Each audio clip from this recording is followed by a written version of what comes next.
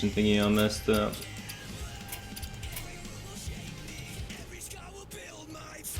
There we go. What up, what up? Nobody here yet. Feels bad. Hopefully people show up. Hold on.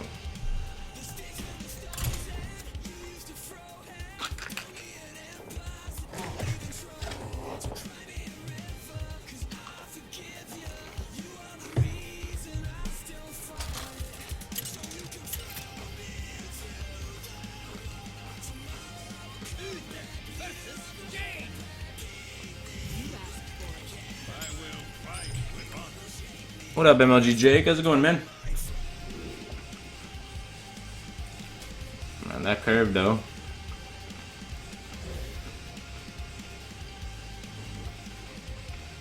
That's what I like to see. The cancer curve. Which part?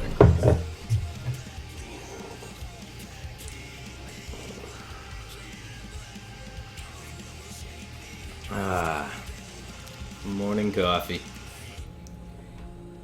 The old 4 a.m. cup of coffee, grinding some ladder. Let's do it. Just ruining people's day bright and early with some secret cancer. Oh, he's gonna be upset later. It doesn't really help me much to coin out the other one. Because what can I trade up with? I can trade up with Sorc Apprentice, but I think his signal's Mech Mage, so I'm not gonna coin out the other one. I'm gonna save it, coin out something a little bit better.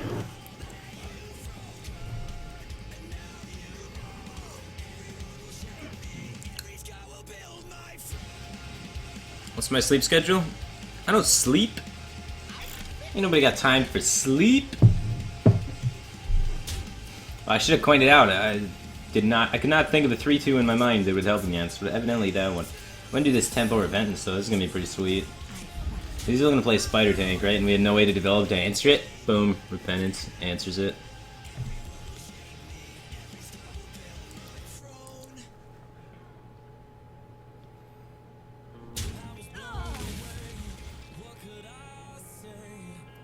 He doesn't have it. What are you gonna do? Nobody plays around Repentance here. Nobody plays around Repentance.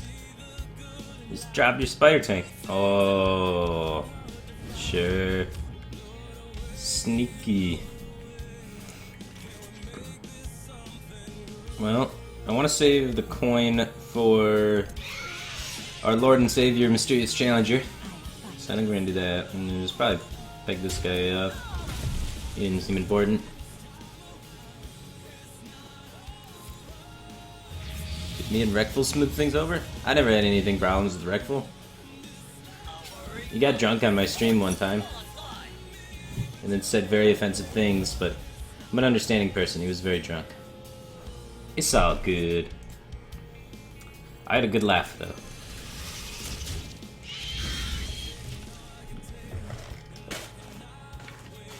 It's okay.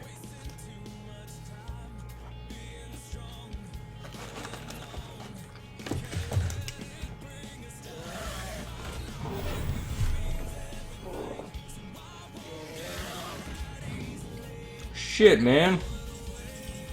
Unstable Portal Dragon Consorcer? It's almost as broken as what I'm about to do.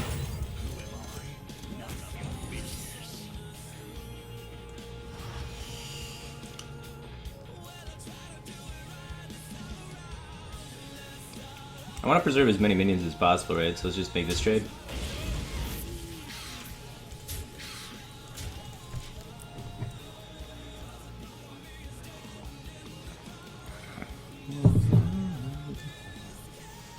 But, a funny story, don't tell Rexful, but like, when he is doing that drunk thing and was going all crazy on my stream, I did just throw that series against him to make him go away. Don't let him know, though. I just threw 3 games and then was like, alright, have your $100 back. And go on. It's okay. Rexful's a nice guy, though. I would love to hang out with Rexful. He's a pretty cool guy.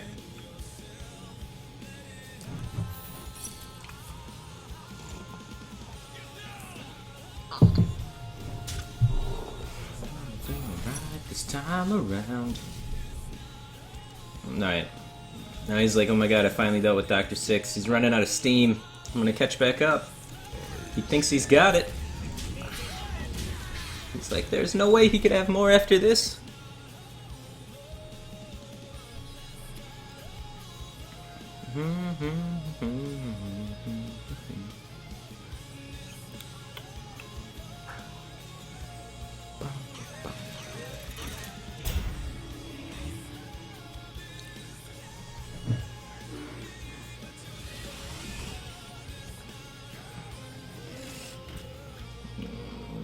Alright. So turn 7, 7 mana. What should I do?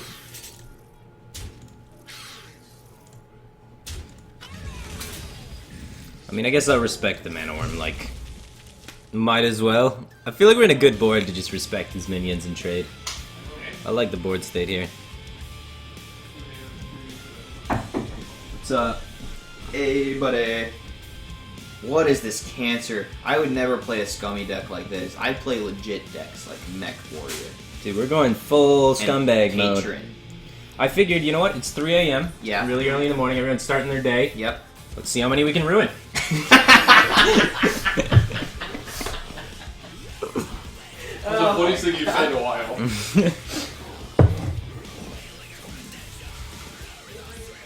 That was the funniest thing I've heard you say in a while.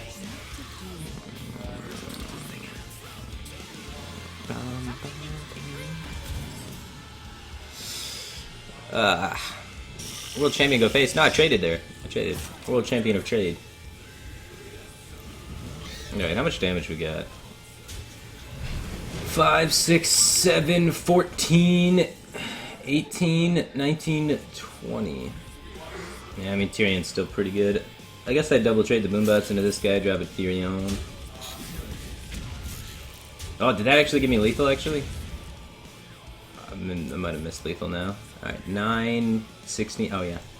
Alright. It's even better. Just Boombot him.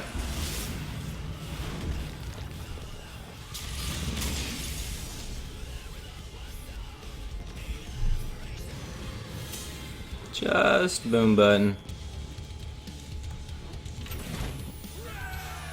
Like a world champion would do. I would draw a perfect curve and then have good boom bot RNG.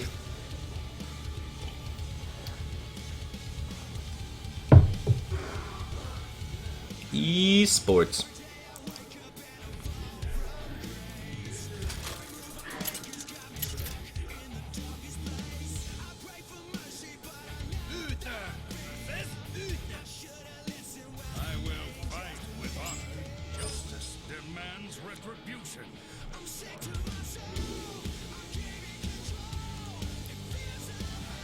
Alright. I heard Muster for Battle is a good card on 3. I think we just mulligan back, look for the mini-bot though. If we find a 2 with this and then go 2 into 3 into 4, it's GG. So the Shredder's kind of aggressive, but I'm going for big dreams. Hopefully we can find a mini-bot. All I want. That's just as good. That's a disgusting curve.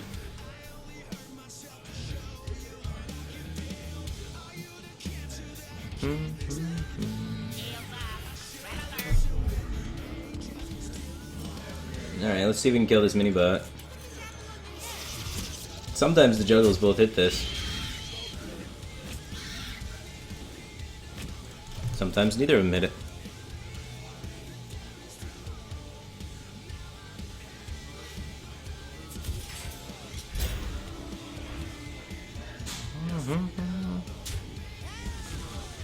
Doctor 1, Doctor 2, Doctor 3, Doctor 4, Doctor 5, Doctor 6, PhD Paladin.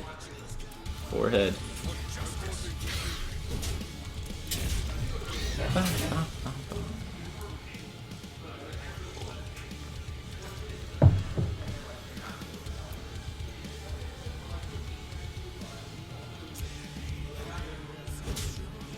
What do you got? You got Shredder too? No Shredder for you. Ooh, misplay. Supposed to have Shredder there. Come on. Oh, I guess the juggle though. Oh, That's gonna be good turn 6. I'm excited. His turn 6 comes before mine though, so we can get screwed. There's no E in potato. I don't care. Playing Paladin. How many E's are in Paladin?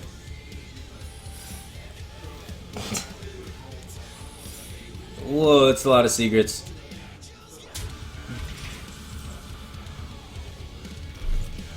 Alright, I don't want to proc any secrets because his Dr. 6 could be coming out next turn, so I'm just going to do this. And I think I'm just going to chill. I mean, I could swing and then trade.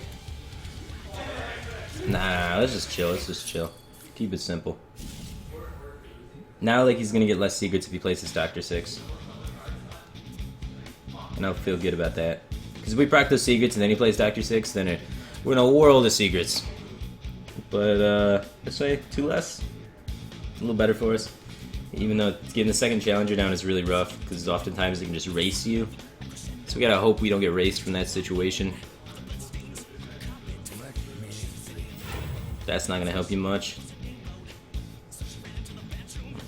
Alright. Firebat is the new Crypt? I don't know, chat. I wish I could be the new Crypt, but I think he's just a superior human to me in like almost every way. Bible thump. That's pretty hard to compete with. Like, I'm not trying to dick suck, but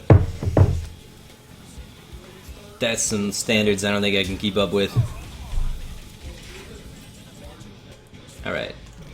But I mean, with these curves, you know, maybe I can. Like, come on, dude. That is ridiculous. I think I may have a future in Hearthstone if I keep drawing like this.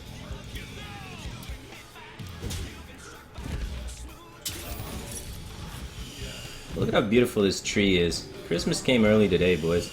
I think I can value trade and just like, I mean, not value, yeah, that isn't bad. Value trade would be this one. I think I can just like tempo trade, I guess that's called. When you trade inefficiently to allow yourself to take less damage. Because I just don't want to get raced because I'm so far ahead and I have boom coming down next turn. But we're going full Christmas tree on him. All the doctors came together and they built a Christmas tree. I don't know what happens at your hospital. But at the Paladin Hospital, we build Christmas trees.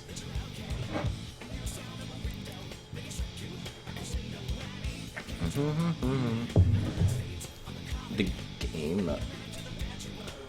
I think the RNG is going to be coming down a lot less. Like, there's going to be way less RNG in the future. And the reason being is because we're going to get rid of the god-awful Conquest format that just makes you want to vomit. And we'll start playing a Conquest where deck selection and deck ordering becomes a lot more relevant. And then there's a banning phase that you have to think about and plan your decks for, and hopefully, anyway, I don't know any of this for sure, but hopefully there's some more elements, because like a banning phase would just be beautiful, and then you can design for how you're going to attack the banning phase at the inception of your lineup, and plan accordingly and stuff. But as of now, the World Championship currently, we're rocking the Conquest. I'm crying a lot. Flipping some coins. Going to the face. Do I play Secret Keeper in this deck? No, I don't want secrets in my hand, man. I want to pull them off Dr. 6. So screw Secret Keeper. I run 1/1 and it's an Argent Squire. And that's because the bubble works really well with secrets, naming, like, the specific one Avenge. Works even better than Secret Keeper with Avenge, I'd say.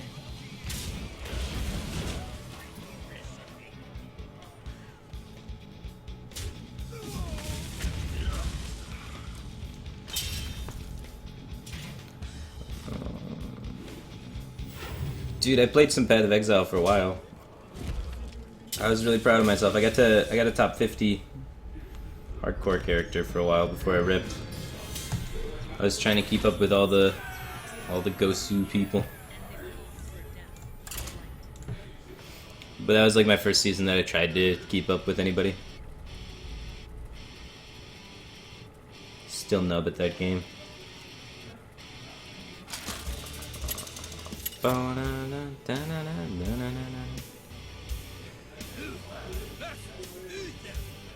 Path of Exile gets so boring after level 50 though. Like, after level 50 it's just like the same old shit. But other than that, really sweet. So many different things you can do as far as like building your character and stuff. Especially now that they do the passive nodes that can be crafted on. And over they're like gems. They're not called gems though. They're called something. But those are really cool concepts. And you can do like weird int-based marauders and weird strength-based witches and things like that. I like the ones that converted and stuff. Thought it was really cool. This guy's way more aggressive than me. This Divine Favor's not going to come in handy. It's a 1-of in the deck. Meant to help tilt matchups like Handlock and things like that. The game starts at level 70 though. Yeah, well the grind starts at level 50, bro. And grinding is never fun.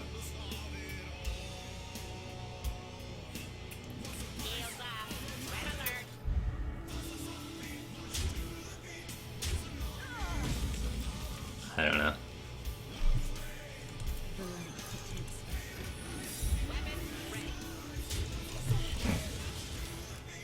Nice buff, Secret Keeper.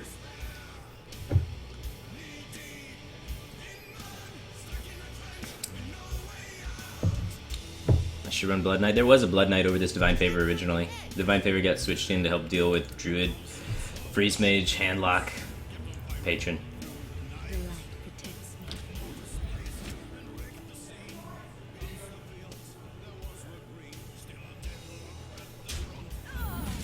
Yeah, it would be crazy sick right now if this was the Blood Knight still.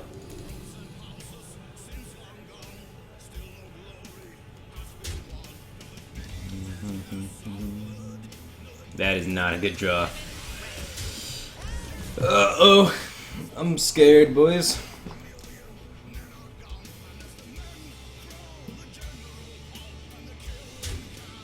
Argent Squire's one of in my list, not in his list, right?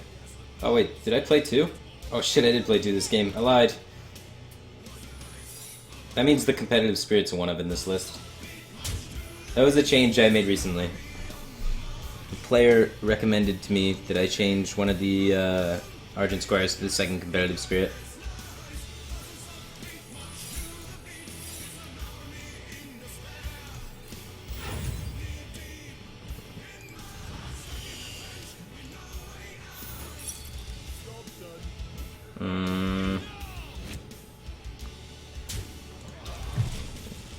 We're screwed. The deck is enlisted. Yeah, my decks don't get updated too often, I guess. Oh man, he walks right into the redemption. What are you doing, man? That was like the only way you could lose. Sweet, we get a free shredder. That's pretty sweet. I like that. Oh no, not that guy. Not Bubbles. Hey, don't say esports. Get fucked. Now I'm gonna top deck Dr. 6 too, and then it's just gonna be like all downhill from there for him. Oh baby. Look at that competitive spirit proc too. Get strong, Doomsayer.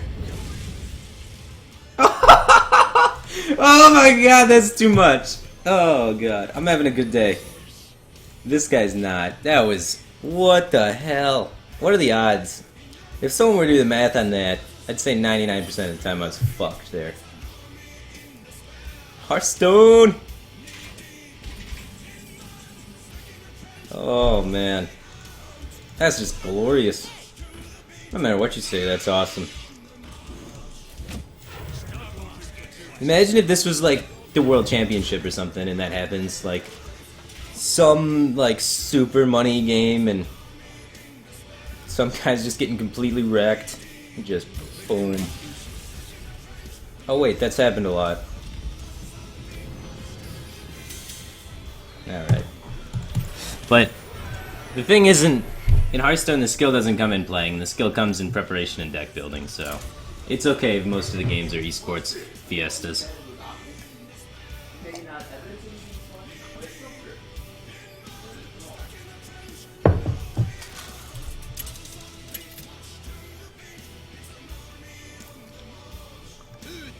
So that was an easy game.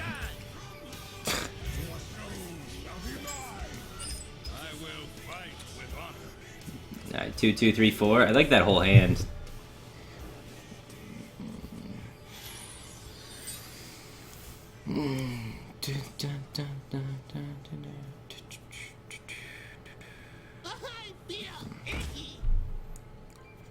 Fucking esports, man. Oh, this is a good curve.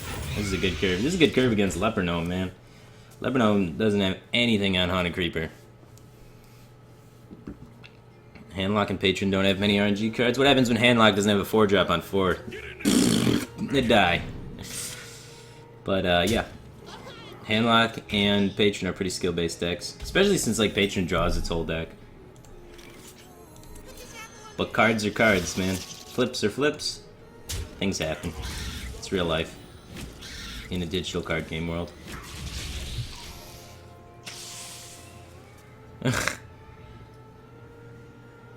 As I mean, like, you set yourself percentages, and then you flip on those percentages. So even if you're not playing cards that say 40% chance, whatever, 20% chance, whatever, if you play Handlock, then you're accepting that there's RNG flips and the fact that you have X% chance to have one of your power 4 drops on 4, and your chance to win the game is X% based on your curve. Alright, let's muster for battle because it's good. And probably just ping 2 to the nose.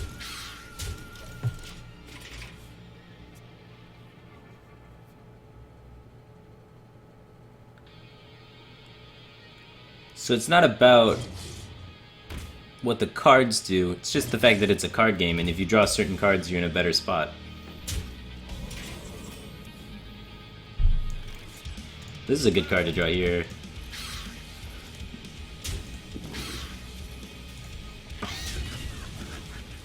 Esports?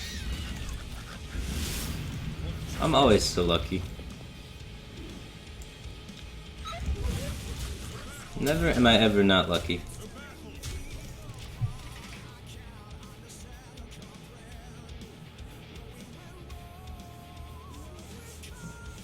Still, drawing for 4 4-drops, which are 8/8s. 8/8s or 4 10s, and you got 4 of them. Still a bit RNG in there. I'd say Handlock's probably one of the more RNG decks in all of Hearthstone. Because it is much easier to win a game when you're just like Mountain Giant Twilight Drake go than if you're just like tap turn 4 and hope I'm not getting killed. You know? It's definitely a much harder game to win when you're turn 4 and you're not playing an 8/8. But God bless if it's all skill. Alright, Muster for Battle's pretty good here. Shoots a lot of knives. How much damage we got? 3, 4, 5, 6, 7, 8. Eh. I mean, Noble Sacrifice can just stop it, so why not just Shredder Noble Sacrifice? Put this Shredder whereabouts here, I think is good. And throw this guy out here, throw that guy out here, and then just shove it in. To battle.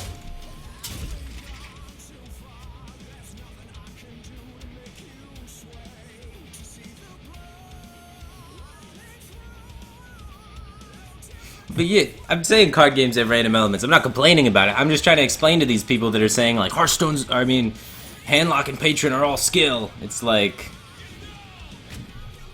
they're not understanding why people are saying things about RNG. Like, this deck doesn't have that many RNG cards, but it's hitting your curve, which is very strong in card games.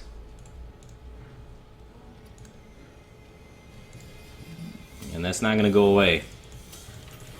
But you can design your deck around your opponent's curve and so forth to like minimize that.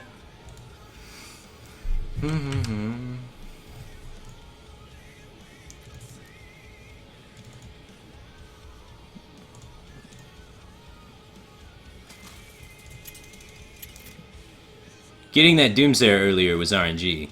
Like, so hard. That's a mechanic in the game that's kind of funny. Piloted Shredder. Not sure if I like Piloted Shredder. There's a lot of games that can be going 50-50 that get completely decided by Piloted Shredder RNG. Not like huge amounts, but like a 1-2 compared to a 2-3 direct trades if both player goes Piloted Shredder to Piloted Shredder and then that player's just up a card for the rest of the game. That can be pretty triggering. Things like that can happen all the time. The amount of times you can trace back Piloted Shredder deciding a game in tournaments is probably way too many. So that's a card I really don't like, personally. The fact that it's also in almost every single deck in all of Hearthstone, that triggers me. It's like, well, obviously there's something wrong with the card if it's pretty much a necessity in almost every deck. Like, Control Warrior just throws in Shredder sometimes. And like, just like decks that have no business ever running Shredder, just drop a Shredder in it. Like, Raynad played Patron, and then he just threw a Shredder in it, because why the fuck not? Like, that's how you know there's something wrong with the card, when people start doing things like that with it. Alright. This is my little Shredder rant. Not a fan of the card. I don't think I really want to walk right into Whirlwind, so let's just do this.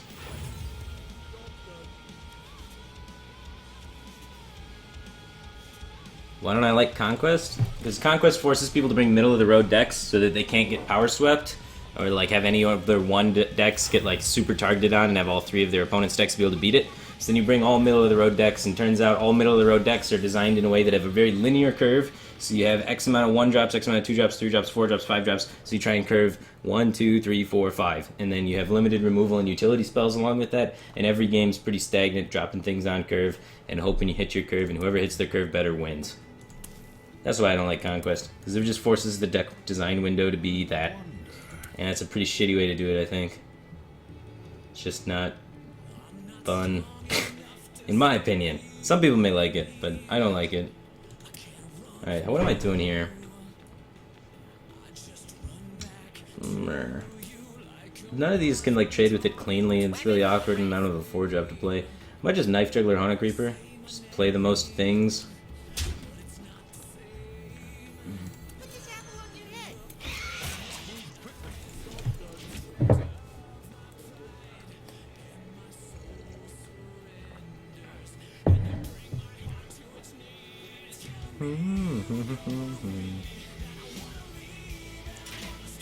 Why don't you introduce a new format yourself? Next tournament I host is going to be Last Hero Standing for sure, or some other format. I really enjoy Last Hero Standing format. I love the pick ban phase, things like that, so I'm definitely going to be trying to run more community tournaments. I've ran one so far, and it went really well, and I was happy with it. So I'm going to continue that trend and just keep running more. Let's get this guy out here and punch him in the face. So I'm excited to try new formats with that, and do that a bunch. Just working on trying to get it sponsored, so that I don't have to pay out of my own pocket. Because the last tournament I did, it ended up costing me $1,500 out of my own pocket for $0 profit. And I just wanted to run a tournament just for the sake of running a tournament. So hopefully the numbers, I can show them to sponsors and they'll be like, yeah man, let's run your tournament. And then we can get some money in it. Am I going to use Stripewire again after last? I've been talking with the Stripewire guys a lot, trying to get them to step their game up with regards to the tournament thing. They really say, like, if I want to use their site, I should probably just stick with Double a Limb, since their site really can't do Swiss as much, and they're still working on it. That was the first tournament of Swiss on their site, so it's, like, understandable that there were some issues, but it kind of pissed me off that I had to miss TwitchCon just to throw money away doing a tournament for funsies because of the issues on their site. Because I really wanted to go to TwitchCon and be able to hang out and stuff. Tourney with $300 prize. There's $350 prize pool for first place. I don't know. I don't see you putting any money in the scene.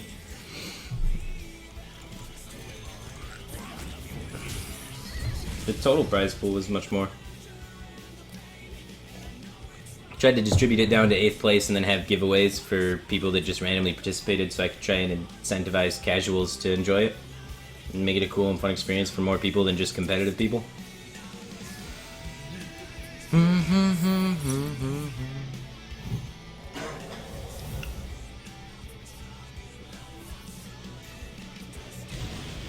Alright, Repentance is out of the way.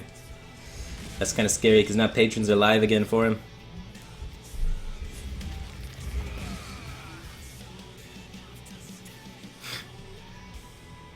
Dude, I've hit Dr. 6 into Dr. 7 so many games, but against Patron, I don't think it's gonna matter. Like, Patron's too strong, dude. Patron crushes this deck. It's the hard counter to this deck. This deck, even if I draw the nuts with this deck, it can still lose to Patron. That's how good Patron is against it. But nobody's playing Patron right now except for this guy, because everyone's burned out on Patron for playing it so many times the last few seasons. And Twitch chat hates it, so none of the streamers want to play it, because Twitch chat will riot so hard if people are playing Patron. What decks work in Last Hero Standing that don't in Conquest? Specifically super counter decks. So like Last Hero Standing, there's like way different ways you can do it. Since you get to keep your deck if it wins, you can have like an all-around deck to lead off with, and then you can have counter decks to counter what your opponents could possibly bring after that, and you can make some really weird hard counter decks that are really cool. So that's one advantage that I like a lot, because I love the deck building aspect and making weird crap. So that's my favorite part of the game, personally.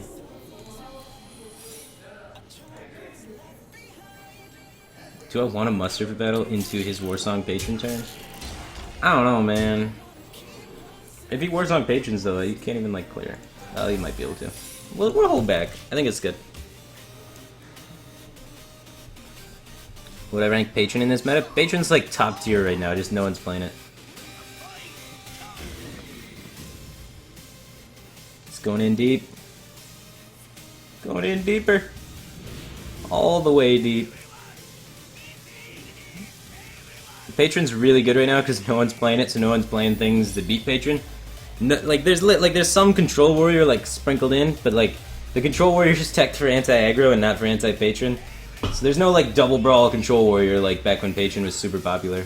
So if you were playing Patron right now, I'd say you're probably got a good shot at that you're winning.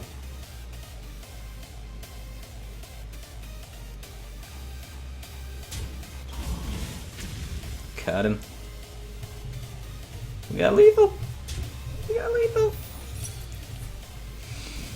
The dream. Not even Patron can stop us. Top dicked. For justice.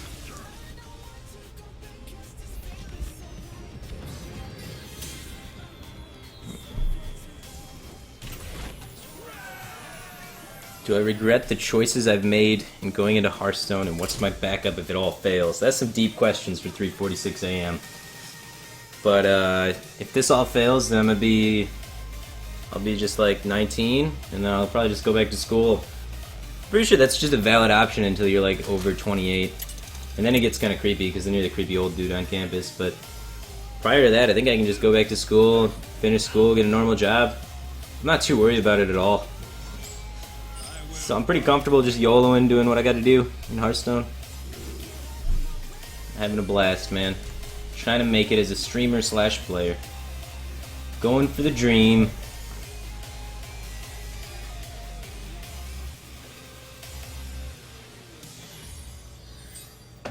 Zale's the creepy old guy.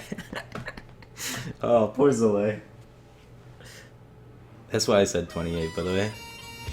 I was hoping Zale would overhear. I'm not being serious, I'm just poking fun at Zale.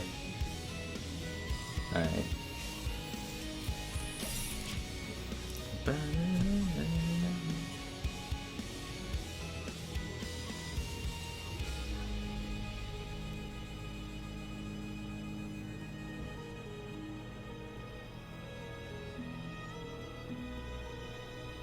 I don't know, I'm not worried about it, man. I got time to just figure out whatever I want to do with my life if Hearthstone fails. And, failure's not an option, so it's not gonna fail. Boom. Like, if I just, like, start losing all the time, I'll just work harder. It's not complicated. There's something I've found out a lot from playing Hearthstone all the time is, turns out the harder you work and the harder you practice, the luckier you get. So, a luck-based game, all you gotta do is work harder to get luckier. So that's what I'm gonna do.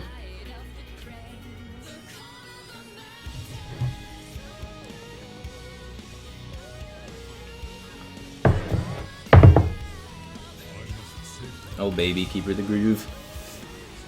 Scary stuff. Hearthstone's gonna die as a game though? I hope it doesn't die as a game. That's why I'm trying to run community tournaments and help out a little bit. Try and do my part to make sure it doesn't die.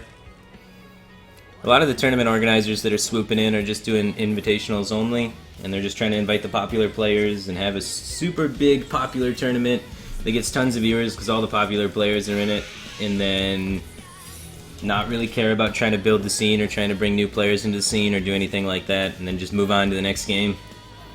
So I'm trying not to be like those tournament organizers, and I want to start trying to promote the fact that we should be valuing people that win open tournaments more than we do. Because right now there's like a common conception in the community that people that win open tournaments just got lucky, and that they're not actually relevant in the scene or whatever, and it takes them like 100 open tournament wins to equal one invitational win, and that's just not the truth.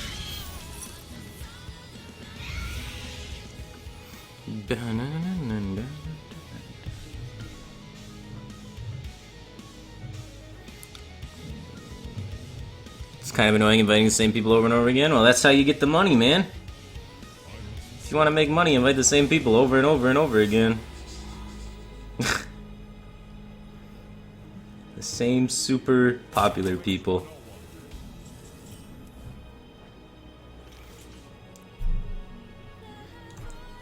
Turns out a lot of people like money.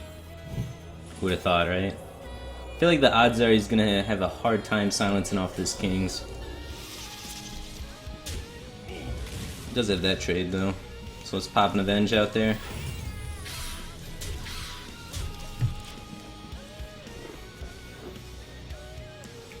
Will this Tyrion be good? This Tyrion will be good.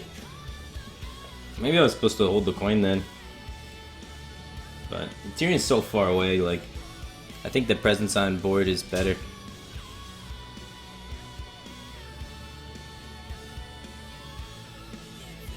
What up, JJ Pasek? How's it going, man? My Hearthstone accomplishments a plus or minus with the girls? I don't know. Depends where I'm at. At a gaming convention, big plus. At like, I don't know, like Uptown or something, or at a bar or whatever. In EU, because I'm not old enough to drink in NA. Then, not so good. Alright, he probably doesn't have another swipe. Let's poke this guy. We got enough health to spare, so might as well, yeah? Real talk, moments, thoughts on motorboating butt cheeks. I think that's... You're asking the question because it relates to your name. The pounding cheeks. Yeah, I don't know. I don't know about that one, coach. That's your thing, that's your thing. Not my thing. Another swipe! The guy's got it all! It's okay. We got a good conk.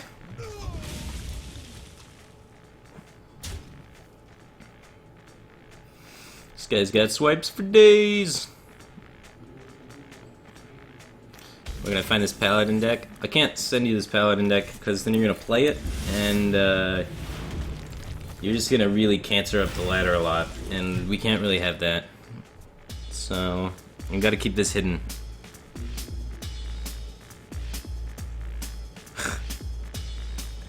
We don't want everyone to be playing Cancer Paladin on ladder, right? Everybody should be playing Priest. So if you're looking for this Paladin deck, just Google Dragon Priest and grind that. No cancer.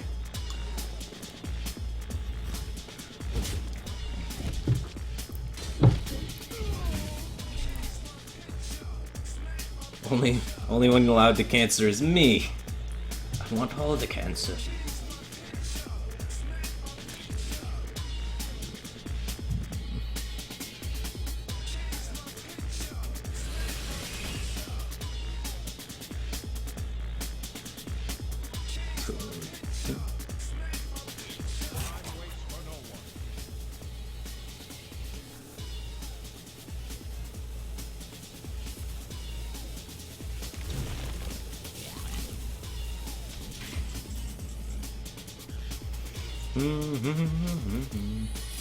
Oh, he's got no silences left, so let's just do this.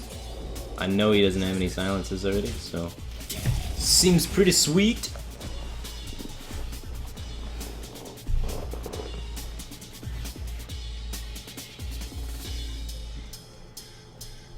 I think Tyrion is too slow. Nah, Tyrion's really good. Check it out. We're gonna play him next turn and we're gonna win. It's really sweet. How old am I? I'm 19. It's a creepy question. 14? No, I'm not quite 14. There's a few 14-year-old professional Hearthstone players, though. One of them is just signed on Archon. We got Amnesiac, 14-year-old. One of the best Druid players in the world.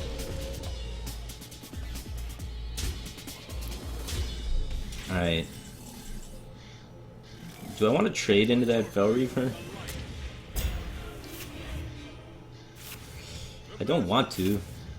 I feel like it might be right. Might just be right. Like, honestly, this might be the play. For justice.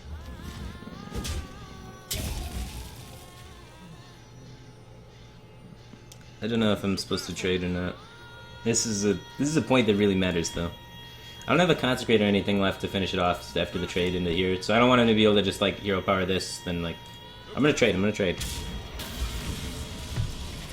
gonna trade. I don't know.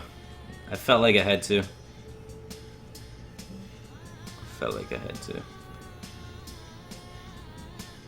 Like, we're at 12, man. I gotta pay some respects to the aggro druid, man. Gotta pay some respects.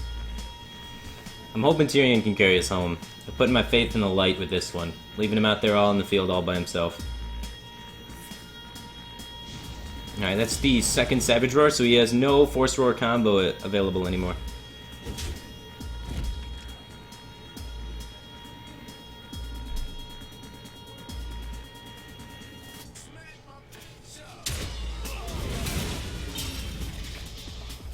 Alright, we have 15 damage worth of weapon.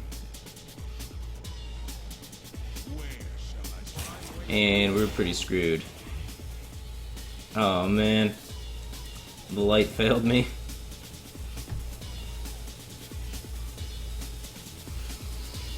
Where's Dr. Six? That'll fix everything. Argent Squire, no. Argent Squire does help with the trade, but we're in a world of hurt right now. We gotta hope Aggro Druid doesn't try any damage. Rip.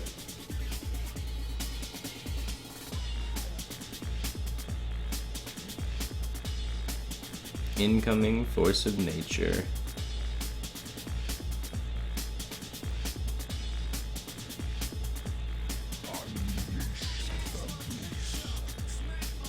Well, 2 damage off lethal at the moment, right?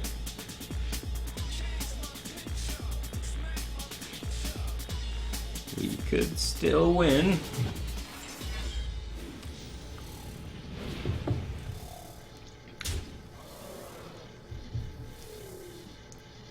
So this disables us from using our weapon from trading with things, which is not good, because that just limits our ways to kill the board by about 100%.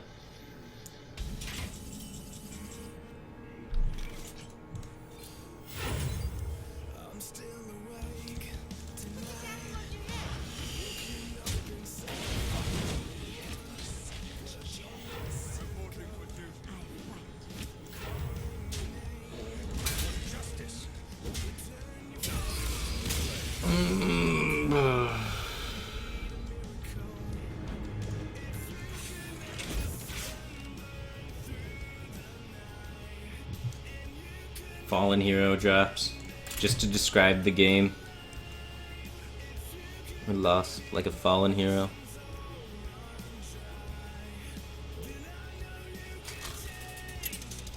It's okay, we get another try to curve out.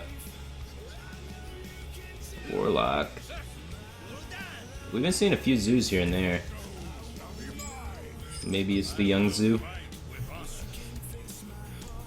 Alright.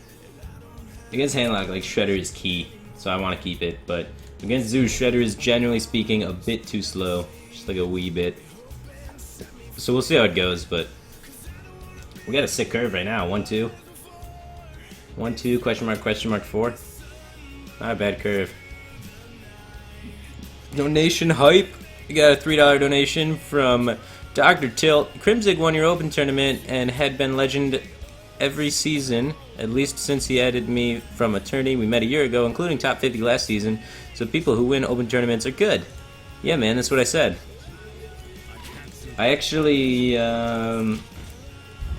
scrimmed with Crimzig today. We played an 8-man tournament with just people randomly on my friends list, because everyone that got top 8 in my tournament is like on my friends list still, and like I just invited him casually to play an 8-man tournament with me, and he ended up winning that one too. So the guy's good, man. I got second in it in the 8-man, and he got first in the 8-man. He got me with the old double Assassin's Blade Captain Greenskin Rogue that I was showing the stream the other day. It's a fun deck. I don't know how good it is, but it's really fun. It just happened to do really well against my lineup because it farmed my priest and paladin and stuff. So he was able to ban accordingly and just get me in a really bad lineup situation. Because we were playing last year standing. Because we're practicing for that as that becomes the next tournament format. Because there is word that that's happening eventually.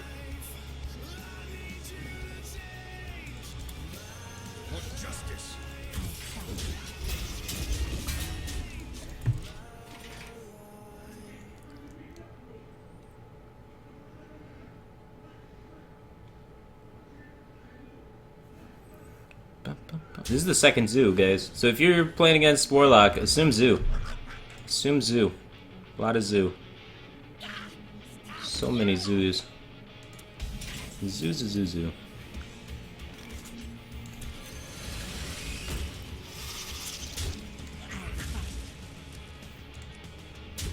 For justice.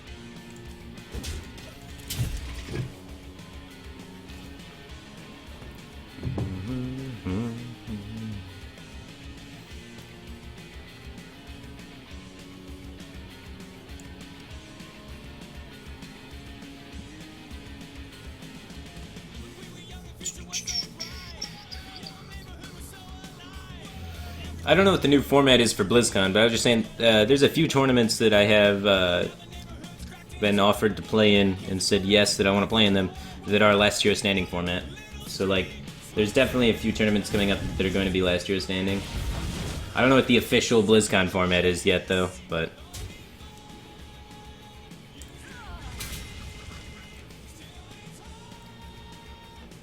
where is this Consecrate?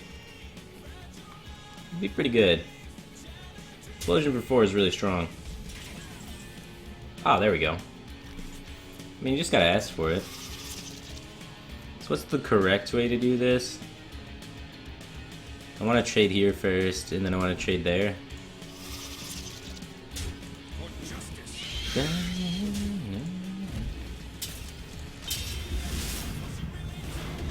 I only run one. That's the great part.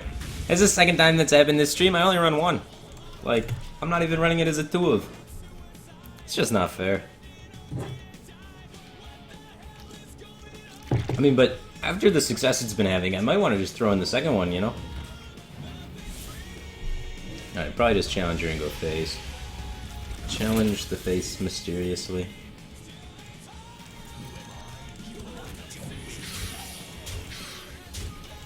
Full Christmas tree. Do I prefer last year's standing? Yeah, I prefer last year's standing. I preferred last year's standing immediately after playing Conquest in a test practice before playing my first Conquest tournament. I was like, God damn it, this is the BlizzCon format. First time I played a Conquest game. Not really. Actually, the first time I played it, I still thought, oh, this is kind of cool, alright. About the 8th time I played it, I was like, oh, so we're just going to play the same 3 decks over and over again. I don't know if you guys have noticed, but it's been the same thing every meta so far in Conquest.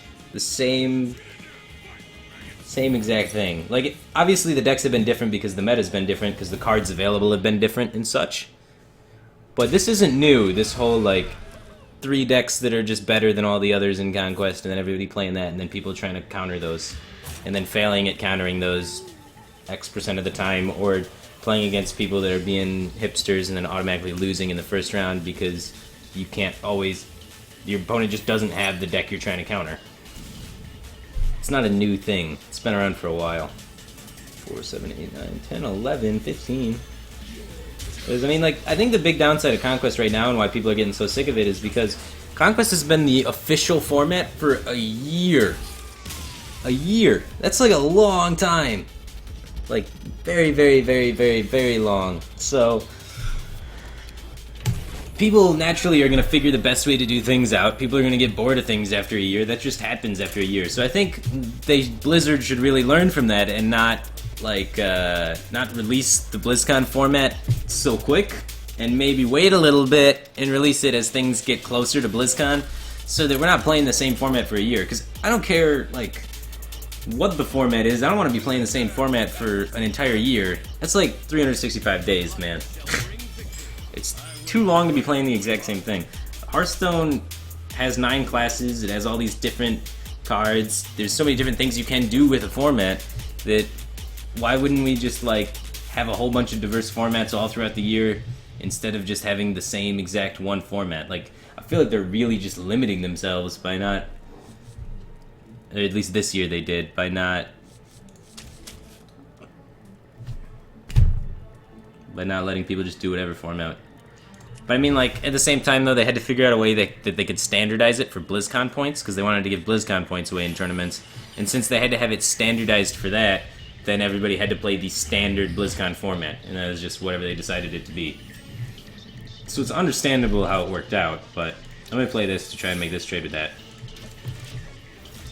But I feel like there had to have been a better way, and I'm hoping there's a better way this year.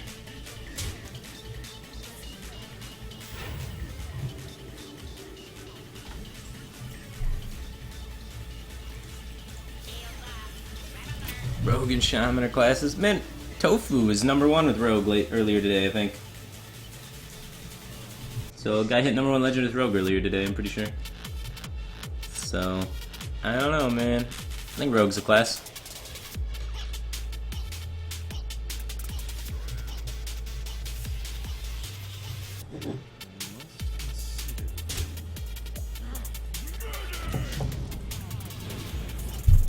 Oh my. That's not good for me. Oh, news. Let's hope he doesn't have Shadow or Death, yeah.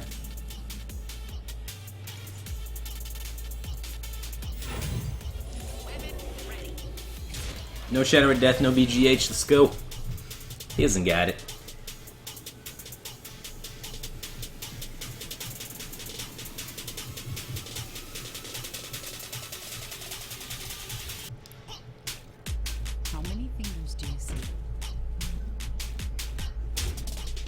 We gotta kill that thing. Bad things happen when you leave that guy alive. So let's toast that guy. I've left that guy alive before and gotten OTK'd.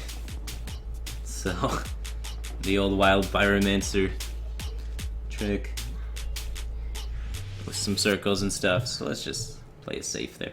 What is he talking about in my face? Just light and narrowing me in the face? Why, thank you. That was weird. I mean, I guess it trades, right? Interesting threat establishment. I mean, I'll take the trade. His whole turn for that. Oh. Cabal on that is gonna hurt so bad. I had such good Shredder RNG that it's bad. Yeah. Fuck. That's not good. Got always lucky in a bad way. Oh, we missed Dr. 6, but we got a solid 7-8 coming up. Let's just flood all these guys out there, do that, and do that. Might as well start getting to work on that.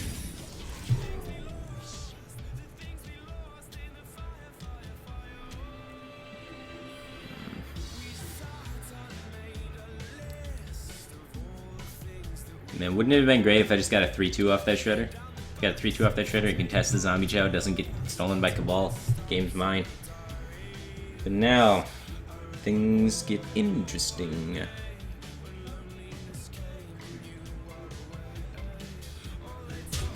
Why haven't I done Legend already? Because I was traveling and doing stuff. And because it's not a race, man. The season doesn't count for points.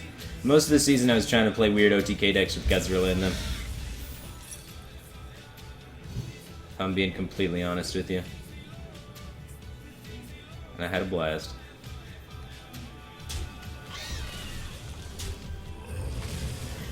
Alright. 7 into 8, and hopefully he runs out of value. Hopefully we can pick up Dr. 6 along the way. We got a few turns to try and make it happen. We got Divine Favor and 2 Dr. 6s in there. That is their basically whole high curve. There we go. Divine Favor is pretty sweet, because generally speaking, his hand is gonna be bigger than ours. So I think we got good odds to try and make something happen with that.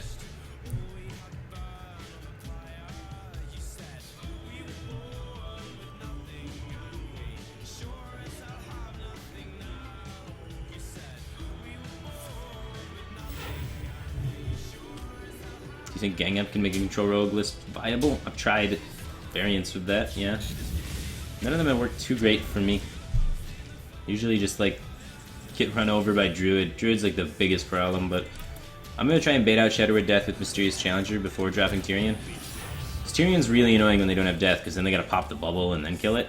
Whereas, like, Death is less value on this guy, because this guy dies to Death anyway. And this way we filter secrets out of our hands, so we are less likely to draw secrets. The only thing that's bad is it doesn't line up well with Divine Favor, because we could have went Secret Keep, Secret Dude, Divine Favor next turn, but also there's this one drop guy that could just like, or 1/1 that could just pop the bubble off, so Tyrion didn't seem that great there, because the bubble just gets thrown away. And I want to protect that bubble and make sure I can get some value out of it, especially since I only have like 2 cards left, so value is kind of high on my mind here. Hoping we can make something happen. Do I see any card right now at all becoming good later on the lifespan of the game? Anything that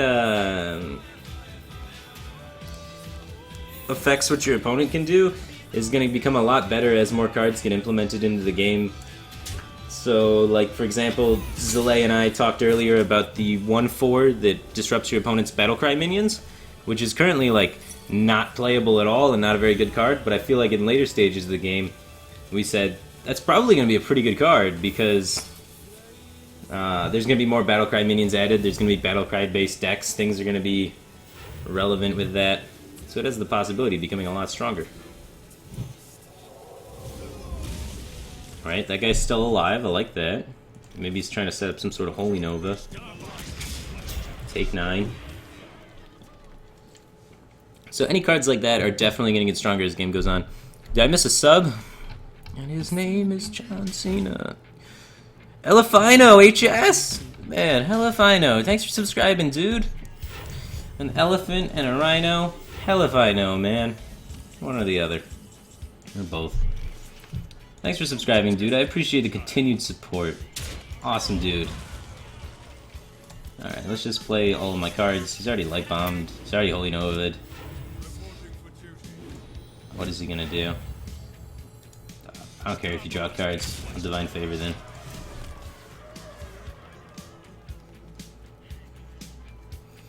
New Bar Weblord. That's the guy I was talking about. Yeah, New Bar Weblord. And currently, you're saying he shits on Dragon decks. He does do pretty good against... Oh, double Light Bomb. Should play around that. It's okay, we got a Tyrion weapon. Oh, he didn't draw the card?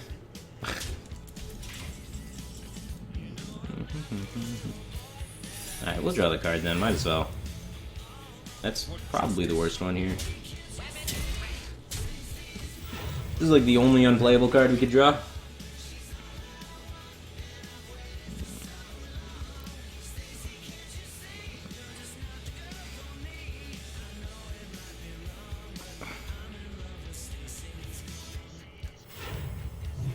Alright, he's looking for taunt.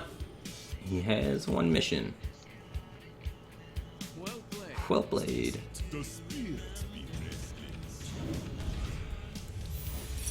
Got him. Play Mustard, no balls. If we play Mustard, we could actually lose. Priest is normally a terrible matchup. We pulled through, though. That's one of the reasons why Secret Paladin's so good in Conquest, is because you can pull through against anything, man. Even Freeze Mage, Priest, doesn't matter. You can just draw your curve, and your curve can be stronger than anything else ever. Dr. 6 is insane. It's like Midrange Hunter was with High Main, except your High Main is now even better. Because now it doesn't just summon 2 2/2s. It plays 5 annoying-ass secrets immediately.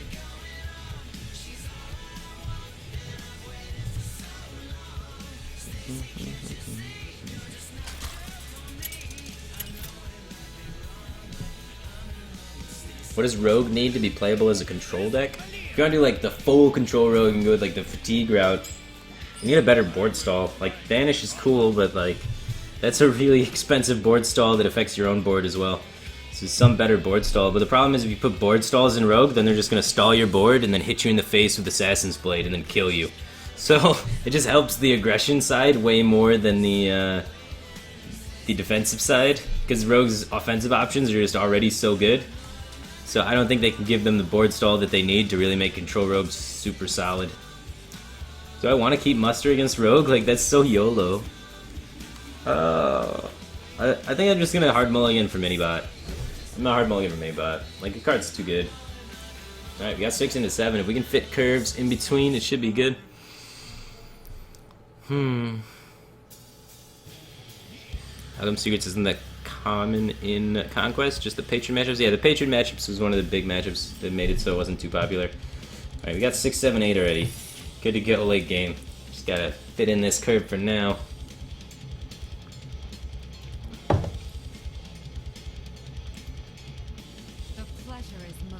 The Patrons matchup, and it was really new when people started competing for BlizzCon. So, at the beginning of the competition for BlizzCon and all that stuff, not very many people were playing Secrets Paladin that much because it was still under development and there wasn't a really refined list yet. Because we had to submit decks for that like a long time ago.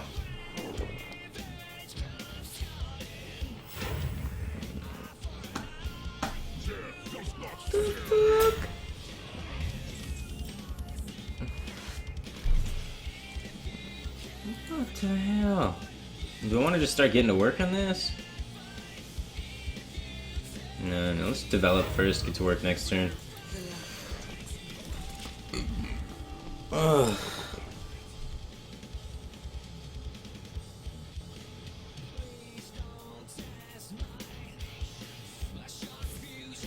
I think Nozdorma will ever be viable. Nozdorma was viable for a little bit.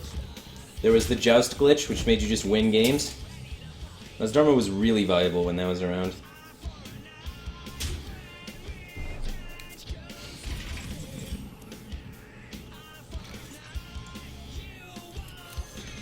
For justice.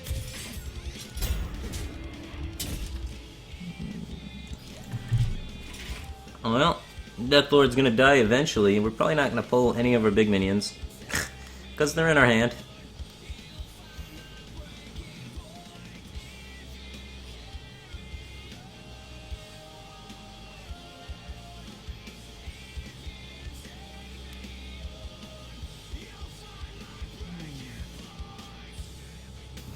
Isn't Dr. Six a liability against Mill?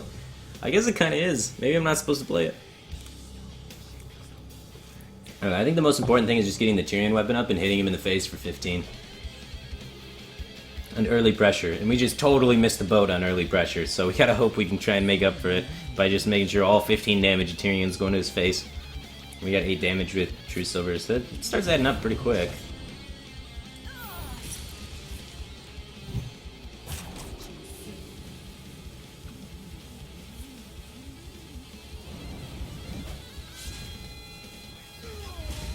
Man, he probably should have popped the bubble first if he was going to do that play anyway.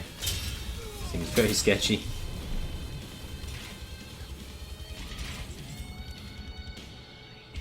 For justice. Well.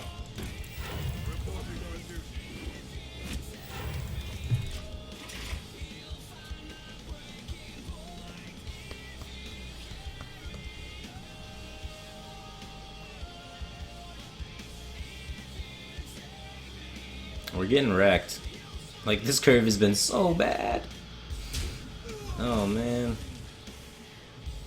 Shadow Stab. Deathlord's, like, just 10 for wanting us.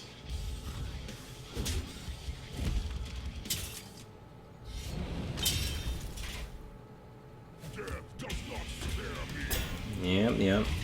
Death and scares. Alright, I'm just gonna Mysterious Challenger. I am gonna try and just follow this curve home and hope it kills him. That's my game plan. This Deathlord is destroying me.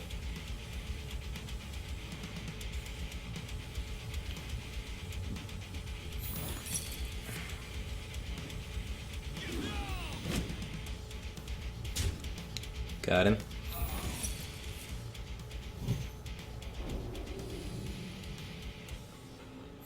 I think we're not in a terrible spot here. I guess it depends, like, if he runs Vanish or something, because, like, Vanish could be super scary right here. Like, Vanish would be dirty.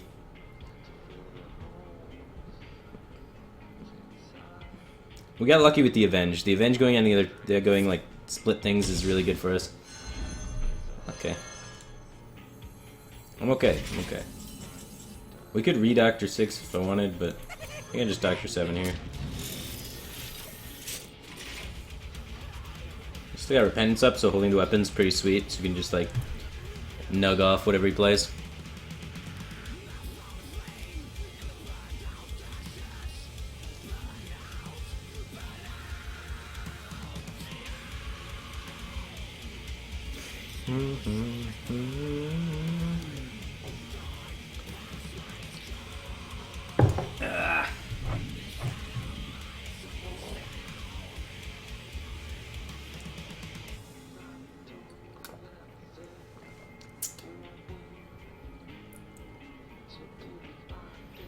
Got the beast in my sights. Does Fatigue Rogue run Big Game Hunter? I'm hoping not. My beast is on the table. Hopefully it's not in his sights. He's roping. I think we put him in an awkward spot. It's the rope signals.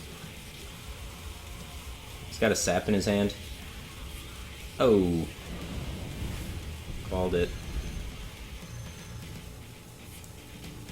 Oh god, he's trying to kill me now. He's not Fatigue Rogue. He's Rogue with a Deadlord. You just went face with this. He queued it up. He's real Rogue, right? Oh no, he didn't queue it up. He thought about queuing it up. I'm kind of nervous. He's setting up to flurry off this boom, right? Screw him. Like, he takes a boatload and a half of damage. So, you got it, coach. God, look at that symmetry, though. That's hot. Hearthstone porn.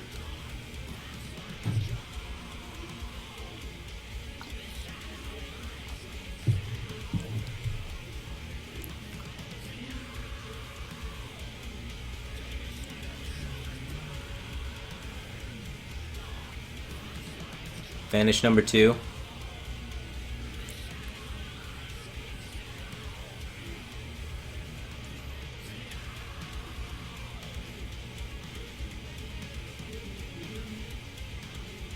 This isn't even his final form.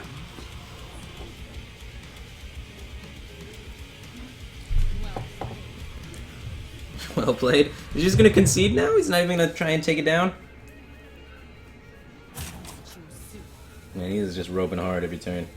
That's the Death Lord. I don't know what that... Another sap? Is it coming back again? Round 3? Round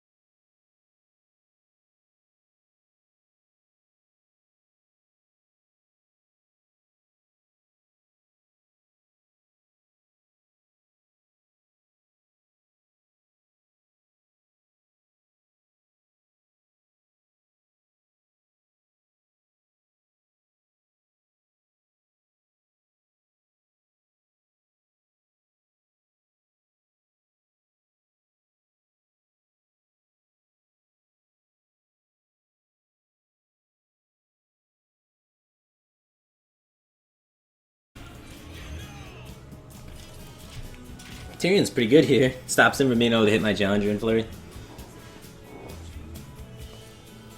Vanish number 2, does he have it? Fuck, man, they always have double vanish top 15. Oh, never lucky. What? This guy's RNG is insane!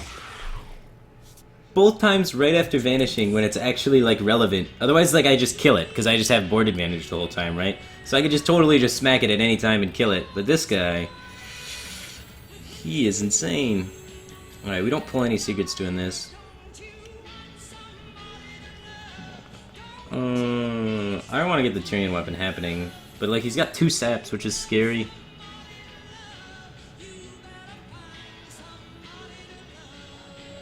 Fuck it. Empty cards out of my hand.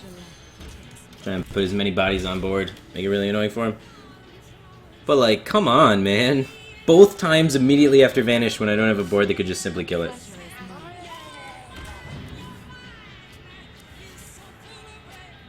Alright, I guess he's Shadow Step in the Cold Light a bunch. We got Boom in our hand though, so we're okay. Gang up on that. I don't know if he's gonna have time to... even if we do hit Fatigue, he's gonna be at a really low life total. We have so many weapons going phase. I'm glad he spent that much mana doing that, I guess. There's Sap. You got it off the top deck off the Cold Light Oracle. That feels pretty crappy, man. Other top deck card. Got Florida. Alright, I guess he doesn't have Sap. Alright, so we can go... we can kill this and then... Cog Hammer. We want to get Boom down ASAP so the Boom Bats can start blowing stuff up. Shredder's really good. So let's play Boom and then Cog Hammer face. I could just like hold back Boom and just do this to his face. Start really pushing damage. Eh. I like getting Boom out there, I think.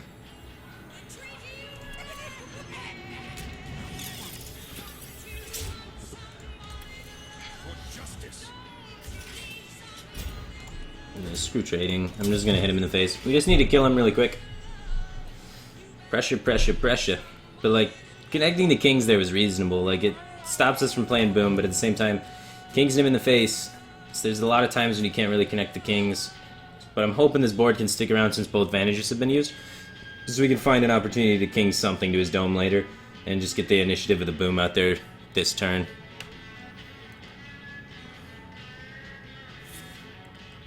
Still no sap. Does he just like not run saps? It's so weird. Alright, so we have 9 minimum if, like 10 minimum if something sticks, anything sticks. So we just need something with 2 attack to stick and we win, or we need the Boombot to do 1 damage to his face and have something with 1 attack stick. Or we could also top deck damage, so we have a lot of outs here. Alright, so if anything with 1 attack sticks, we win. Anything with 1 attack. Alright, anything at all sticks, we got him. So we're dead to backstab at the moment. Don't backstab me, bro. I got him. Wanna go the RNG route instead? I was gonna Knife Juggler Muster. Alright, I feel bad though, we're farming Fatigue Rogue guy. The Fatigue Rogue guy's just trying to have fun.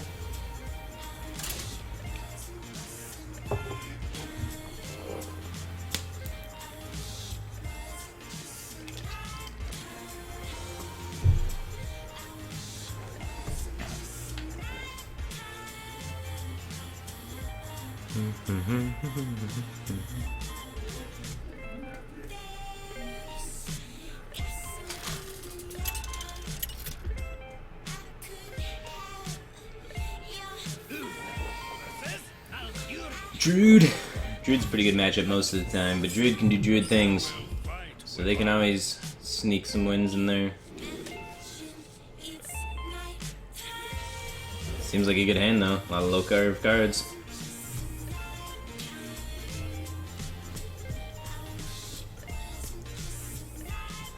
Show deck, please. I need to actually make one card change to the deck, so I should show it when I do that. I should do that after this game. I'm still running 2 Argent Squires.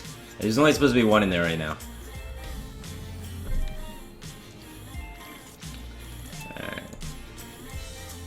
Alright, how much do I want to play around Darnassus Aspirant? Because I can play Darnassus Aspirant by playing Knife Juggler first if I really want to play around it. It's vulnerable to Wrath, though. But I think coining a 2 is pretty good here, because we can go coin 2 into 2 into 2-1 into 4. That should be our curve here. So, might as well play around Darnassus Aspirant, right? So it's the out of my 2 drops, it's the only one that can contest Darnassus Aspirant on 2, so I play it. It's really bad to Innervate Keeper, but that's a 2-card combo, so I'd rather play around a 1-card combo than a 2-card combo. It's really bad to Wrath, but worst case to Wrath, the board stabilizes and we play a 2-drop. So it's like not that bad to Wrath, it's just pretty bad to Wrath. It looks like he's aggro Druid. Alright, is 2 minions better than 1, or is Minibot just better? It's too early for buff cards, right? So I think Minibot's just better. The 1-drops can squeeze in our curve a little bit nicer, so it's not too bad. So I'm going to try and squeeze those in when turns are kind of awkward and I'll be hanging in mana anyway, because the presence of 2/1/1s is not better than a 2/2. And for our curve, it's definitely better to have little drops that we can squeeze in and out. And why didn't he pop the bubble? What the hell? He must have Swipe in his hand. Probably got Swipe in his hand. I like getting a Noble Sacrifice up, I think. Next turn I want to play Shredder regardless. The 1/1 is not as relevant as the 2/1 Noble Sac, I don't think. Now we got 2 1/1s in our hand clogging it though. Looks ugly. That's why one of the Ardent Squires got cut for another secret. Alright, so now we can ignore this and go face because we got the Noble Sac up.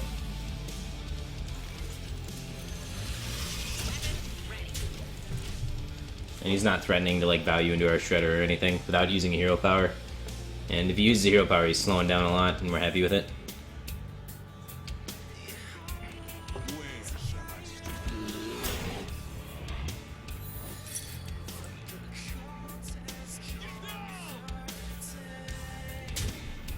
Alright.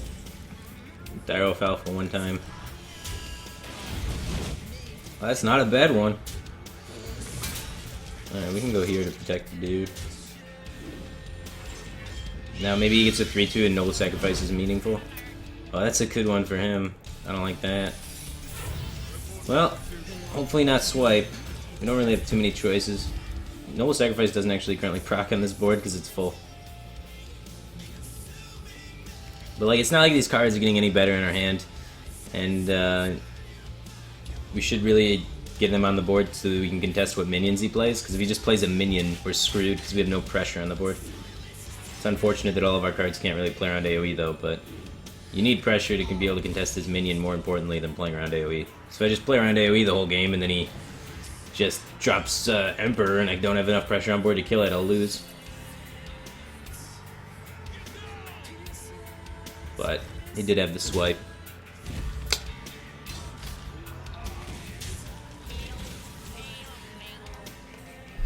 Yuggles? Land the Yuggle. Got him. Alright, we can definitely still win this game since we're still ahead on board and we're going into turn 7 with Dr. Boom. If he doesn't have the like Big Game Hunter or easy way to deal with this Dr. Boom, we could really run away with the game.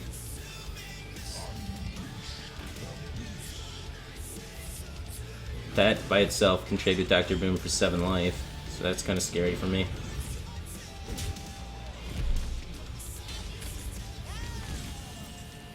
Maybe he'll sap it like the other guy.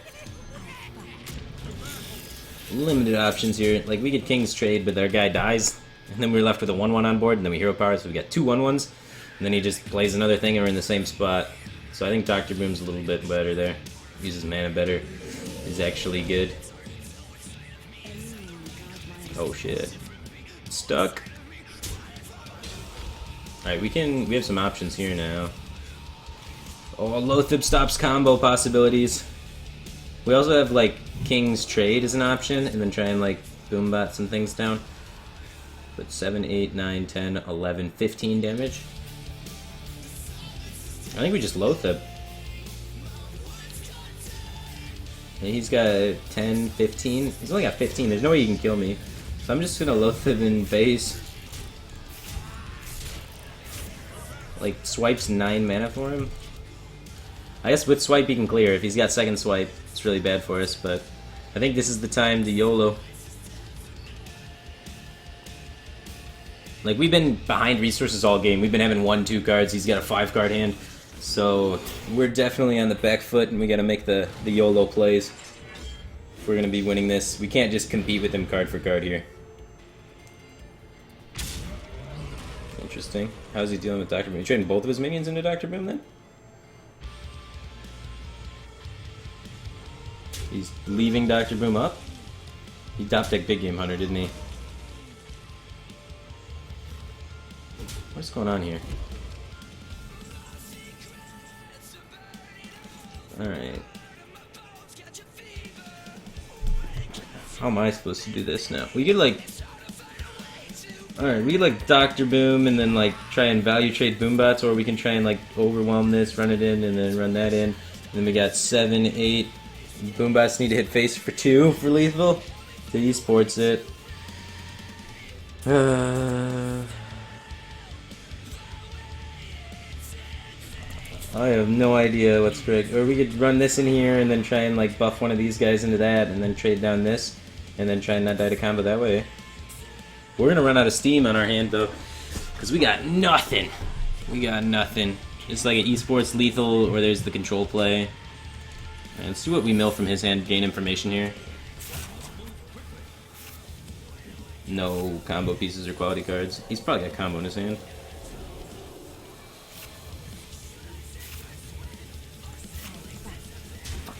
Let's lethal him. Oh my god, that was good.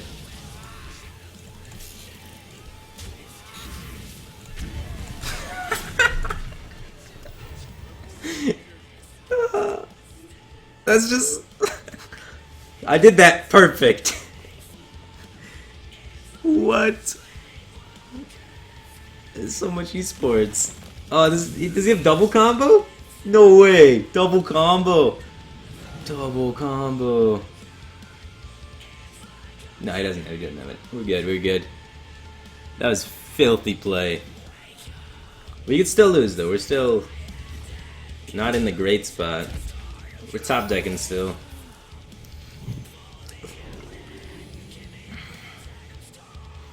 He's gotta run his whole combo into that. Alright. Even Aspirant's gotta die. I know, unless he has Living Roots number 2. Okay. Aspirant's still alive.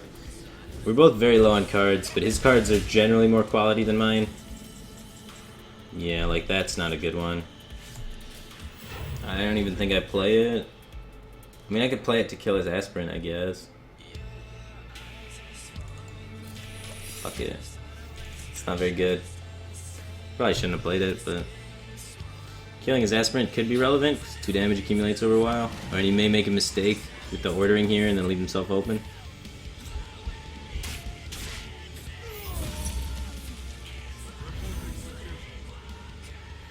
No, no mistakes with the ordering. He's open to Consecrate still, though, because of the way we did it. So that's good. So we gotta get Consecrate, True Silver, Cog Hammer. Oh, Tyrion works too. That's a good one. As long as he doesn't have Keeper of the Grove here. And even if he has Keeper of the Grove, he's still gotta kill it. It's a 6/6, you know?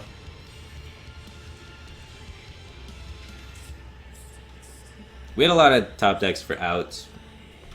To both Dr. 6s. But that's a good one. Both... Yeah. Yeah, yeah. Yeah. Alright, alright, alright.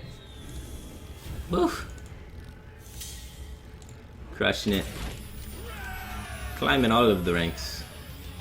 Alright, let's see what we got here with the deck list wise, because I wanted to make some changes here. We've been cruising at a very good win rate, but, alright, -1 Argent Squire, +1 Redemption. Yeah.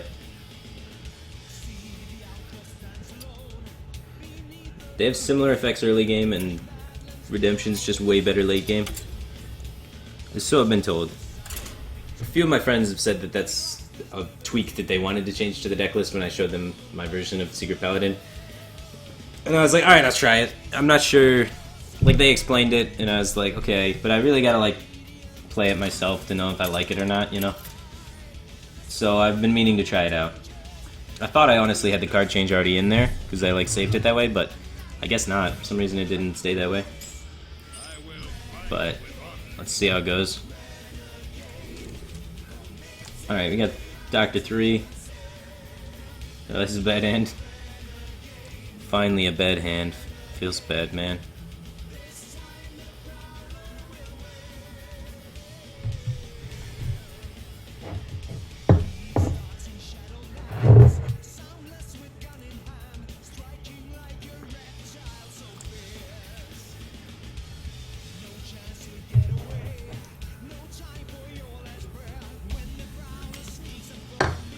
Alright.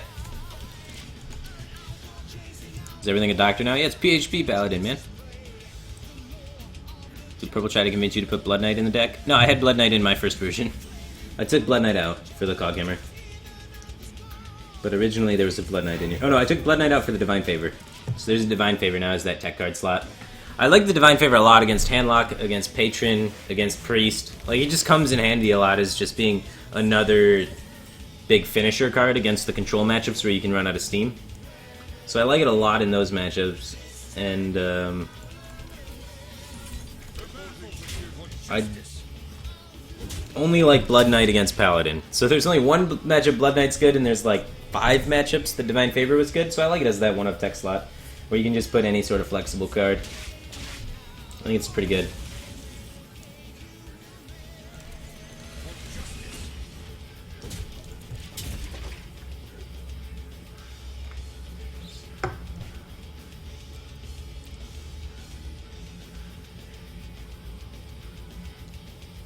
Do I think Secret Pally or Patron's better for climbing? I think Patron's better for climbing.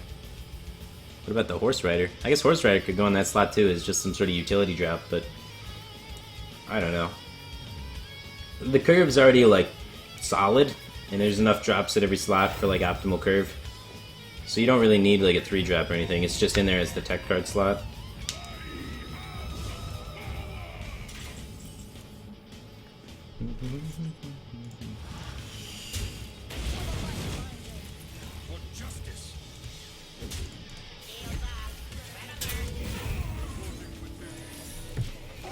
Dr. 6 on 6. Seems pretty legit, man.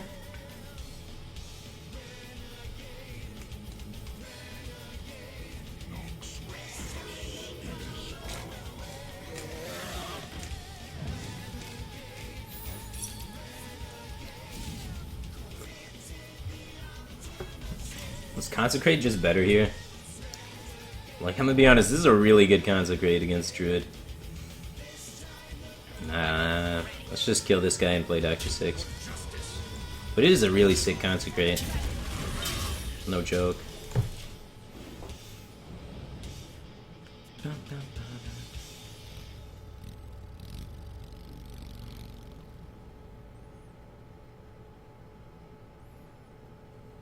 What is the worst matchup for Secret Paladin? Patron's the worst matchup for Secret Paladin. Swipe? He's gonna try and swipe Big Game Hunter me. Don't land on the Challenger, don't land on the Challenger! God damn it, why does it always land on the Challenger?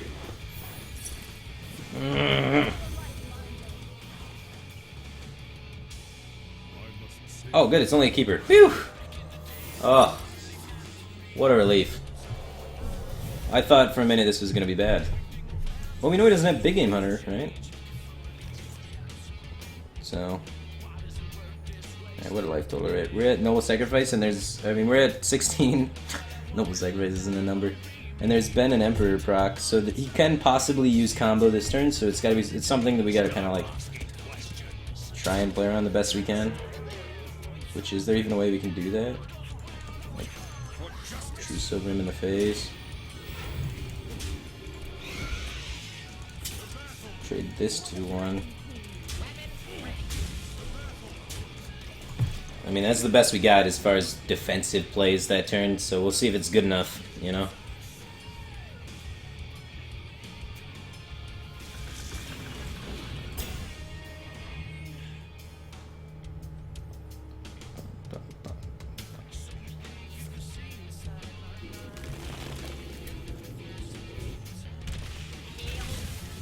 So we just need 1 damage to go through this guy. Yeah, I can see a way that we can do it at the moment.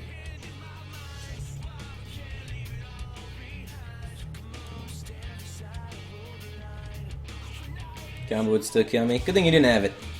Good thing he didn't have the old 8-mana combo.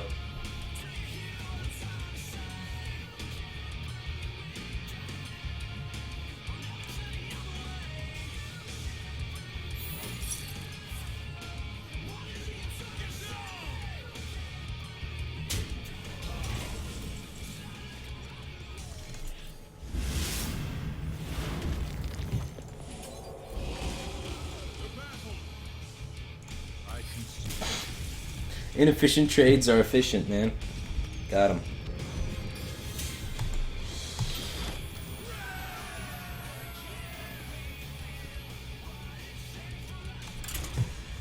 We didn't even need the blessing, man. We just needed consecrate. Do we even need consecrate? Didn't we just have lethal on board?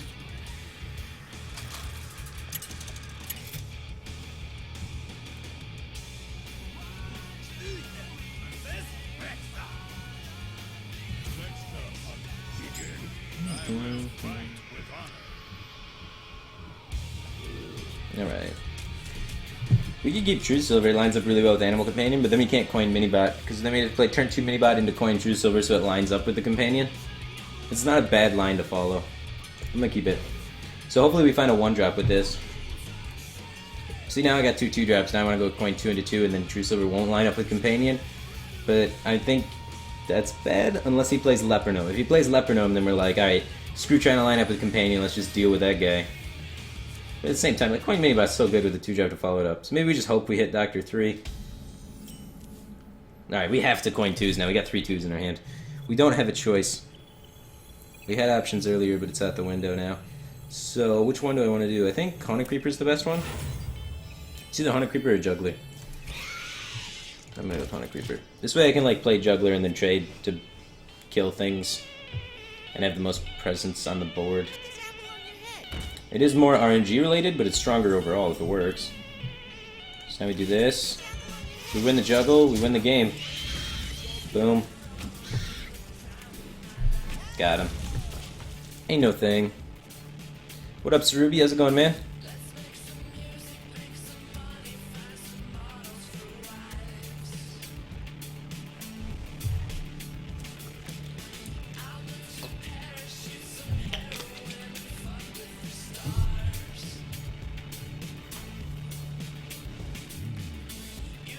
It goes well. That's good, man. It's good.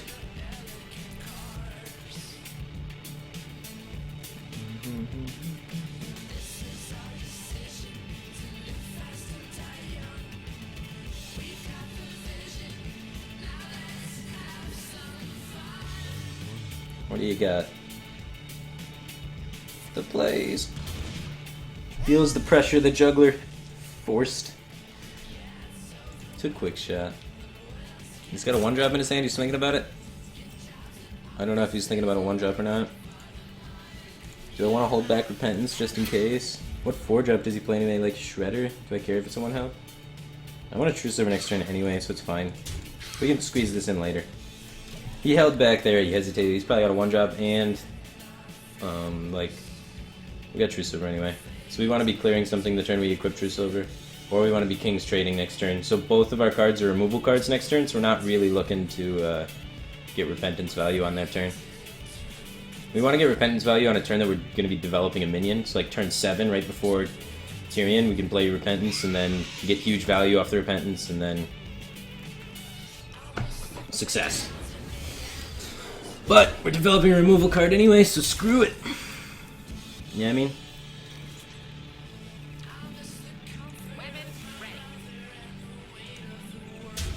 This guy's Face Hunter, huh? Seems to be... I'm just gonna get this out there for tempo.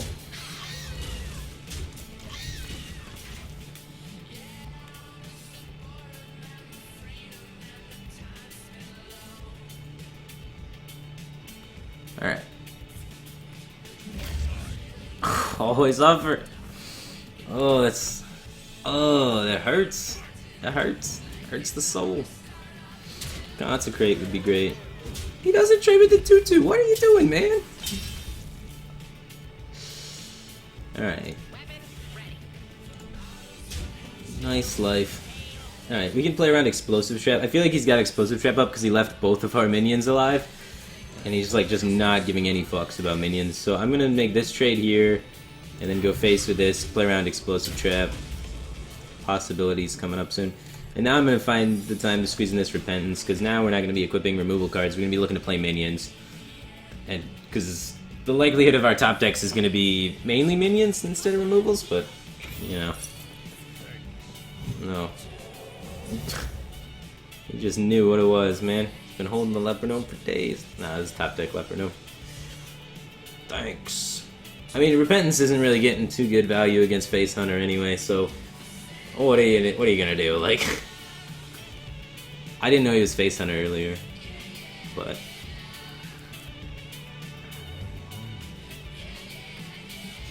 come on, buddy, you're Face Hunter. Hero Power Pass. We have such a slow hand for this matchup. It's not looking too toasty.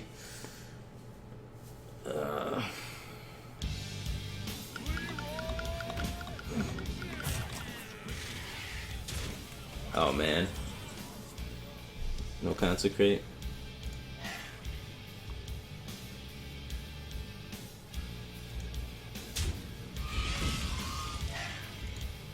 Alright, we don't really need to use their face to trade into this because we can actually use Competitive Spirit to heal out of range.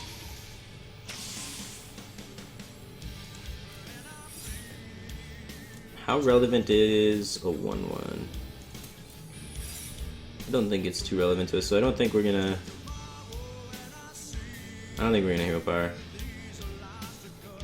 Unleash the Hounds is scary. But I want to swing a True Silver.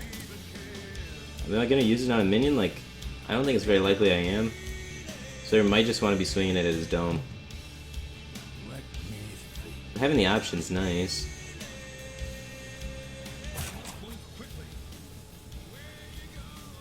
I mean, it's not like we're equipping another True Silver next turn. We gotta be playing Boom next turn. So.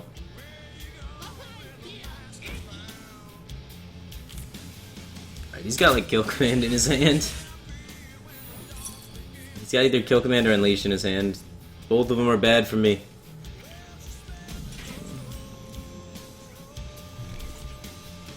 Alright, can we set up lethal? This goes face for sure.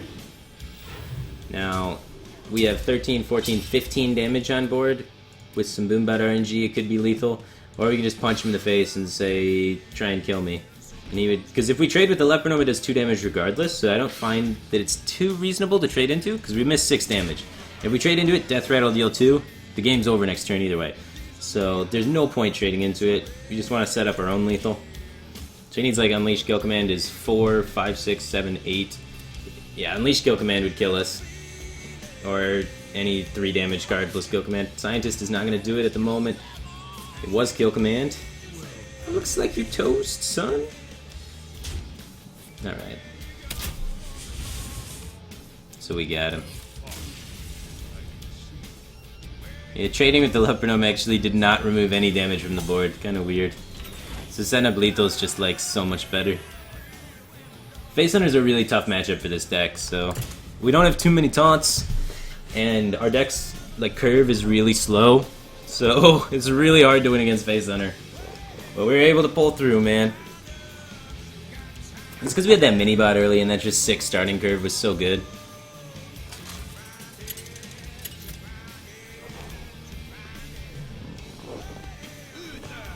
Well, if he does one of those other Kill Command plays to survive, then we just drop Tyrion and he's pretty toast.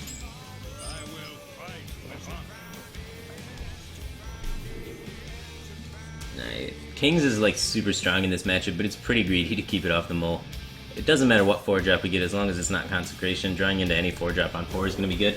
And the way that the curve's built, we got a really good odds of making it there and finding a 4-drop for 4. So I think we're okay with this.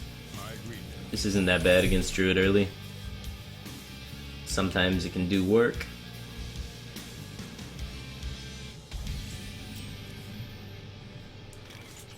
Alright, so we want to play this because it synergizes with Knife Juggler and it synergizes with the secret we played.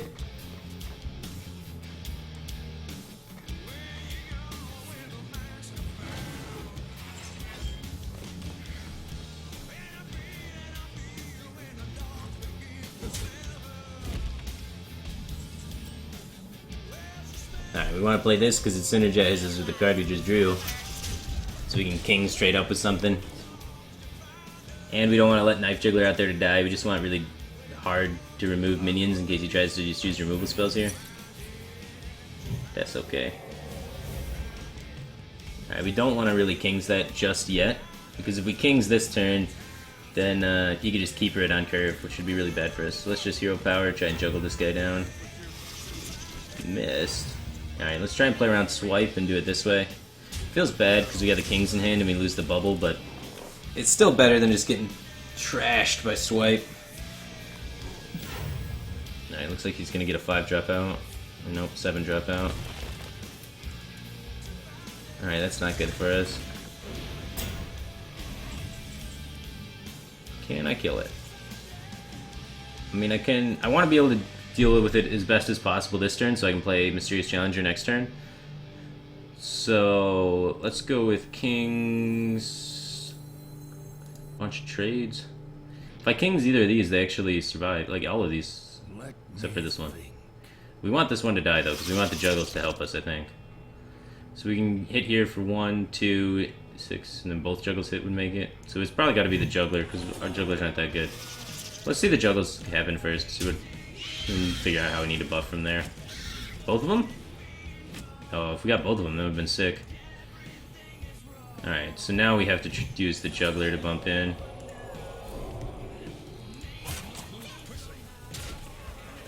Like, swipe is really bad for us, sure, but I don't care if he swipes this turn.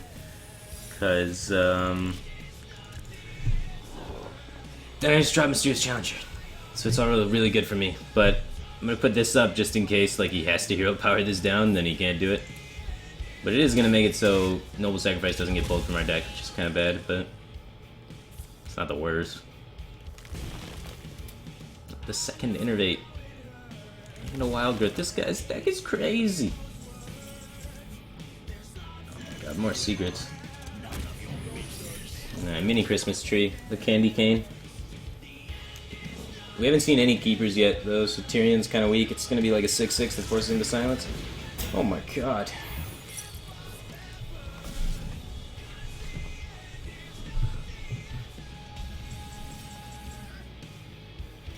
Can't play the Secret right now. It's kind of unfortunate. Hopefully we find Coghammer here. Never Coghammer. I think I do want to hit it. I think I do. Plays around like Faceless, stuff like that. Big Game Hunter #2, possibly. Both Ancient Wars, man. Holy crap.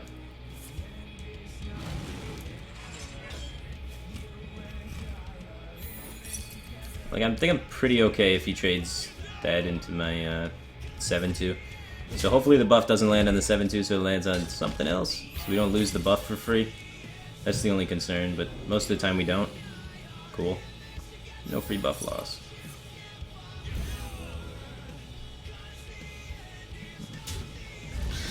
And swipe #2.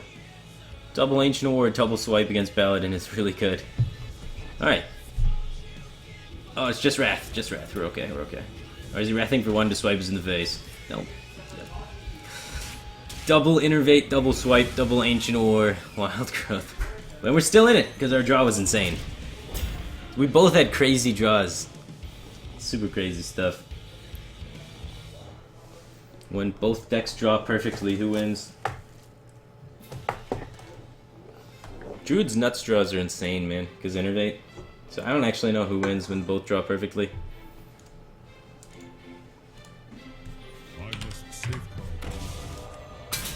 And he gets Keeper. Alright, it's okay though. It's still a 6/6. So we forced him to play a weird turn. He hung 5 mana basically, because the hero power doesn't really count as mana utilization. So I think we came out on top there. I'm not trading into that. We gotta put on the race, because combo becomes a threat really soon. And I don't want to have to deal with that being a constant threat, so I'm going to put pressure on him so that he can't start setting up situations where combo gets really brutal for me. Cycling Wild Growth, good. It means he's only got 8 mana to work with this turn. Which is good, because we're ahead. So the less mana he has to work with to try and catch up, the better for me. Ancient Lore is a really good card, but it invests mana into card draw. So I'm okay with it. 10, 14, 15, 16, 17. 2 damage off lethal at the moment. How do I want to do these trades? I need to play around combo from him. And combo from him would be 21 damage if I leave this up. So if I True Silver Face, I heal out of the range. So we can just do this and then go face with Tyrion.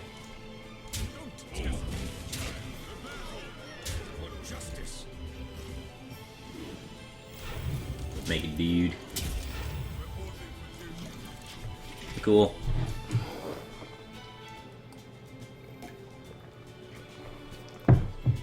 So we're outside of combo range by a little bit.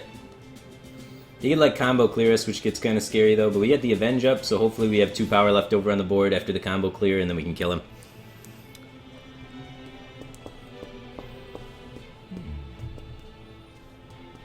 Double combo is impossible because you use both innervates. That seems like a weak turn, bro. He should be running out of taunts by now. He's used 2 Ancient Wars, man. So, I mean, he's got like maybe Sludge Belcher's Druid of the Claws left. But his taunt arsenal should be down a little bit. Alright, it's still a 4-3. I mean, that's a good card. Oh, baby. Alright, turns out when Druid draws the nuts and Paladin draws the nuts, Paladin wins. Got him.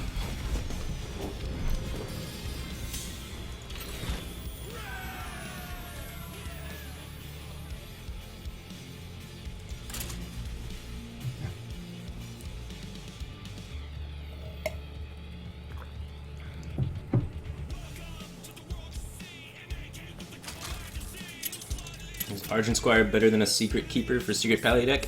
I like it because I don't like getting secrets in my hand. I generally mulligan them away. So, I don't mind. I like the bubble. I think it has more utility with my buff cards. And actually synergizes with the secrets really well, like Secret Keeper does. But instead of turning into a 2-3, it's like a 1-1 with Divine Shield that then gets the Avenge buff and goes ham. Alright, against Patron, probably, because this is the same guy. So I feel like he snap queued up Patron to counter me. I'm going to keep Piloted Shredder just because Piloted Shredder is so strong early game with the pressure. I don't have the coin, so I can't coin Piloted Shredder into Piloted Shredder, so it's a little greedy in that respect. But it's still, like, really good. Noble Sacrifice turn 1 isn't, like, the greatest. So I don't think I'm actually going to play it. I might weave it in turn 3 if I find it necessary, but... like, just throwing it out there just to die is not so good. With Avenge, it's pretty sweet, so maybe I should have played it. If I'd known I was going to top deck Avenge.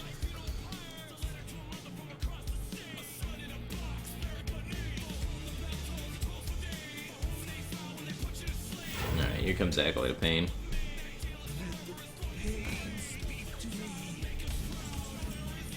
Alright, let's set up the Avenge, so when he tries to bump, you get the buff. So... it kind of puts the initiative on him needing War Axe here, because we get a 4-3. If he has War Axe, we can get screwed.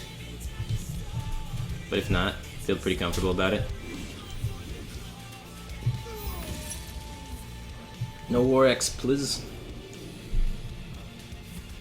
Slime Whirlwind? My god. Slime Enrage. Okay. Okay. Alright, we got Shredder into Shredder Redemption, so like, could pull something off here. This is the worst matchup for us though, so him losing and then getting salty and sniping us with the immediately queuing up. We should have waited on our queue time. We did not do the queuing strategy good enough. Oh god, that's not helpful for us. Now he can't play Redemption. I don't know, what is he going to do with Redemption, right? Well, he's going to kill Cho. Yeah, it's probably not good. Do I want to play Argent Squire? Yeah, it's probably fine. I mean, he gets to like swing here and then trade into it, but at least we get the Acolyte off the board. So I think it's okay. We got a $1 donation from Massam10.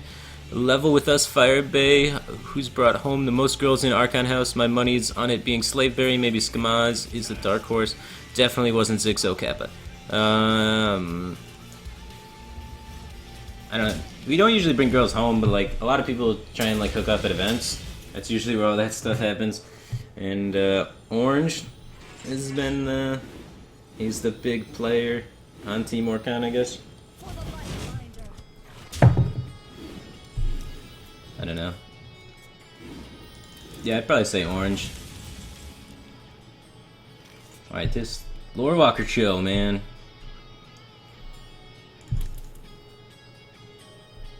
This Lore Walker chill's a dick.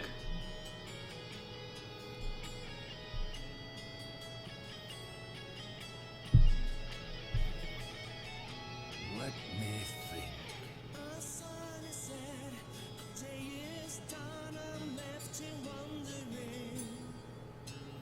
I mean, I guess we give him muster for battle.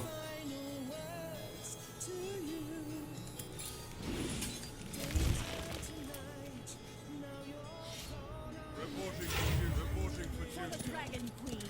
For justice. For the Dragon Queen. Fuck, Lore Walker Cho.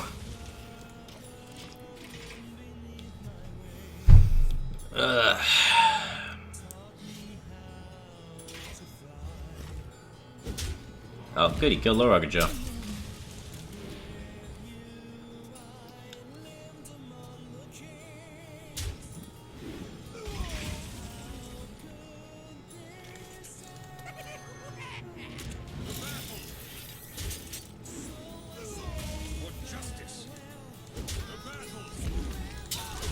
Well, he's about to make a lot of patrons and execute our boom, and then we're gonna be screwed.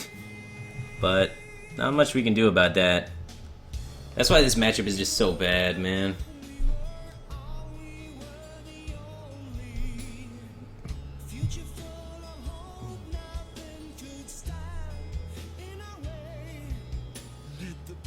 Oh, no patrons are coming out this turn. I mean, second frothing, no war song. Boombots. Boombots.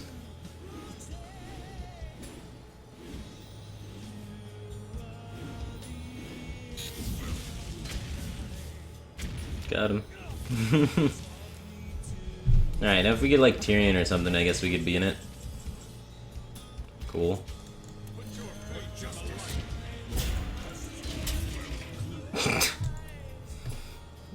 Alright, we're still like way behind, and our hand has got nothing going on in it, but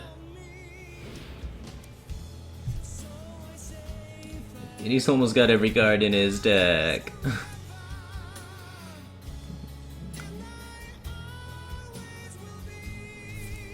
Oh, he runs shield blocks, he's running a defensive list. He's gonna kill us eventually, and I don't know how fast we can get rid of his life. But I guess he's out of frothing, so he needs to make a patron board, but he's got Warsong, Patron, 2 Whirlwinds, and 1 Inner Rage. Oh, scary. Oh, he's gonna kill it now. I guess he's got lethal behind this. 16 seems pretty easy to do with the cards that he has.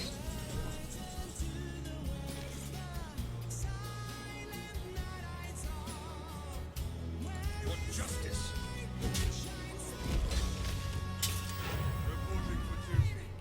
Alright. Bold Execute's been used, so... Do I want to taunt up this turn, though? Like, I could taunt it and give it Divine Shield, but then I miss 5 damage next turn, potentially. I think I can try and stall with Noble Sacrifice and then get an extra swing. I feel like I need the damage. I need the damage.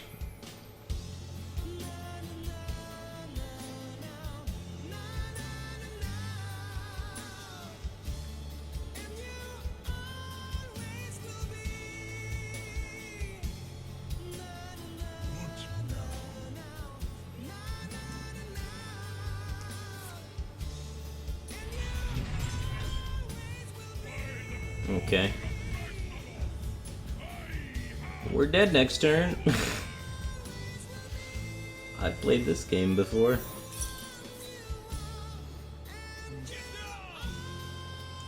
Alright, we need something good to tone up. Something big, like Dr. Six. Not competitive spirit. Alright, so we can swing here, and then taunt and trade.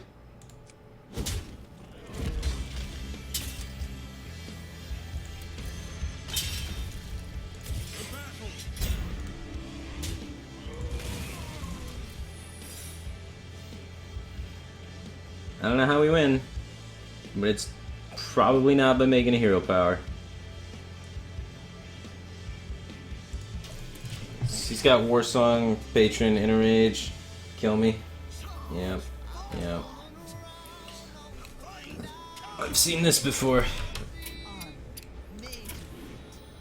Okay. Yeah, this is the worst matchup for us. So we gotta avoid that.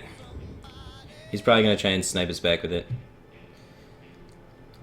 I need to have a patron counter deck ready if I'm gonna be laddering like that. What's gonna be my patron counter deck? I get Dragon Priest and Patron down. If I want to throw in like, get rid of that and then throw in Light Bomb and then something over here. Like, if I really want to only counter Patron with it, I guess I'd take out Shrinkmeister Cabal for Ooze and Harrison. But Shrinkmeister Cabal is my Ysera answer, so now I don't have a Ysera answer, so like any matchup that Ysera is a relevant card, I can't win anymore. Alright.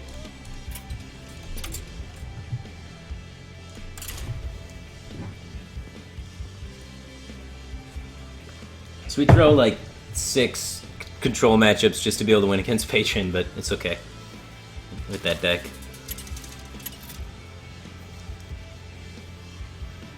Alright, Druid.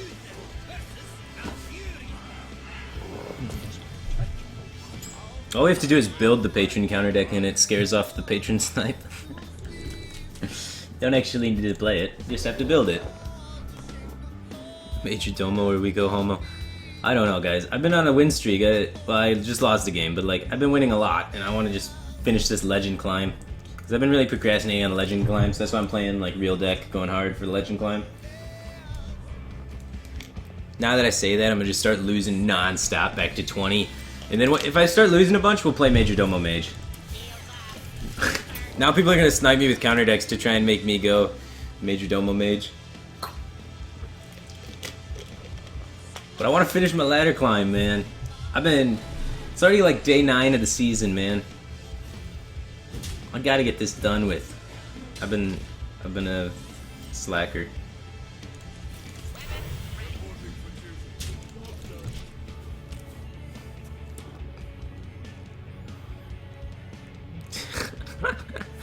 Now we homo. Oh my god. No. Not by the power of Ragnaros.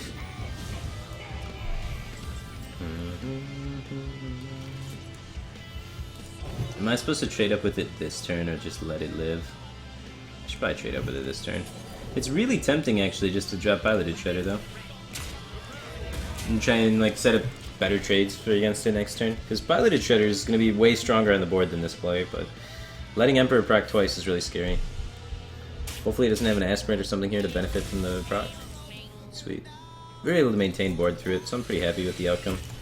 I'm gonna get the Noble Sack down, even though it could end up being useless with the Challenger here. It's gonna be very good with like the second Challenger anyway. Like leaving the other one in the deck, I guess. I have no time for games. I don't know. No time for games, huh? Well, see how this works out. Hopefully he doesn't have a way to kill his own Sylvanas after it takes 2, like Wrath. And just take our minion. He could take the 2-1. But it's 66% his favor to be horrible for me. Doesn't look like he's killing his own Sylvanas. At least I hope not. Wait, yeah it does, actually. Now he beats the Noble Sacrifice and he kills his own Sylvanas. This is a disaster. This probably wasn't the best play.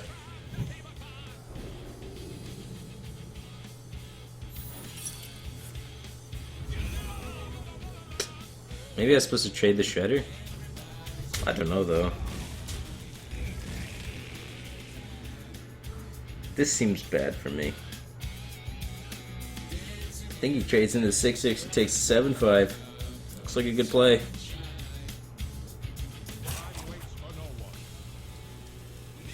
I didn't realize force was so bad for me. Why isn't he doing it? Did he disconnect right here? You got the game, man. Just take it. It's yours. There you go. Yo, What up? got a Red Bull or anything? What? You hungry? You want a cheese stick, Red Bull? Oh, I'm good. What about food earlier? Smells good in here. I have a candle. Nice. Alright, have this. Thanks, Coach. Alright, we got the second noble sacrifice. We're still in it. We got Tyrion coming up. Like, things can happen here. There's potential.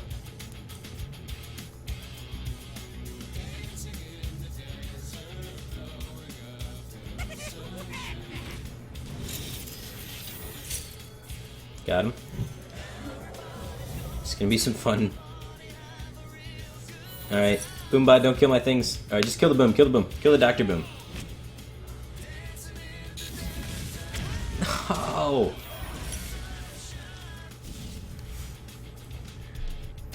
Now the trades are awkward with that Dr. Boom.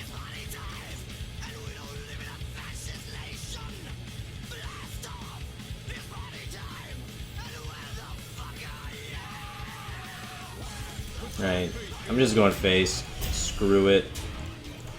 None of the trades are that great. I'm hoping I get a Tyrion weapon. And then just start beating him in the dome until he dies. Alright, it didn't die, that's good.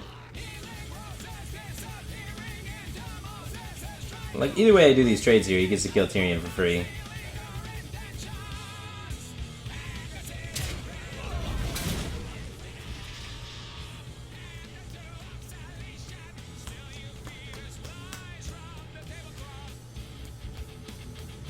Where's my consecrate?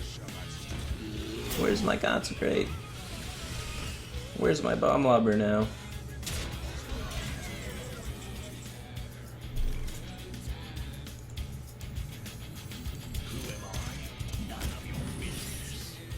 One secret, PogChamp.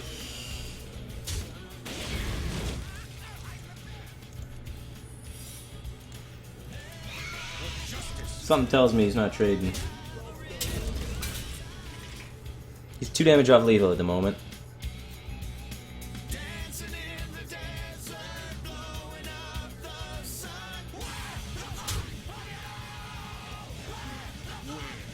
Alright, we're dead. Alright, what went wrong that game? Didn't trade into Sylvanas. Just kind of YOLO'd out there the secret guy instead. Should have probably traded down Sylvanas. Just like run the Shredder in and play Knife Juggler and Haunted Creeper. Giving him one of those guys, waited one turn on the Mysterious Challenger. Probably would end up being better for me. Drawing a weapon to kill Sylvanas there would have been great. But yeah, I was too aggressive with the Mysterious Challenger. I got too caught up in the moment. Oh, this is a Milrogue guy. He's sniping me with Patron now. Milrogue guy, welcome back. Alright, we can try and keep the dream here, but this card sucks if he's playing Patron. But we don't have too much of an option, I think. It's like our 3-drop that's in the deck. Milrogue guy really wants his ranks back. I've played this guy 3 times in the last, like, half an hour.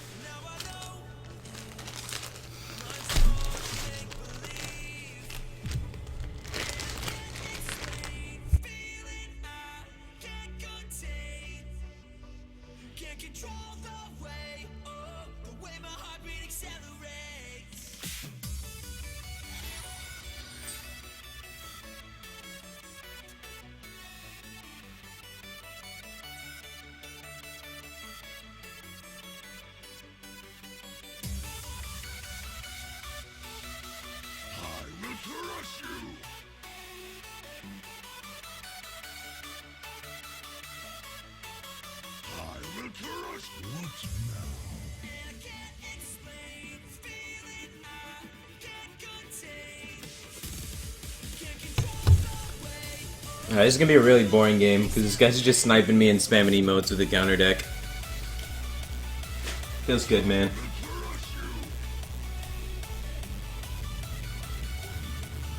Streaming the life.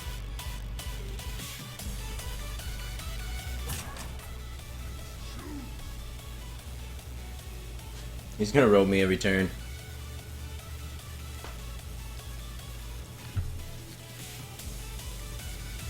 I thought this guy was cool, man. I thought this guy was cool because he played. He was the guy playing Mill Road. I thought he was cool. Turns out he's a dick.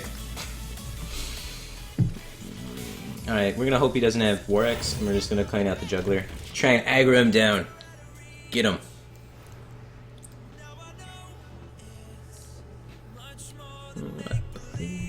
Counter Roper Riot. Let's all waste everybody's time.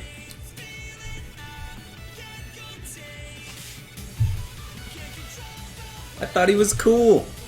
He's not cool.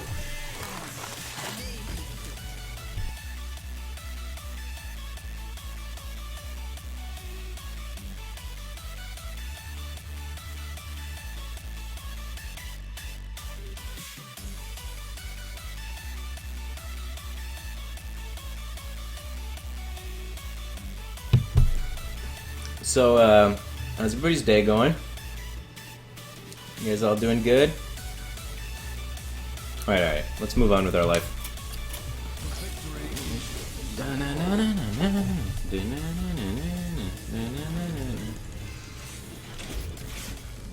Alright.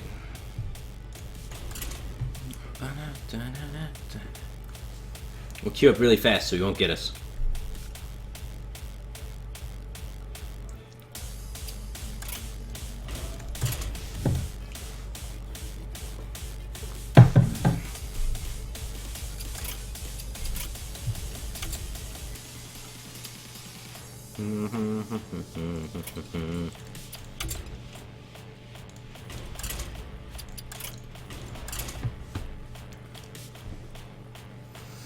Ugh.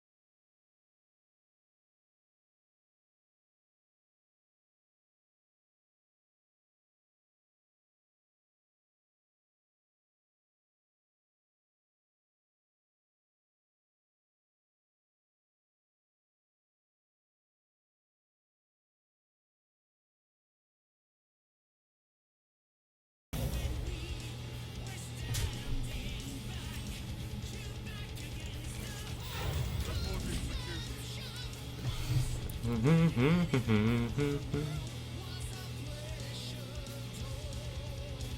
I show the pally deck? Yeah, I can show the pally deck. It's pretty cool. Can I open my eyes? My eyes are open, man. Like Earthering Farseer. My eyes are open. Yeah. Yeah, he definitely coins True to the Saber instead of Wild Growth. I don't know, Kev. So fuck Swipe. If he has Swipe, it's okay. We drop Shredder on curve on an empty board. So I feel pretty good about it. Like, it's not the nicest of lives, but it's not too bad, man. Aw, thanks a Burning Bear. You too, man.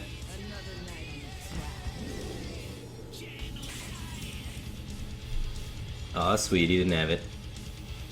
Alright, Shredder's joining the dudes. Shredder in the crew. Right in the middle, so we get Darrow Falfar Flameting Totem, he can buff all the dudes. And plus it just looks badass. That big old piloted Shredder in the army there in the mix.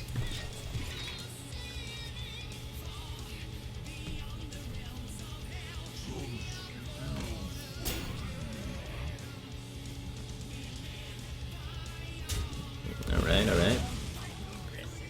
Okay. Uh-oh. Double Innervate Swipe. Does he have it? The Dream? No, not the Dream. I should have did that first. What if I got a 1-3? Then he could have traded for free. Curious. Alright.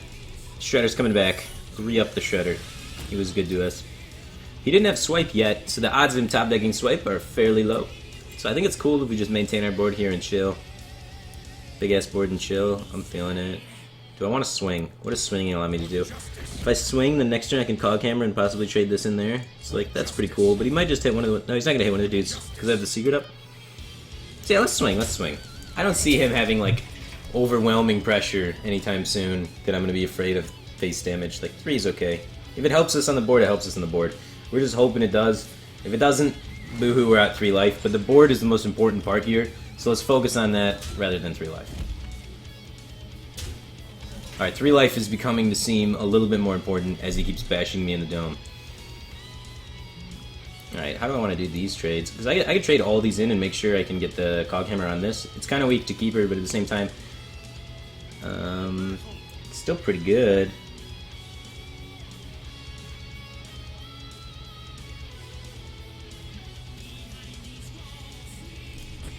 Or we could just trade here, because he doesn't have Swipe yet. But I have another muster to reload, so it's kind of awkward. Alright, let's YOLO it. Almost worked. Alright, so now let's clear this, maybe? And then trade in Shredder. So clear, clear, clear. Shredder goes to there, then these go face. Yeah, yeah. And then we keep 1 alive on each side of the Shredder, so the Shredder, when it dies, can buff our fallen heroes. Alright. Noble sack up with the Avenge. So now he's forced to proc the Avenge if he wants to come in and do anything here. Got a strong board going into Boom, which is the whole objective here. Strongest board possible. We're at 14 life though, and that's a scary number. So, if we don't have it taunt up, we can just get comboed and die. Not this turn, but next turn maybe. He's holding on to these 3 cards actually all for a long time. This one's like turn 4-ish, so that's like way early, and the other 2 have been like the beginning of the game. So odds are actually pretty high that he's got either Big Game Hunter or combo pieces. So I'm kind of scared of that.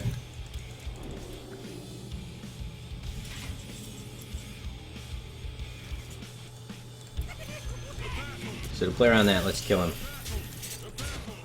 There's no way he has Big Game Hunter and combo. He's only got 1 Innervate left, so Innervate combo is really unlikely. And we still got this 1-1 taunt here, so we're pretty safe around most ways that he could try and lethal us. No Emperor has been played, so we're not too worried about too many things. I think we're pretty sweet here. Doesn't look like he's got Big Game Hunter, so he definitely has combo in hand. But do we have lethal here? We have like a lot of lethal. Yeah, yeah. That's how we do. Cruising these ranks, man. We're just crushing it today. climbing all of the ranks.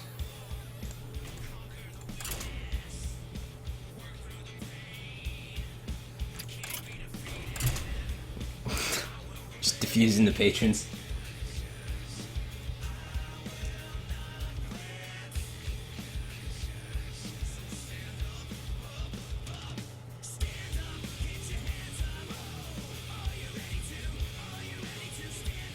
Get your hands up.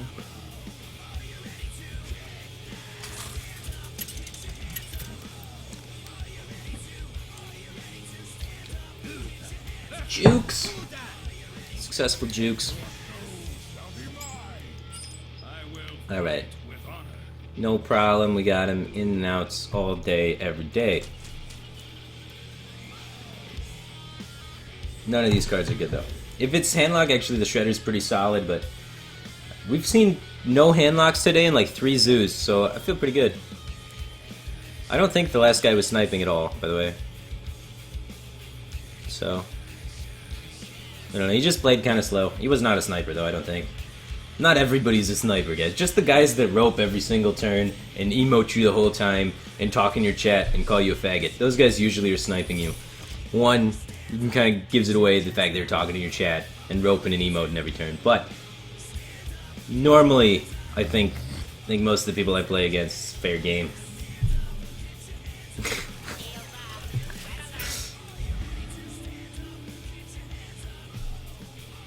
Alright. $1 donation from Carl. Your grandma's in Michigan. You took that to a dark place, man. $5 donation from Anonymous. Loving your stream, man.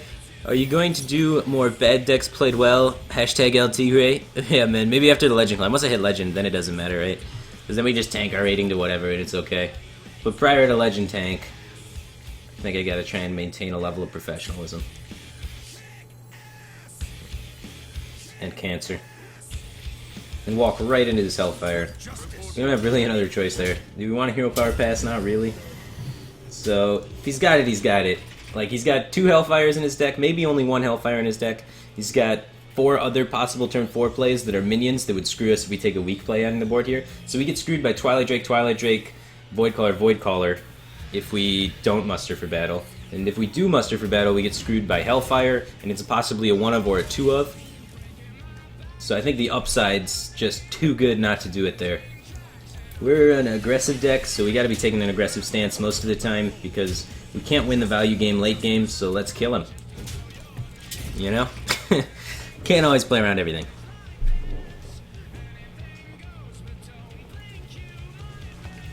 In the viewer list, Failfish? Dude, he's not a sniper.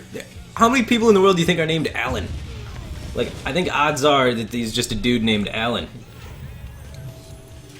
If he starts talking shit in chat, though, then you know. You want food? Thanks, I got a cheeseburger, but this looks good. It is good. Sweet. I made it. It's like eggs with bacon and garlic and Parmesan cheese. You're gonna love that shit. Oh, it looks really good. Thanks. Show chat. Show chat, yeah. Wow, Chef Backspace. Bro, chef's backspace. Chef Backspace. You know it's good sometimes. Cool, thanks, man. It's unfortunate that our Shredder drop doesn't hit him in the face for a number. Wait, I need a scale from 1 to 10. Oh, I haven't tasted it yet. I'll give you a scale here. God, I hope you spit it out. You're just like, chat, this is so gross.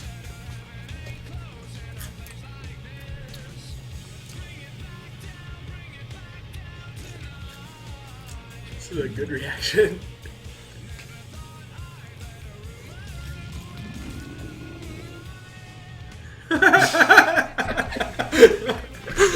Like 8? This tastes good, man. I like it.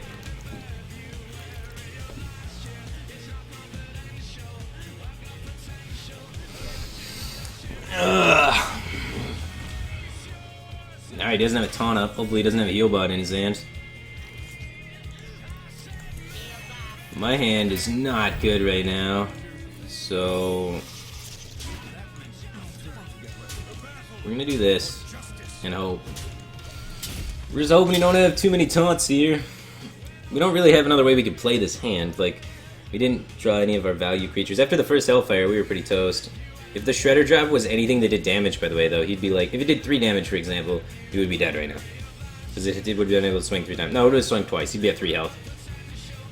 which is way different than 9 health, right? So, if our Shredder baby was combat ready, we'd be in a lot better shape. I have a giant cheeseburger. So much food.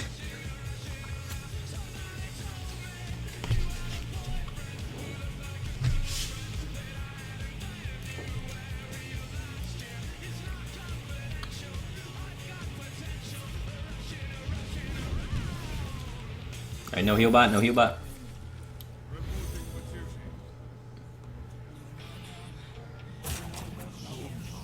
Alright, no heal bot. He's got one taunt, but I mean, it's like not a big taunt.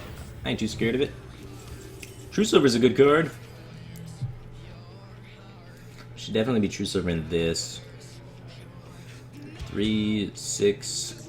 I mean, we could muster for battle. Like, trade in this. How would we have to do the trades to muster? I want to preserve as many bubbles as possible. So if I went in here, then muster for battle, 3, 4, 5, we would lose one of the muster for battle tokens. So there's no way to do it unless I want to use the bubbles to preserve all the muster for battle tokens. So let's just not muster for battle. The board's already full enough.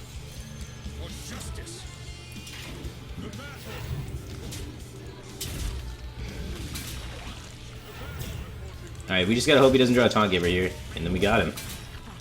Easy game, easy life. No taunts for you, only victory for me. He's drawn towards Sun Fury, Argus, Healbot, Healbot. No, probably only one Argus because he runs the Belchers. So it's 1 Argus, 1 Belcher, 2 Sun Furies, 2 Healbots. And that's like it. Shadow Flame could do it too. Unless we top deck. Unless we top deck, Shadow Flame does it as well. So we'll see. Emperor does not do it. He's not even tapping. He's got Coin Sun Fury. He must have top decked Sun Fury this turn. He had Sun Fury last turn and just didn't taunt? What? He's like, nah, we don't really need a taunt next turn. We can just chill. That's strange to me.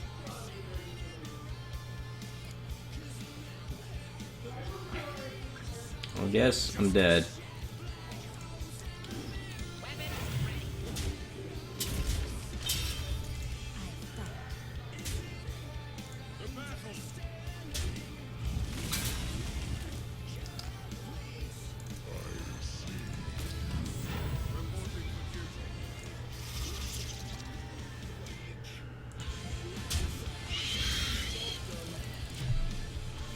I mean, he's only got 7 in play. He just needs Dark Bomb.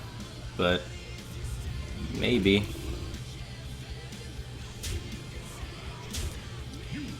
Jiraxis.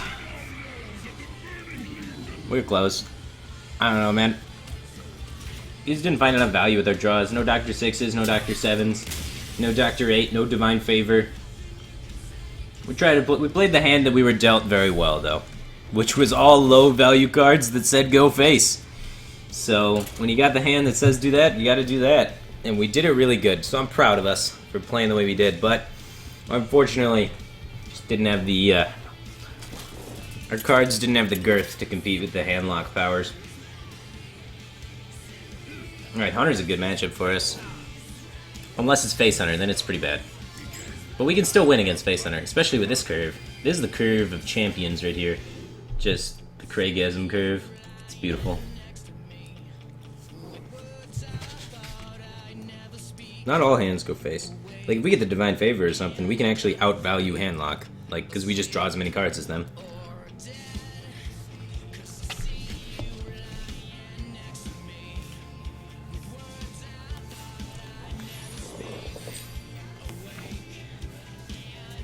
We could draw twice as many cards as them if we get the Divine Favor, because we could play our whole hand, then draw all the cards again, and then play them all again.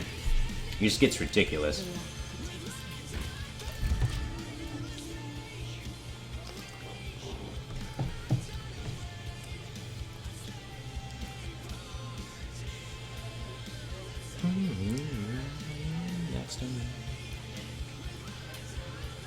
Alright, we got him. Oh, turn 2 hero power, what are you doing? He's got a bad hand. The opponent's weak. Finish him. Look at all these Divine Shields. Hopefully he didn't tech in the old the Blood Knight in the Face Hunter, you know? Then we'd be toast. Should have coined out the Repentance play around Blood Knight. Never smart. Alright. You can't Knife Juggler Unleash yet. So let's just clear the board, land curve, take care of business. No beasts for Houndmaster. Unleash isn't the worst for us because we still have like a 2-2 in play. And then we just develop because he's spending his entire turn clearing. And if he plays a 1-drop, I think most of the time we can kill it. Oh my. What if I had Quartermaster? Nobody runs Quartermaster. Alright. Let's just get Shredder in play and then just fear the Doges. We can't race the face.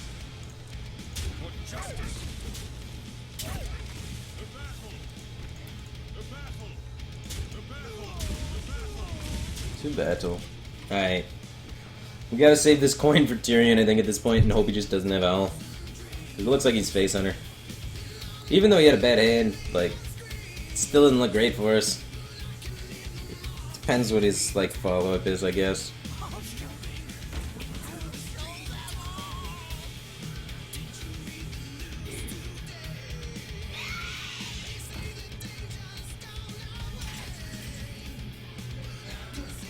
Lotheb's good here.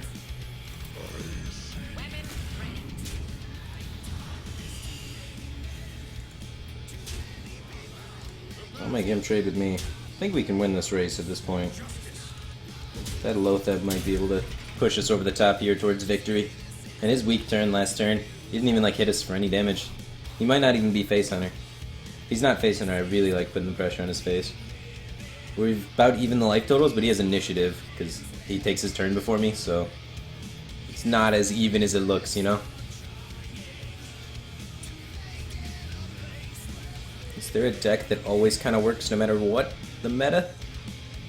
Anything that tries to curve really aggressively, like Mid-Range Hunter or Secret's Paladin, is probably going to work regardless of the meta.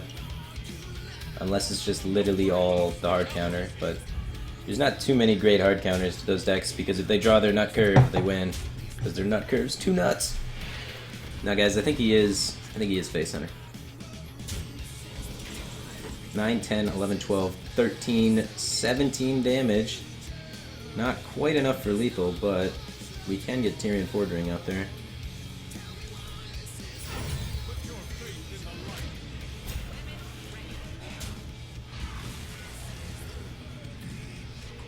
So this goes here regardless. This goes here regardless. Now the only thing is if we want to trade this down or try and set up lethal here, we can push 5 to the face. We're just going to leave him at 9. We have lethal regardless set up right though, because we have 9, 13. Tyrion would have to exist still. I feel like Tyrion's going to exist. Either Tyrion or its weapon's going to exist, so it's fine. And then we have 11 with these two, and this dies to Explosive Trap. So 11 plus 4 is 15. So like, as long as both of those don't die to Explosive Trap, we have lethal set up by making this trade. So we can play a little safe, but like, still really scary here if he has Owl. Like, that's just his out. Owl plus any damage. Hunter's Mark.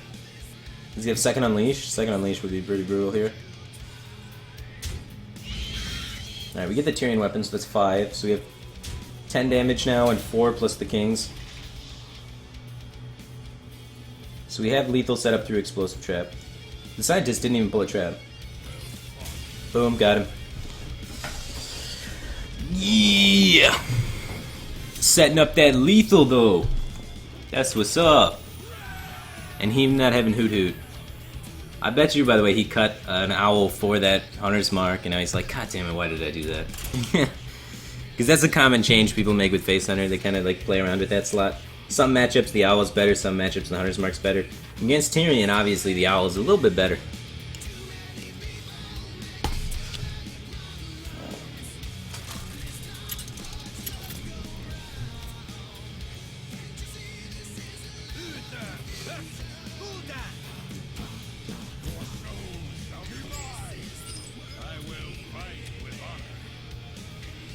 Alright.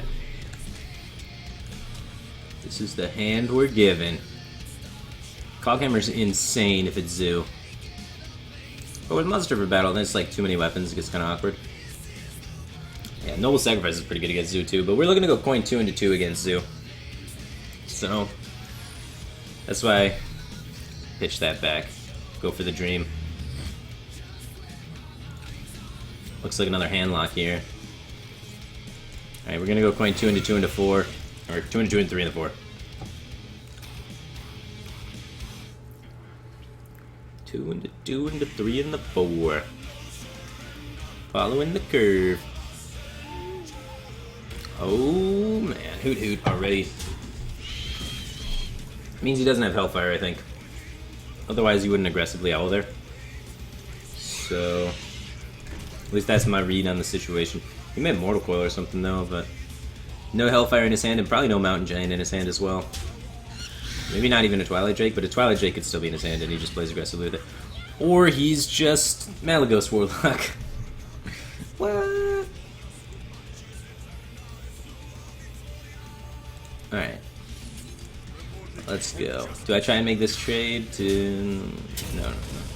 He doesn't have Hellfire. He doesn't... There's no way he owls there if he has Hellfire. You're going to be wanting to save Owl for buff cards and Shredder and things like that. So, no way he has Hellfire here. Good, good, good. Now he's drawing a lot of cards, so now the odds of Hellfire go up a little bit as he continues drawing. Oh my god, no! Tap into Coil. Coil, tap Coil. This is a sick turn. This guy's deck is crazy. How am I supposed to compete with that? Ooh, that's how. Those are some exciting cards in my hand lined up for the next few turns.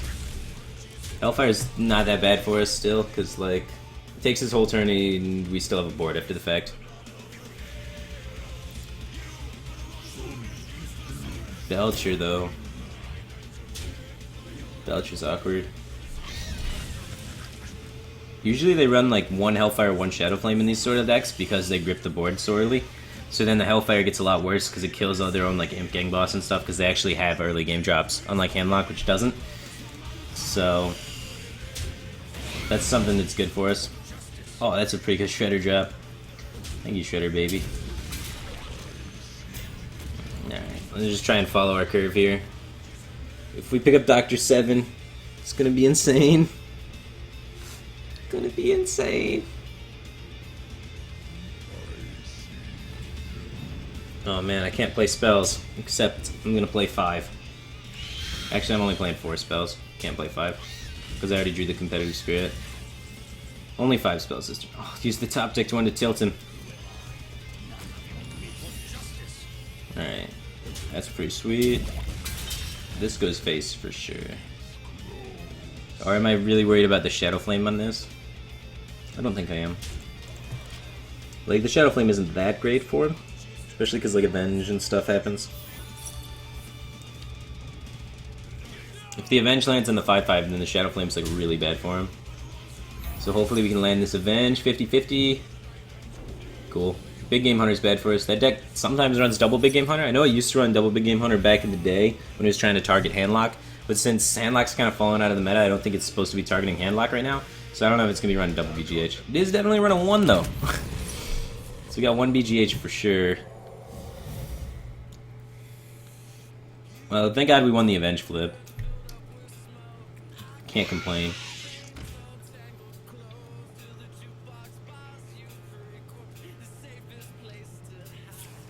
Dark Bomb coming out. It's very low on card count. Alright, second Dr. 6 go face.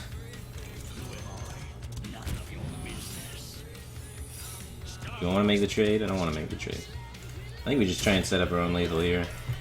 Shadow Flame's still just like not quite enough for him, so it should be good, and the Avenge should make the minion stick. But there's definitely an argument there to try and play around Shadow Flame by bumping into the 5-5.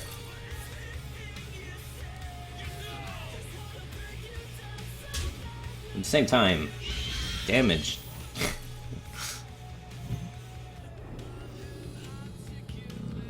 Let's see how this goes. Alright, does he have the Shadow Flame?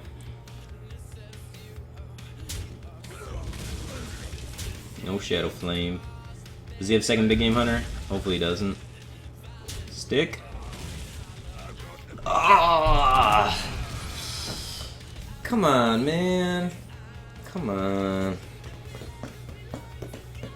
I think the consecrate value is too great not to take.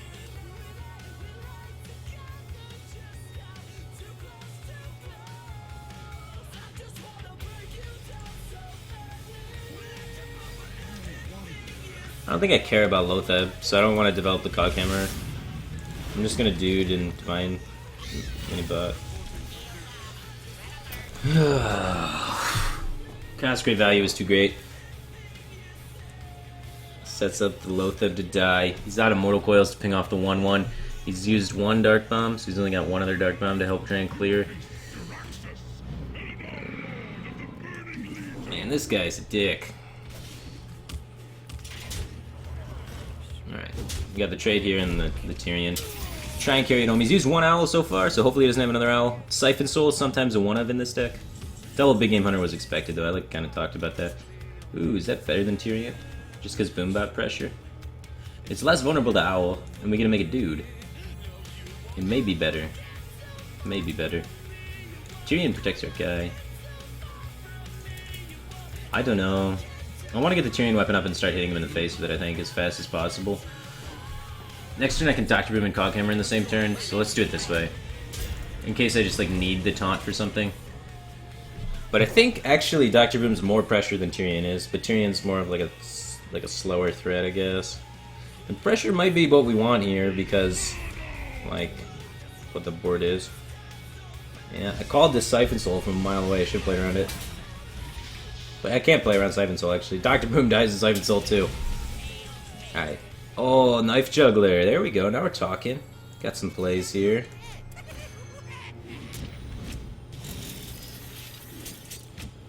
For justice. Is there a world where I'm supposed to trade with this so we can't Shadow Flame it? For justice.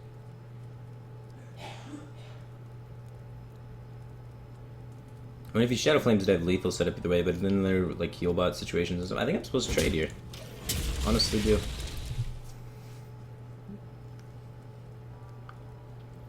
He's used one Dark Bomb, so that's good, but still, like, Dark Bomb Hellfire kills us sometimes. He might get a draw, though.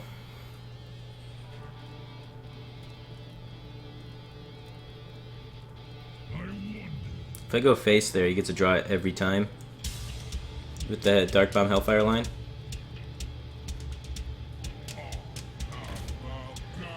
That's fine for us. We could go for the Coghammer RNG. Alright, so we trade this, and then just set him real low.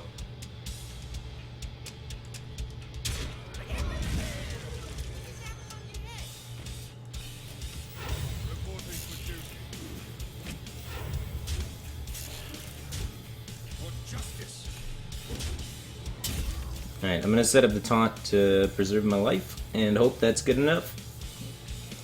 We waste damage on the weapon, sure, but the taunt seems important. We're at 7. Maybe we can live? Not Malaga Soulfire. Not Healbot. Oh. Not Healbot Belch. That went poorly. And then we top deck a 1-drop. Oh. Why does this have to happen? Why to me? What did I do to deserve this?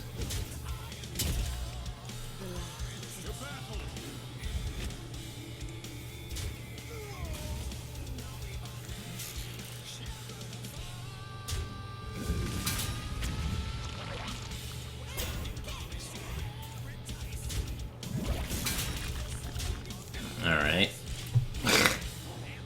Back into a situation where we're dead to Hellfire Dark Bomb. Double Siphon Soul this guy runs. What the hell? Boombot. Yes! Yes! Yes! Still in it. No, don't Dark Bomb me.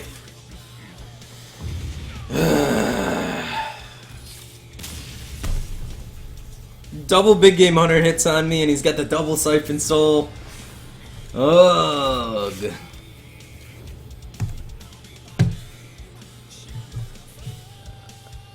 I got e-sported so hard. Double big game hunter had to land, and all this bullshit had to happen. My god. Esports.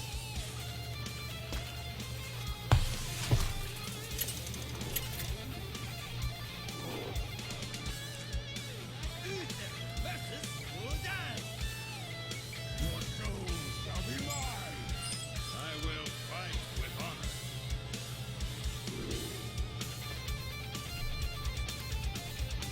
honor. Okay. Let's try and watch this mulligan, try and figure out if it's handlock or zoo. We've seen mixed of both now. There's handlock and zoo on the ladder. Alright, he mulligans 3. I'm gonna say... yeah, I'm gonna say probably handlock. It's so greedy, but I'm gonna keep the Shredder. Shredder's really good against handlock. Like, so good.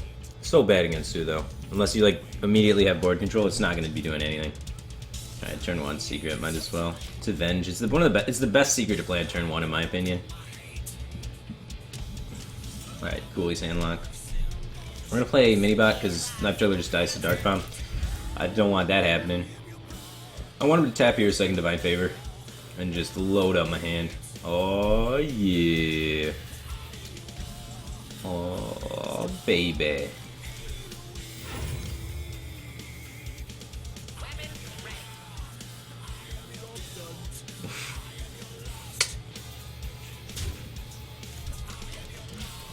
Alright. Now we're in a good spot. That's why we run Divine Favor.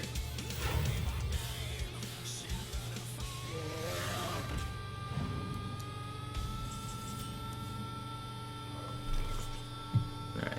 Shredder on 4. Right to the face. Hopefully we find Dr. 6 in time. We drew a bunch of cards. Weird trade. Thinking about her like hellfiring? It's interesting, I'm curious. I guess he must have just assumed it was Noble Sack.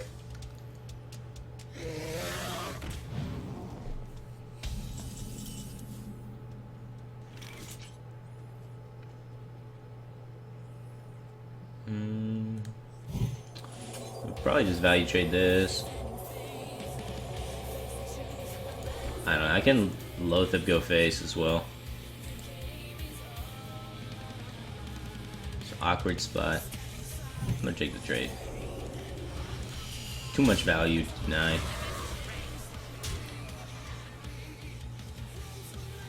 Redemption gets really solid value here, so might as well play it. Not too bad. I would not mind either of these creatures coming back to life. And like if he's forced to owl here, then he's not like playing Mountain Giant, right? Because he's used the coin already, so he can't Mountain Giant owl. So if he plays owl here, there's not much he's doing. Hopefully. Hellfire. Now we're coming back to life. Sweet. Sweet. Oh, cut burst. We can get some coins. Aw, never coins. I was excited for a minute. Alright, we've seen the Hellfire. Let's play some jugglers. What could go wrong?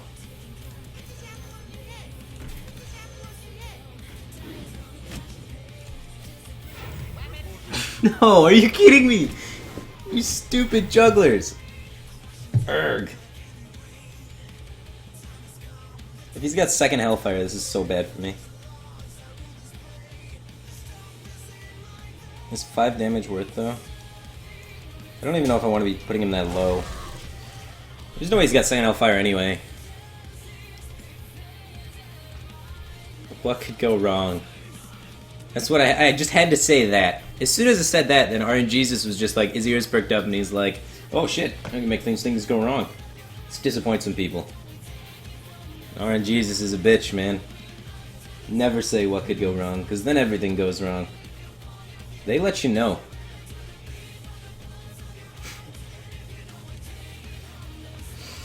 Oh, man.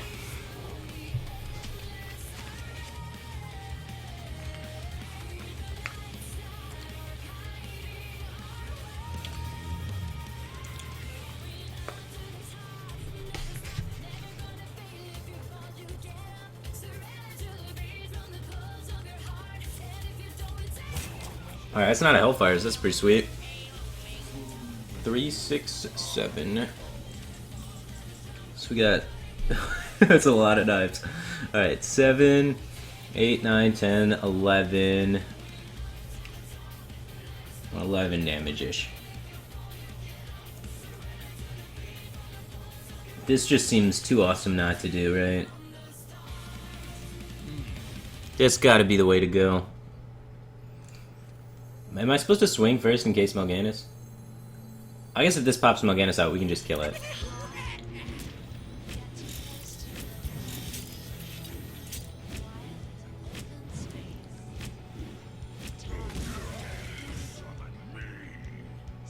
Oh, I want to kill that?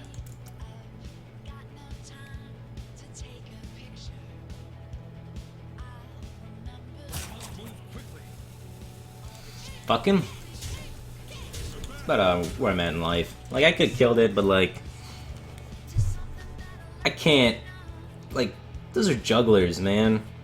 They belong at the face. Alright, that seems good for me.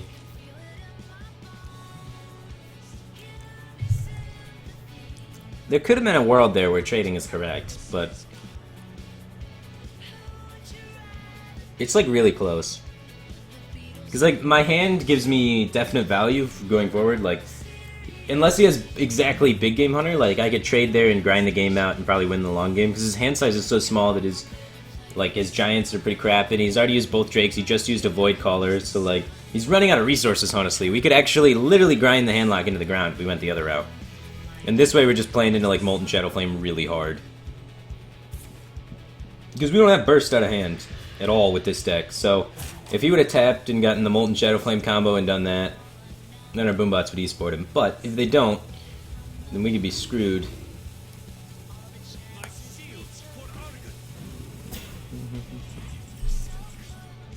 Alright. This is lethal every time, right?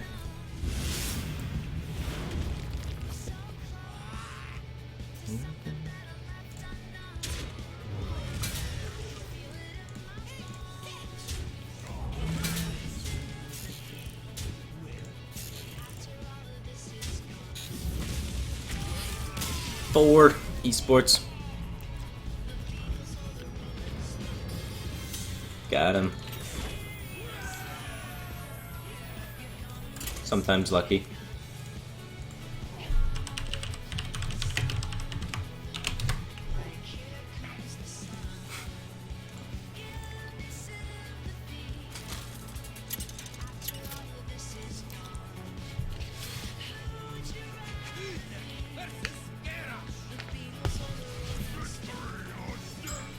Shit. We gotta get the jukes back. Patrons. Nah. I'm scared, man. Patrons too strong against their deck. We got a 1-drop though, so... Maybe we can just follow the 1, 2, 3, get the dream curve, and even beat Patron. I mean, that's how you beat bad matchups, right? Yeah, show the deck. Oh yeah, I forgot to show the deck. I was supposed to do that a little bit ago.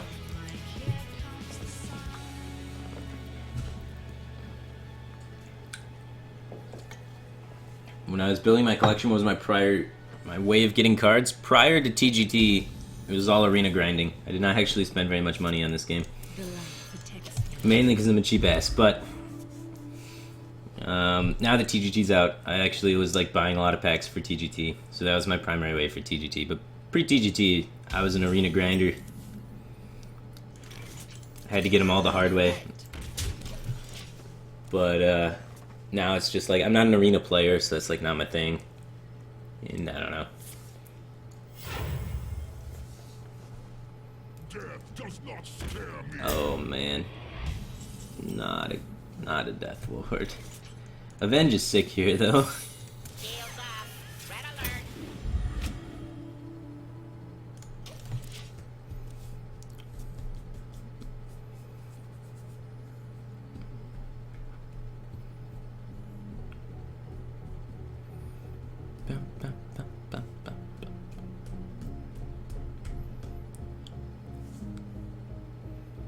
Arena is not casual plebs, man.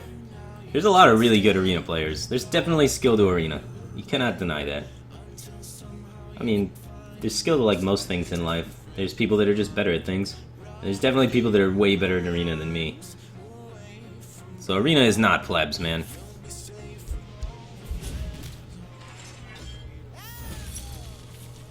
That's just rude if you say that, man. A lot of people are really good.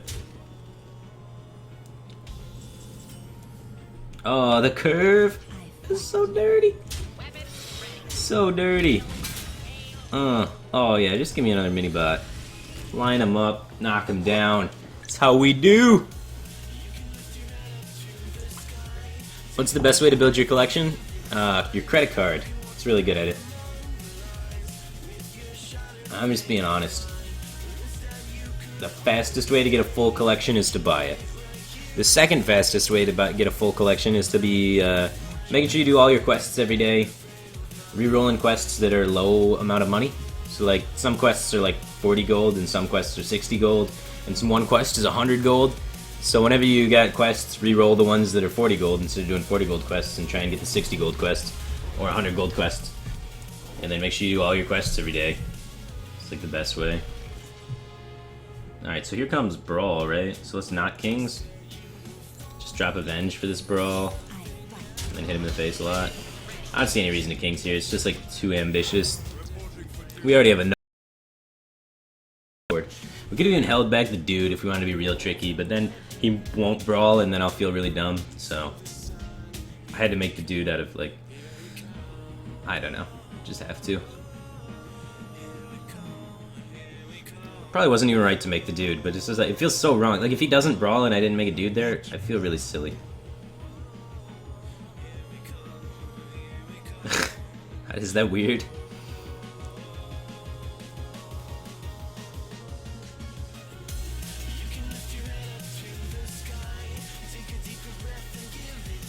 How do you reroll a quest? There's a little like X in the corner and you press it.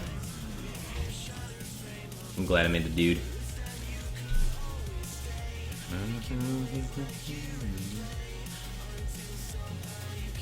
All these traits are inefficient no matter how I do it. So I guess let's just do this one. Because if I do this one trade, then I have to run a 4-3 into there anyway. If I do this one, run 4-3 in and preserve the bubble. You don't know. 6/6s are good. Let's preserve the health on this guy. Because I don't want him to be able to execute this and then Brawl. I'd rather him like execute this and then Brawl. Or Brawl and then he has to hope this one lives and then he can execute it. It's just much better against execute Brawl. Yeah, I knew he had it, man. He's bullshitting me last turn to see if I'd play this Mysterious Challenger. I see you. Alright, now we play the Mysterious Challenger, obviously. We just give him the D. Oh, the totem's not very helpful.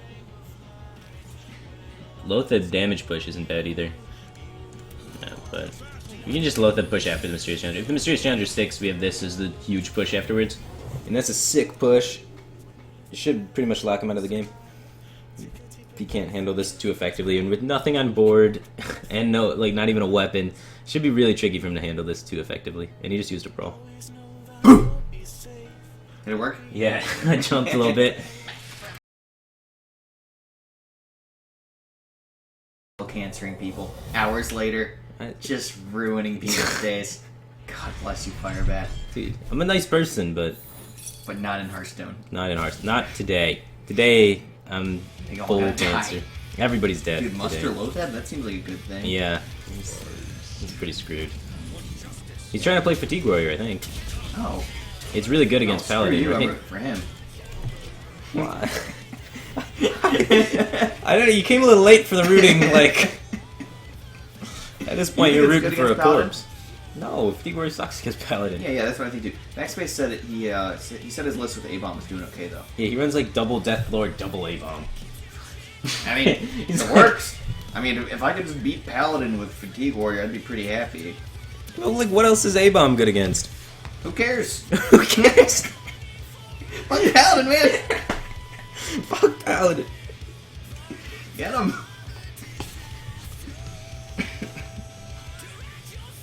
He's taking a lot of damage here.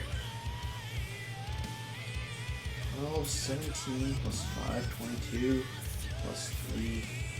You have 25 damage coming at him next turn and he's low fed? Yeah, this might be tough for him. Might be.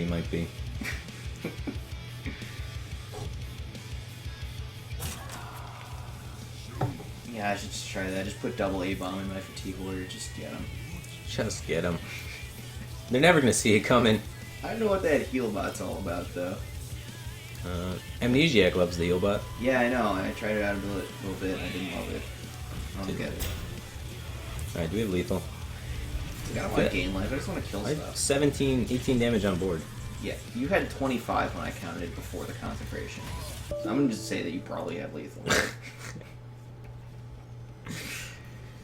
I'm not a math scientist, but... Yeah.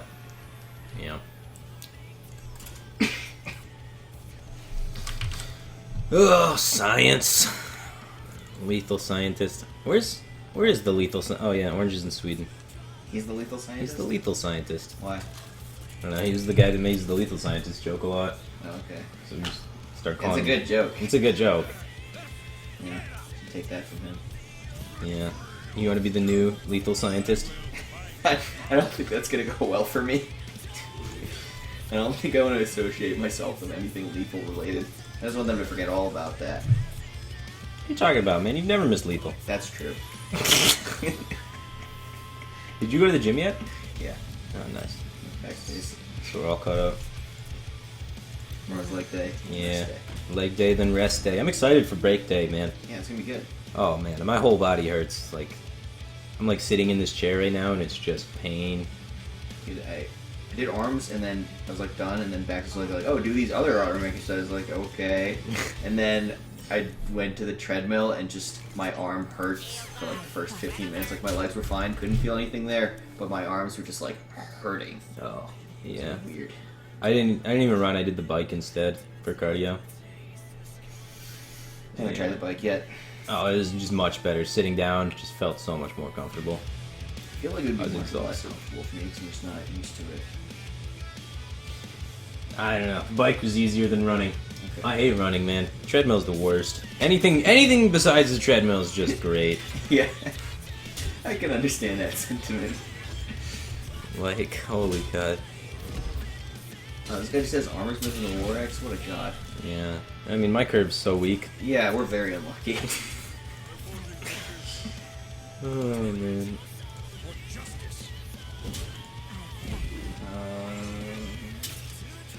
Yep. Yeah.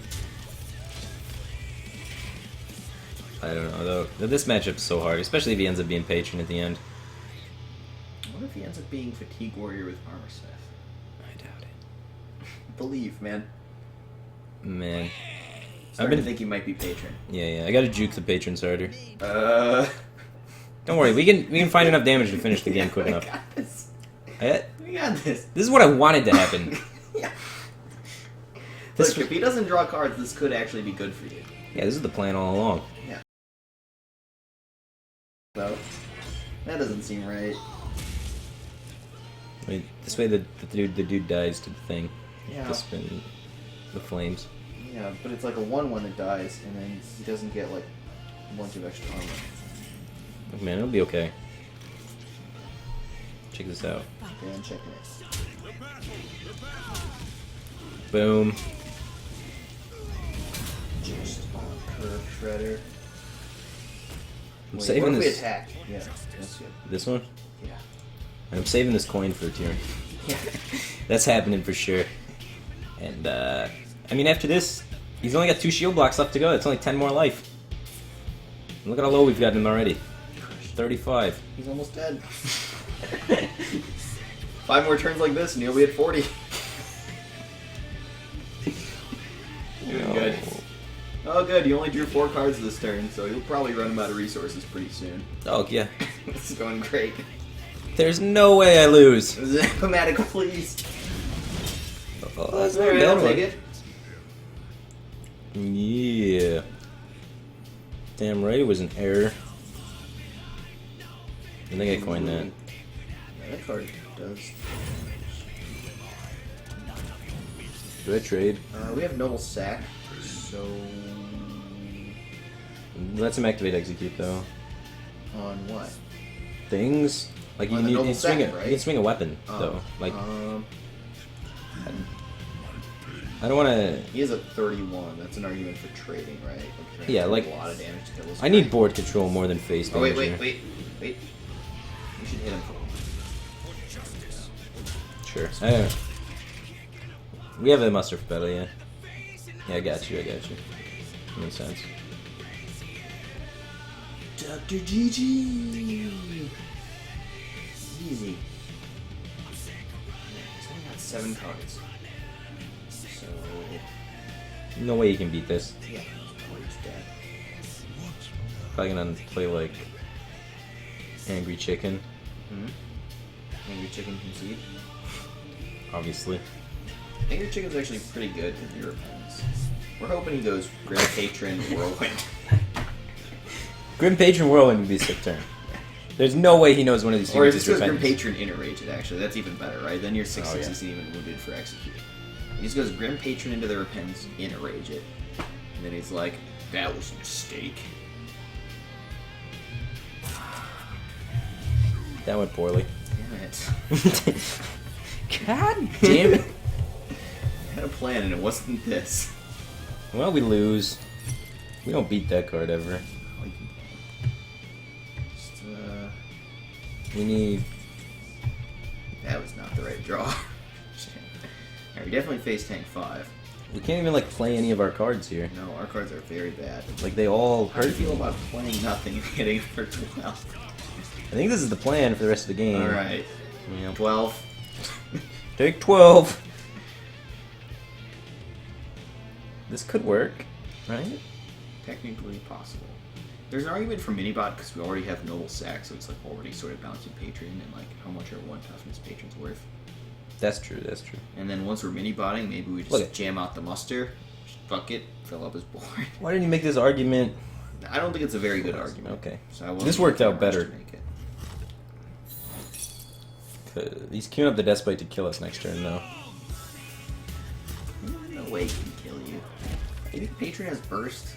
Yes. No.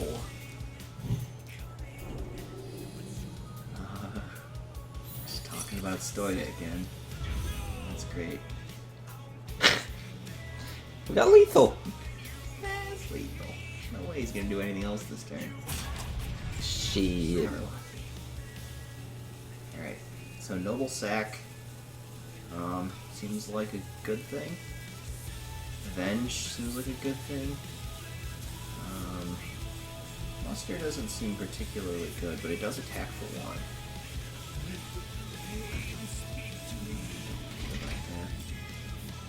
Oh! That seems like a very good thing. We trade this in first, right? So how it works. Well, one of these taunted matters a lot more than this little Yeah. dude. We give him a card, but I don't think we care. Probably worth, right? We get Tyrion next turn too. Fuck. Do we noble sacrifice Avenge here? Pretty sure we avenge. The Noble Sacrifice. Come. Wait, why did we clear that? So we can't buy the bubble. So that's consistent with not Noble Sack. I think Noble Sack like lets him off the hook with the weapon attack, right? Yeah. Should we play Minibot? No. Why? I'm scared. We're in a What's really gonna do good it? spot. Making 1 toughness patrons is often not that helpful, although I guess in our case we're gonna have like a consecration to do anything. We literally can't do anything. Yes. It's just like, it's hard for him to bounce off that Minibot. Oh god, take 1. That's brutal. Gosh, 19. Come I on. really man. liked that he started his turn with Acolyte and not Warsaw Commander. That made me feel a lot better. Oh yeah. We got a dream here. We can make it. 10-9, carry me home. Got it. No, don't do this. Enrage execute. Oh my god. Oh, we got Tyrion still.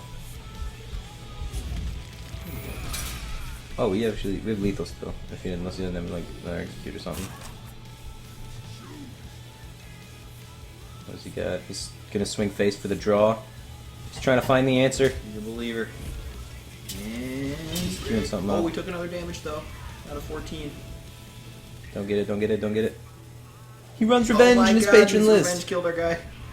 And that guy did so much damage to us. Yeah. Actually, somebody played against Revenge in a patron list against me the other day, and I was like, actually, this card makes kind of some sense because you use your life total as a resource a lot in patron, and people are like forced to just YOLO face all the time to try and pressure you down. Does make And sense. also, it's just like a whirlwind effect. It's a terrible whirlwind effect for 2 mana instead of 1, but like We're the board dead. clear aspect of it's very good. I think No war song, no war song. there's no way he gets War Song. He's only drawn like 20 something cards this game. Shut up, Zlay.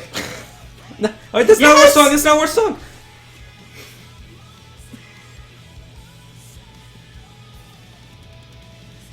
We don't have any damage.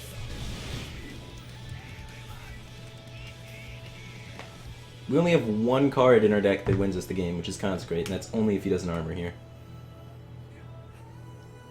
If he kills Tyrion. Dude, he didn't play War Song. I know. We're winning. We're still dead.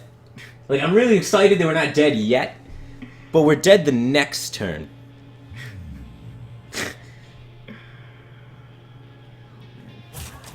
Intense. Prove your point. Did he drop? Like, he's just floating a card here. I mean, it's just like he's realizing how dead he is. And he's on life tilt about it. He's got a revenge, he's trying to use it for a whirlwind effect. He's like, shit, this kills all the patients. Chad is angry. Grrr. Chad. Damn it. Well, we could play Redemption. This is upsetting.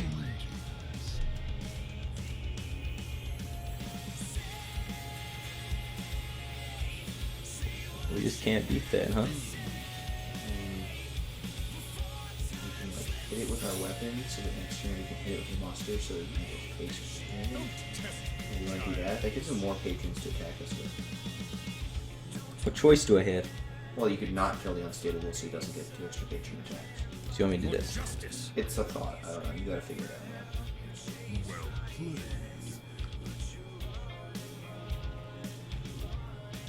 Alright, we'll try it. Try it your way. Should I play the Noble Sack?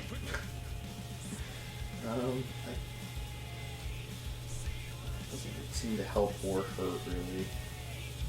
So probably better to have it in hand. Yeah. Hopefully he just doesn't find War Song. Oh, we played well. That's good.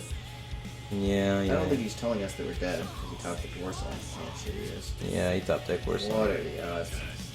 I don't know. Maybe this redemption stops him right in his tracks. Doesn't. Yeah, it doesn't. He generates 2 patrons and requires 2 patrons to kill this guy. Wait, actually it requires 3 because he's got the bubble. Oh, too many patrons? What if none of those cards in his hand do anything? He just needs no cards in his hand that can deal 1 damage. Enraged, Taskmaster, Arsmith, No Mission Venom. He's out of unstable pools and Arsmiths, actually. There's a chance This here. is where he gets the bad news. And he just gets... Wait, no, it only requires 2 patrons. It's not 6-6, it's 6-1. Oh, damn it. Maybe he doesn't realize that. Maybe he ropes out. Yeah, maybe he doesn't see it. I don't think he's gonna find this. I think he's gonna see it. I don't, the rope's burning! Oh god. Come concede, they can do it. This matchup's really hard. Yeah. You're close, man. You're close. So close. But then he was patient and he was paladin. Alright. I hope I don't find another patron.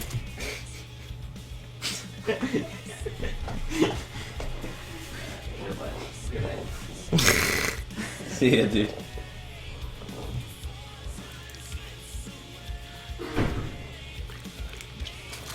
Alright.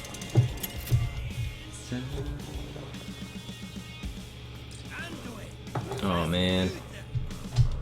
I will fight with honor. Oh, I forgot to show the deck. My bad. I'll show the deck after this one, I promise this time. This time I mean it. Alright, this is a sick enough curve to keep. We'll find a 2-drop probably. And if we don't... Rip. These cards are just too good though. The best 3-drop, the best 4-drop, the best 5-drop. We do need to find another dragon at some point though to make this live, but odds are we do that, so... It's kind of a greedy keep, but greed's where I'm being today. Because like obviously we prefer a 1 or a 2 drop. We only run 2 1-drops. I know we run 4 1-drops, 2 2-drops. So like there's 6 cards that are better than this only in the deck. And these cards are really good. And there's a lot of cards that are worse than this deck, so or worse than this. So give and take. I think we may be able to keep up with him. If we can get the 5-drop to hit and get some value, we'll be able to keep up with him for sure. Just depends on how good his draw is.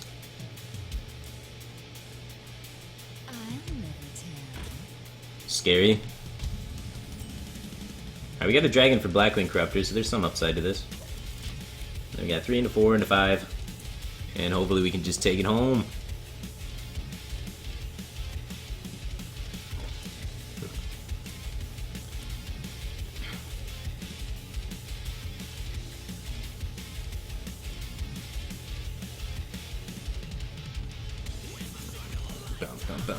We were looking to try and hit Patron with this deck, not Secret Pally, but ladder.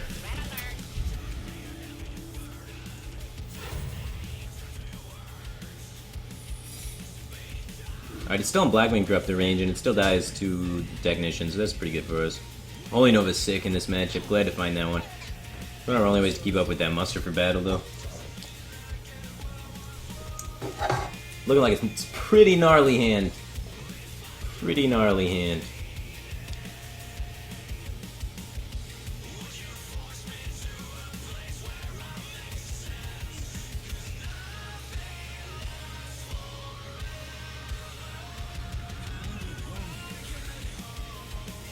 Do I run Chillmaw in this deck? Yeah, we run Chillmaw, man.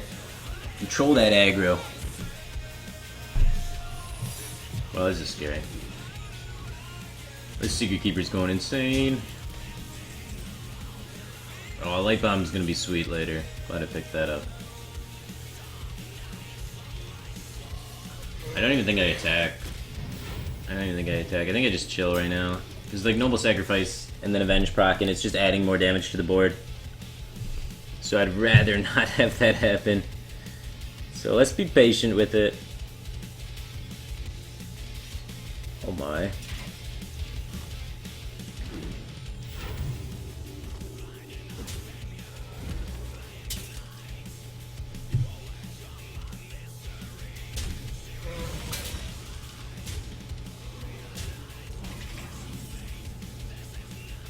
Alright, so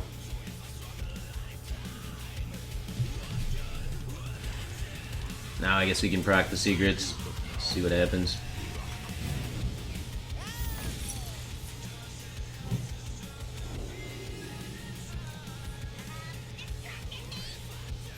And Noble Sacrifice. Predictable secrets, but a lot of damage coming in. A lot of damage. Not good. Not awful. If he has a weak turn here, we can pull ahead. If it's Loatheb, we could be screwed. Oh, he's trading. That's weird. Hopefully he plays something not Loatheb. Something that dies to Light Bomb would be terrific. That's good. That's okay. Alright. Back in it to win it. We could be greedy with it and just corrupt your trade. I don't know, he's got 1 card. What are the chances it's Mysterious Challenger? I think we got him. What are the chances it's Mysterious Challenger? Famous last words.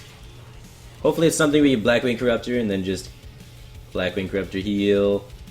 And then just grind him out of the game slowly and just take her home, man.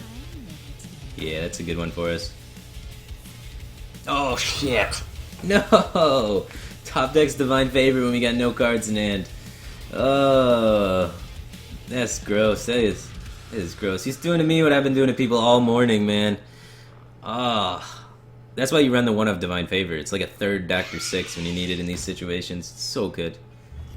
Yeah, he knows the tech. It's pretty brutal. Alright, let's take care of that. Or we could also try and like Azure Drake to set up for a Holy Nova.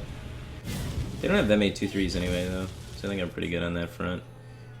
Do I want to play the Power Word Shield to try and make sure it doesn't die to True Silver?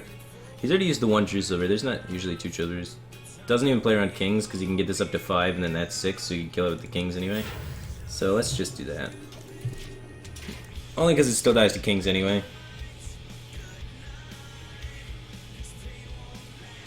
And they don't usually run 2 True Silvers, so I don't want to play around 2 True Silvers. Yep. We need the death. Show me the D. Repentance and everything.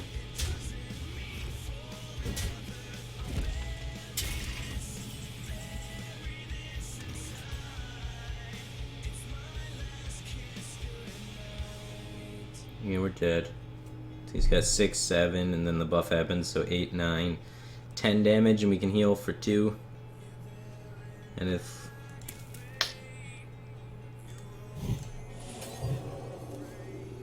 that doesn't help us. So unless we Holy Nova and heal our face, we're dead on board. Never lucky. The Divine Favor, man. Oof. Brutal. Didn't get the D in time. That Divine Favor was so gross. So gross. Play your entire hand. Start stabilizing. Bam, get dealt with. Alright.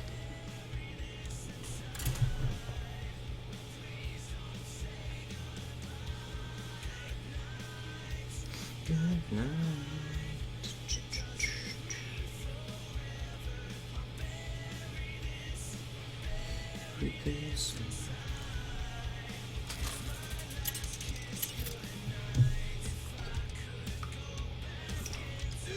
Alright, surprise, another paladin. Let's do it. Oh, show the deck. My bad. After this one, I promise this time for real. Alright, True Silver's not so great with these cards, because we're gonna have the muster for battle weapon, and you actually get a lot of value off of it in this matchup, so. We got him. Alright. Oh man, turn 1, Noble Sack into Juggler. You get that Noble Sack out there to protect the Juggler. That's gonna be sweet. As long as he doesn't have like double 1-drop or something crazy.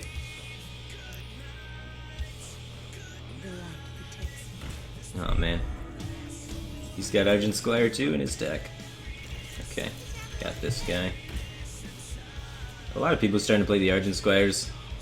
It was like pretty uncommon like a month ago, but now it's starting to come around. Now it's like 50-50 torn between the Argent Squires and the Secret Keepers. As I see on ladder anyway. It's really just a matter of preference between which one people like more. Not too many differences between the two of them. Alright, missed the juggle. Never lucky. Alright, we're gonna gain some juggles here though. We're gonna pop the spider first so we get optimal chances here of getting minions.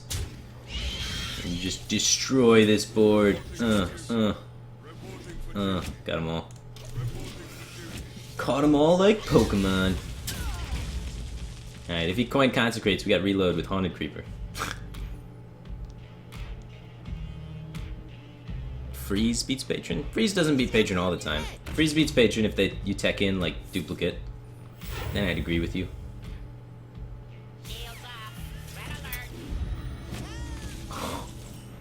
Esports juggles? I guess juggles are crazy.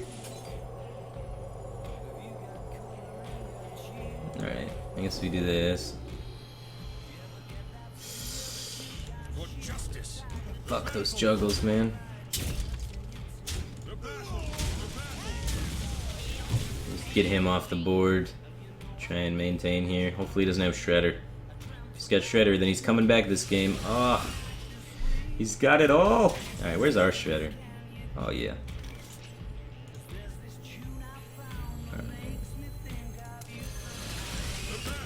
Let's do the trade and then redemption.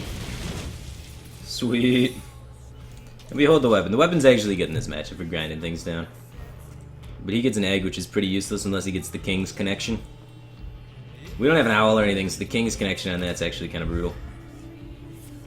Doesn't look like he's got it. He does play around Conk too. Makes it kind of awkward for us. Oh, it's upkicked! Now we're going face.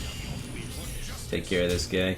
We could have poked off the bubble to try and play around Kings, but I don't care if this guy dies. and King's only hits for 5, so he can't make this trade. And if this guy dies, he's coming back to life anyway, so it's all good.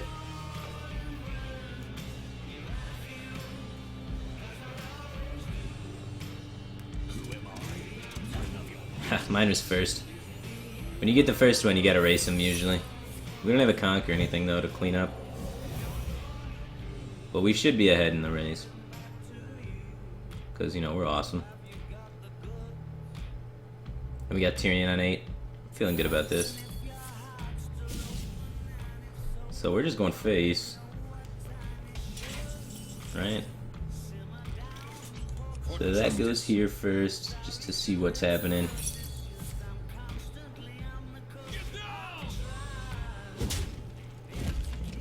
And then this happens.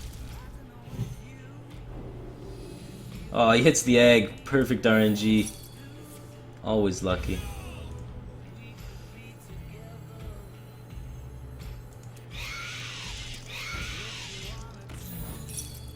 Alright, double Hunter Creeper.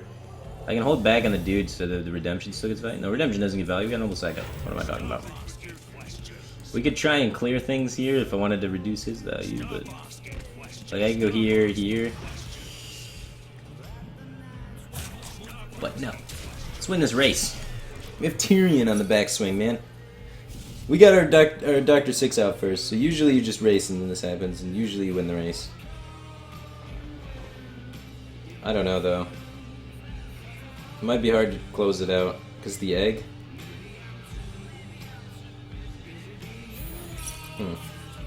But the secrets! Can't forget about the secrets. But this does, like, give him better trades.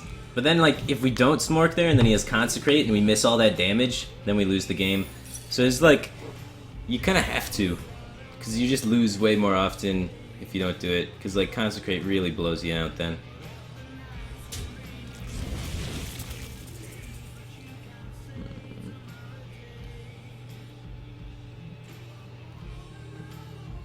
Can't miss the damage.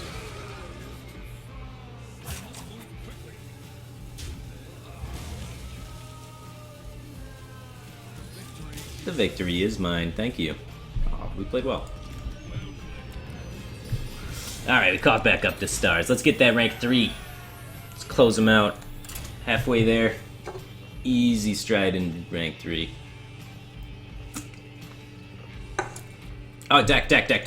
Oh. I almost missed it. Alright. This is the deck I like. So let me talk about some things and break some stuff down here. So we got the standard secret package, right? And normally it's like this. Only one redemption, and then there's 2 1-drops. And the 1-drops of choice that people like. I'm going to try and go through ups and downs here. We got Argent Squire, which is sort of like the newer one that people have started doing. It's been around for a while, but like more people are using it now. It's becoming more common than the Secret Keeper. And the reason being is because, like, having secrets in your opening hand, people used to think, like, Noble Sacrifice and Avenge aren't that bad to have, but the problem is if you play these things early, or if you keep them off the mulligan, it's going to lower the power and effectiveness of your Mysterious Challenger later in the game, so it's, like, really bad to keep them, like, ever in the mulligan. Even though they're not bad early, it's just they're better later. So that's why, like, I don't like Secret Keeper as much, because then it's, like, only if you top deck the secrets, which I guess you have, like, 8% or whatever to top deck a secret per draw in the early game, so it's like, okay, you get 8% to get the +1/+1 on it. And then, well, no more than 8%. I mean, like, 20%. Sorry, I don't know where 8 came from. Because you run, like, 8 secrets. So you got a solid % chance of just top decking a secret to do work there. Then Argent Squire is pretty good because the buffs can work with it. So, like, if you do get the Avenge, it still works with it pretty good. It just sticks around. So I kind of like that. And it works really good with Kings. Kings is the big thing. You run 2 Kings, so the Kings landing on the Argent Squire can be crazy. And it's pretty good early against Hunter and things like that. And Hunter can be a problem. So you get it early against Hunter, you can trade off with the 2-1s. Preferably this guy. He throws up on the field against Face Hunter, and it just helps you keep up with that guy. Because if this guy hits you in the face of the monster against Face Hunter, they're going to be crushing you, man. Because their damage accumulates too quickly, and they're going to be able to burst you out before you can get to the spot where you can drop Tyrion and be safe, or before you can set up lethal with like a Dr. Boom or whatever. So it's pretty key that you can just lock down the board early with something like that. Whether it's like a Noble Sacrifice against Hunter or an Argent Squire to help just stop their first minion from getting chip damage. Because you don't have as good of an early game curve as they do. Especially if you're off coin. And then the other tech card slot is Divine Favor. which before there's been things like Blood Knight thrown in there to help the Paladin mirrors. There's been like Argent Horse Rider thrown in there to help with curve consistently. There's been Second Coghammer thrown in there. A lot of people play a lot of different things in that slot. Personally, I think the one of Divine Favor is insane because you're going to be able to get those things as you saw against my Dragon Priest, where like I was just fully stabilized on the board and he needed to have either a Divine Favor, Mysterious Challenge, or Dr. Boom or something to have a chance, and then he just gets the Divine Favor off the top and just blows me out. So it's a finisher card. It's just like another Dr. 6 after you dump your entire hand and you're doing your early game things against any mid-range or control deck. It's insane. Just absolutely nuts for reloading your hand, and it helps target some matchups that you can actually kind of struggle with a little bit, like Handlock, Priest, Druid, some things, those matchups, like, it really helps those matchups a lot. You don't really struggle against Druid, but Handlock and Priest, which you normally struggle against, can really help in those matchups a lot. And it's, like, not bad in any matchup. Like, worst case is, like, 3 mana cycle for 2 usually. So it's, like, really good. So that's my favorite slot in the tech card there currently. It depends on what you're facing, obviously. It's a tech card slot. But it's definitely something to consider. It's got merits in, like, so many different matchups. And then the standard True Silver Double Kings Consecrate setup here. This is like really standard in Secret Paladin, and the reason being is because True Silver is really good, right? And that's been standard as a 2 of all the time, but Kings is even better because you have so many cards with bubbles, you have so many things that you can just Kings and trade up with, and then they're forced to have to kill with it, and if they can't really deal with the bubbles and stuff like that, you can just outvalue them with the Kings value right there on turn 4 and win the game. So since you have early game initiative against almost every deck, Kings just becomes like a True Silver but a little bit better. So that's why you don't run the 2 True Silvers, so you can fit in the 2 Kings. Other than that, pretty standard deck list, and that's just standard Secret Pally. And then I run the second Redemption over the second 1-drop because they do very similar things early, like the amount of pressure they put on, except in the Face Hunter matchup. And then late game, if you saw, we've had like Piloted Shredder Redemption setups and Tyrion Redemption setups. So like late game, you can play it from hand and be a little bit better than the 1-drop. Whereas early game, like Haunted Creeper Redemption, things like that are just as powerful as like having Argent Squire out. So it's like not that bad of a power difference on curve, and then like off curve, it's just a lot better. So yeah. Anyway, that's like the reason behind the cards. Anyway, oh, no Iron Beak Owl. Yeah, no Iron Beak Owl just because why do I need to silence things when I kill them? So if I was gonna add Iron Beak Owl, it'd be in like this Divine Favor slot or something, and I'm like, well, I dump my entire hand on the table, you play a taunt. Taunts are normally big. Big cards cost a lot of mana. So if the card costs a lot of mana, that means you're only playing 1 card that turn. That means you have a lot of cards in your hand, and that means when I play Divine Favor, I draw a lot of cards, and then my cards deal damage and they kill through the taunt. So Divine Favor does it. It's the same thing as silencing, kinda. So it's in the tech slot of where an owl would be. Does that make sense? So, like, there's no taunt that's really mana efficient. Like, they cost no mana so that they dump their entire hand with the taunt. So, their taunt's really big. 1 card, hand's big. Divine Favor gets a lot of value. Divine Favor draws damage. Damage kills taunt and the face. So it's real good. It's kind of like Owl.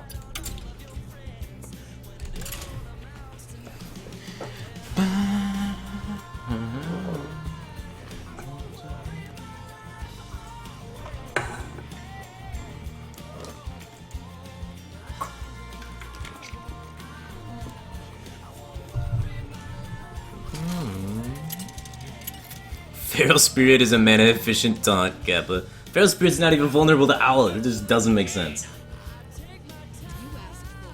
I will fight with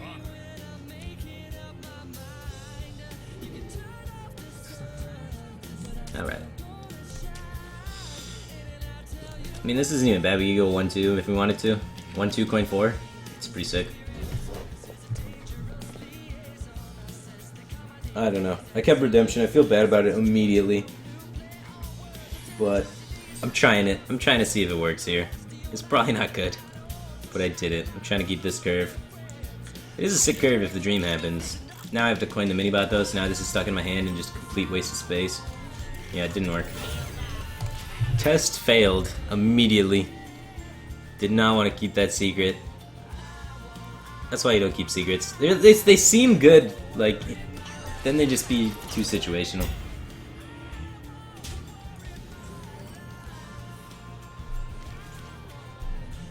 Alright, I'm gonna double secret here over the Knife Juggler. If he wants to trade, it's gonna help me out. Or as like Knife Juggler, then he's gonna be able to use his removal spells and snowball the board better.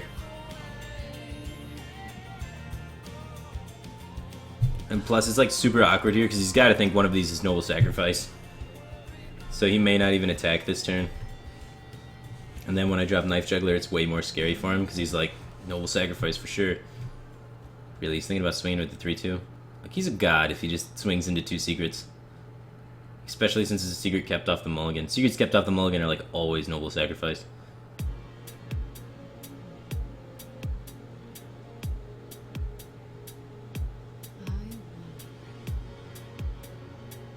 Wow.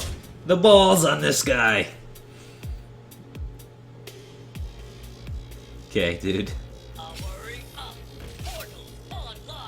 Keep secret off the mulligan. No way it's Noble Sacrifice. I wish I was that smart. Alright. Try and contest, I guess.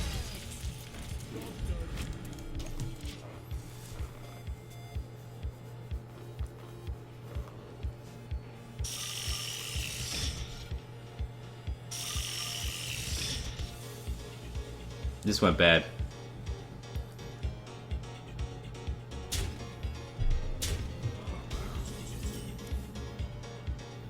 Muster for battle's a good draw. We can make something happen here. Wow, there's 4 minions! Don't go face. No, 2 go face with 4 minions? Are you serious?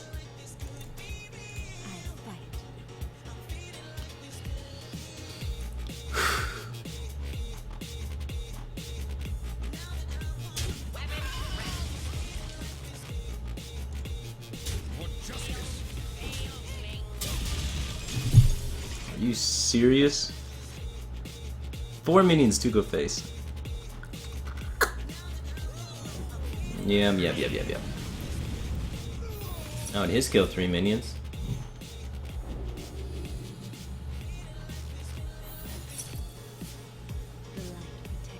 At least we got the Argent Squire first, sometimes lucky. There you go. I like that. We are really low on life though, so that's pretty scary.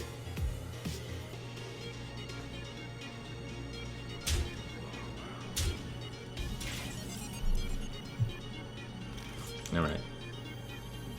Yuggle. Alright, Knife Juggler. Good job.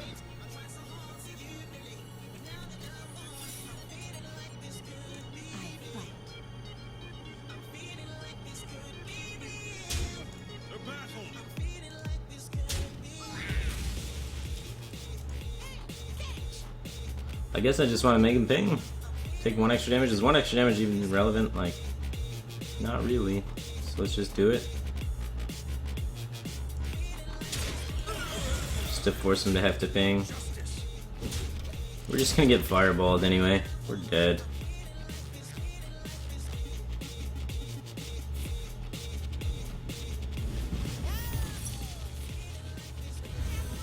This Knife Juggler's 3rd life. 3rd life Juggler. Alright, he gets another try at the whole muster trick. Alright, let's do this first, I guess. Oh no, I want to be able to hit both of these. Okay, yeah. The more minions to hit is better. Gives us better odds of going all phase.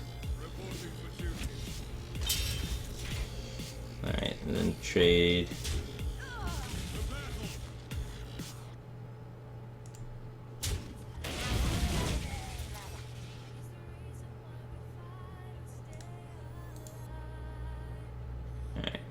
We're just gonna Divine Favor, I think. Well, I could actually juggle still. Alright, so if we go here, and then I can Hero Power juggle. I could get a charge or 2. Alright, and then juggle hits. Sweet! Juggler forever! Alright, we're losing mana crystals, which isn't good, but 3, 4, 5, 6, 7, 8, 9, 10. Can't top deck lethal. Oh, that's the Blast Mage. Oh, no. Oh my god, no.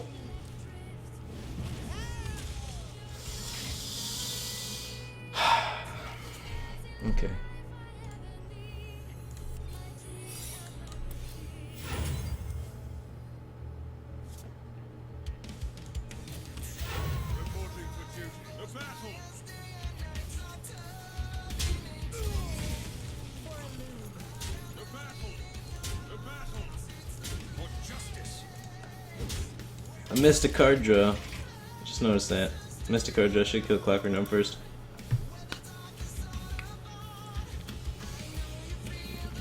Missed a card draw.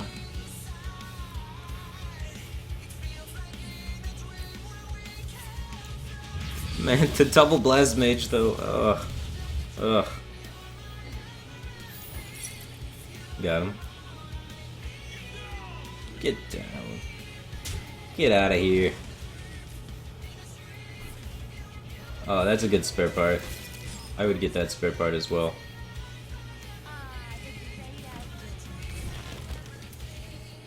Oh, that's a taunt. We can't play with the boom though. Alright, that's a good portal for us. Good one for the good guys. Yeah, just get a minion, we can play with this. That is not good for us.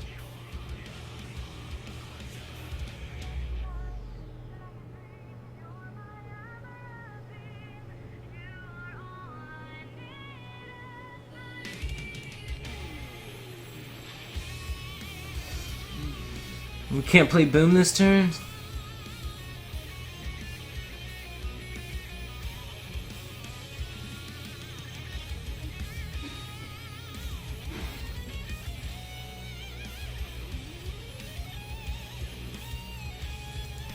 Alright, what if we just like...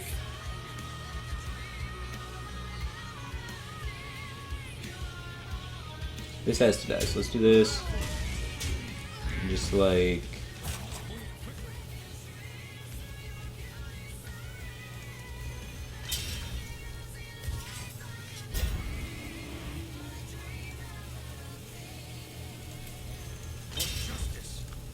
I want to control the board, I think? I don't think I can... I can't win the face race. I need this taunt to be preserved to be able to deal with his next minion. So that Boom can stabilize, so that then Boom can win the game. I don't think there's a way I can win with without board. Because we don't run enough burst in the deck. It's just simply not enough.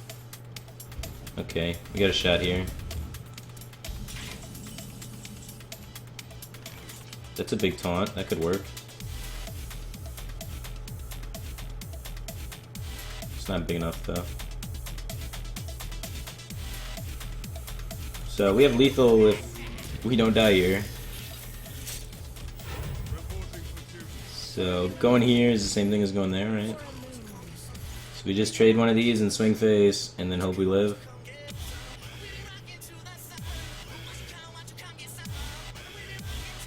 We can kill all the mechs player on Blast. Oh, he's already played both Blast Mages, so there's no reason to kill all the mechs. There's no buff card, right?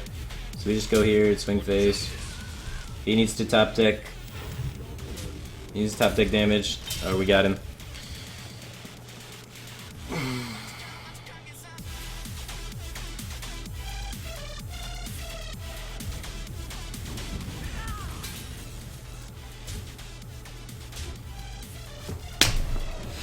Ah! So close.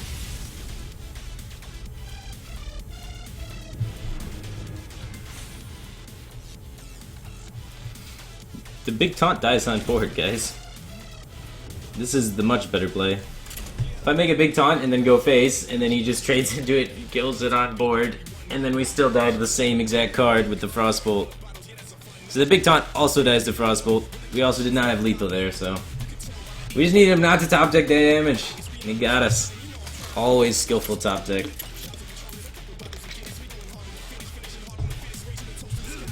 We were so close. We grinded through some shit RNG that game. We played our hand well, but with what we were dealt, I think we did good. Magni's always control warrior. No way he's patron. Sick hand, bro. Guys, it was like way off lethal. There's no lethal there. 4 plus 6 is not 13 or whatever he was at.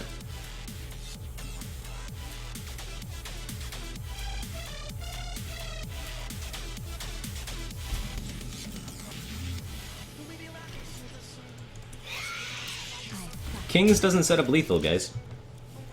So you want me to King's Face, True Silver Face, or if I True Silver a minion, I'm still dead to Frostbolt. But if I True Silver Face, then you can just trade on board, because he can kill it on board. So after he kills it on board, then what do? Like, then if he develops any minion after killing it on board, then I'm in the situation where his minion's threatening lethal and I have no taunts. So it's like, not good.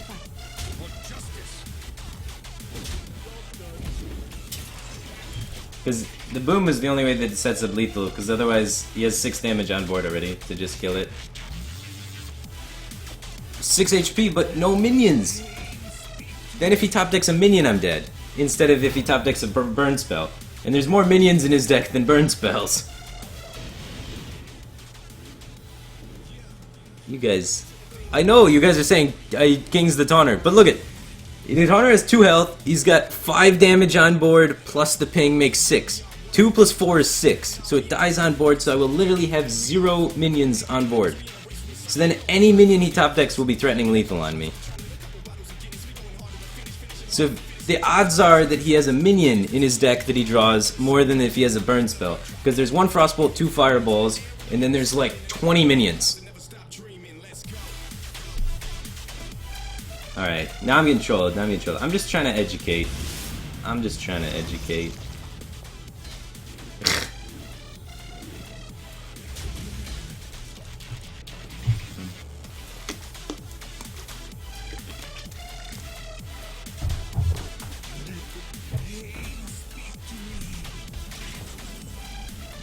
Alright, second muster, right into that Acolyte of Pain. Got him, that's lethal. No way he's got a way to pop this. I mean, like, what am I supposed to do? Hold back onto it and then go Mysterious Challenger, boom, Mysterious Challenger, and then, like, play it some other time? I think we just gotta get the pressure out now and hope he doesn't have another Whirlwind effect. He's making this trade, so it doesn't look like he's got another Whirlwind effect, so that seems pretty sweet.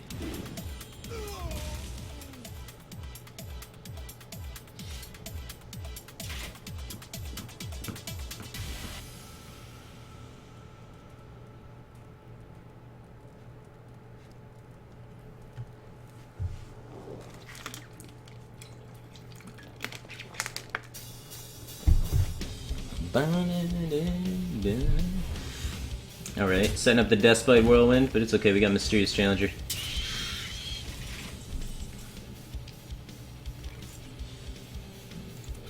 So, 5 Secrets all face. I don't have time for games with this Acolyte of Pain. This is what it is. We gotta smart down the patron before he kills us. We're on a clock!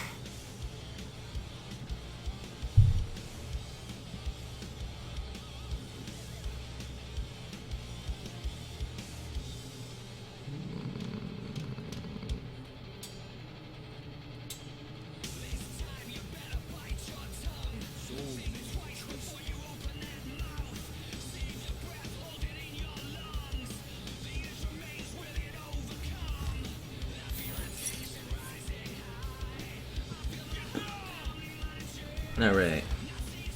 Let's go.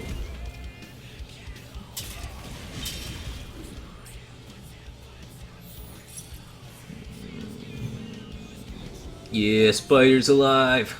Got him. And get down. The whole team's here. How do I lose?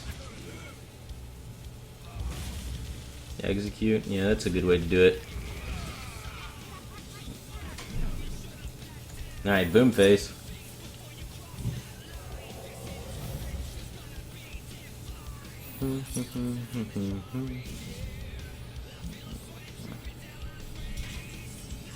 Hopefully he doesn't have another execute. Oh, that's a good one. That's tempting. We can play this instead.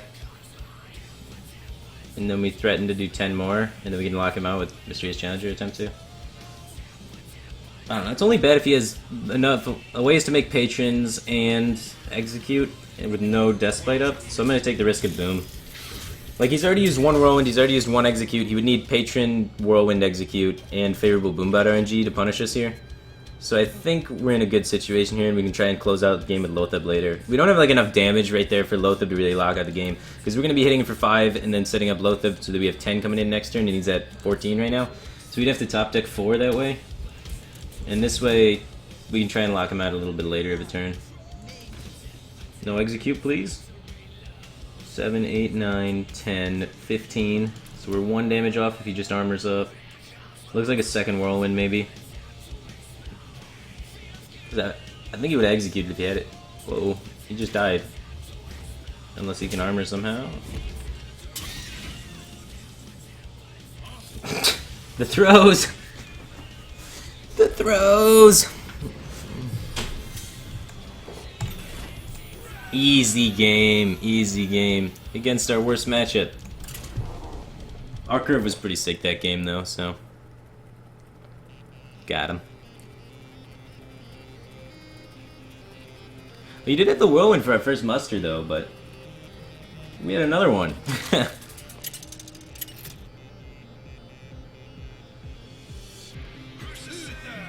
Yeah, the curve was too good, man.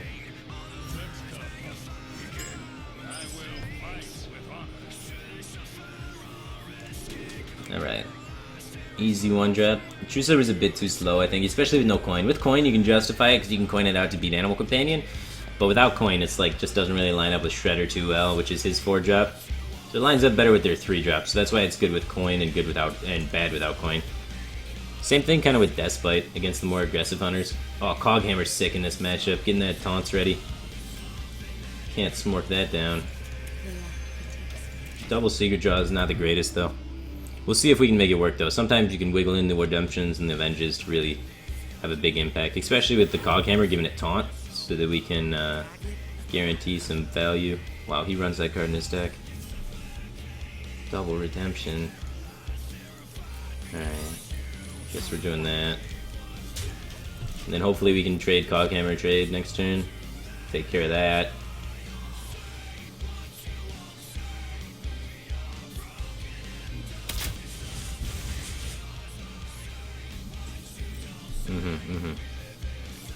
Alright, let's take care of business here. Preserve our dude, get rid of this guy so he can't value hero power down my stuff. I'm a little confused of what that's doing in his deck, but I guess we're gonna find out.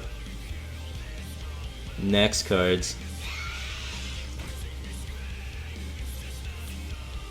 Tracking. What's going on? New cards. It's all too new. What if he's like lock and load, man? Crazy lock and load hunter.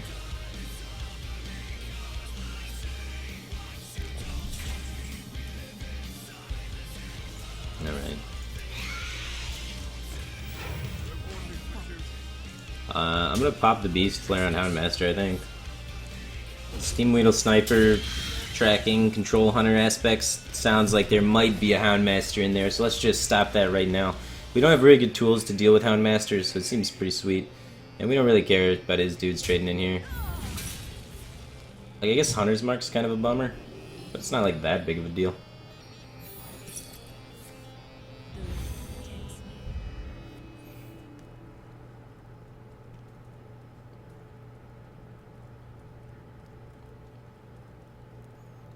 What do you got? Alright, let me turn off this fire. Fire's so annoying, I wish that didn't make noise.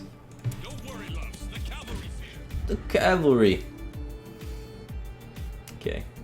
We got punished by the cavalry a little bit, but it's okay. Top dicked.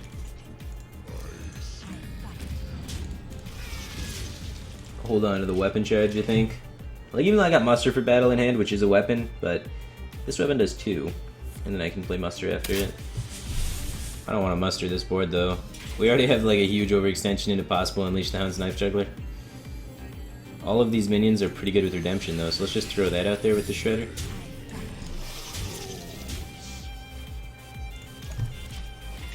I like it, man, I like it. 10, 11, 12, 13. 13 damage.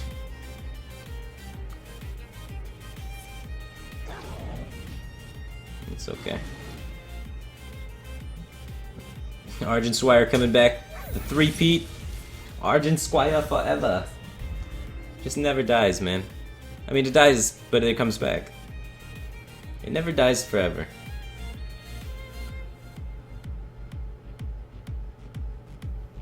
He's trying to play a fun new deck. He's playing Hunter, guys. Let's not forget. Let's not forget, this is Hunter. He's still a scumbag, right? He has to be, because Hunter. Isn't that how it works? Not a fun new deck. I've seen what happens when this deck gets out of control. It's not fun and new. Scary. Scary old deck, and he's trying to revamp it. That was a good draw. I don't see any reason to trade with anything but besides the face. We can't kill all the beasts unless we want to sink 4 damage into it, so might as well kill none of the beasts. Got him. He's out of Unleash of the Hounds, so it's got to be pretty tough to deal with this board.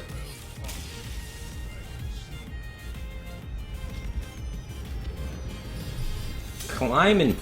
That rank 3 dream is alive! Sometimes hit rank 3, man.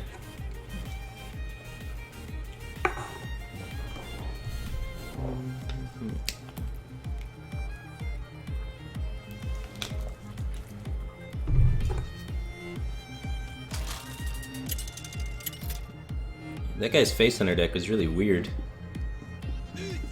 Oh, we get to see the hunter deck again. Same guy.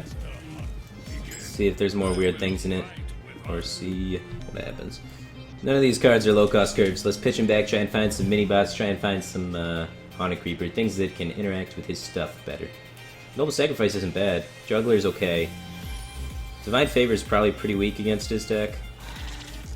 Whoops, what do you say?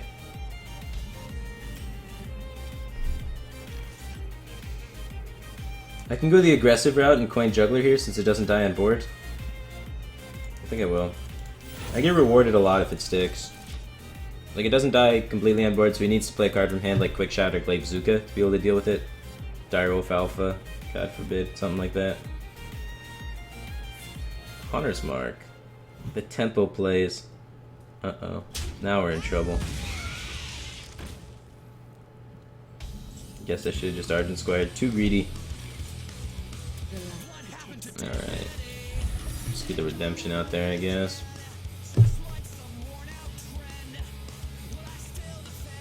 This hand is god-awful.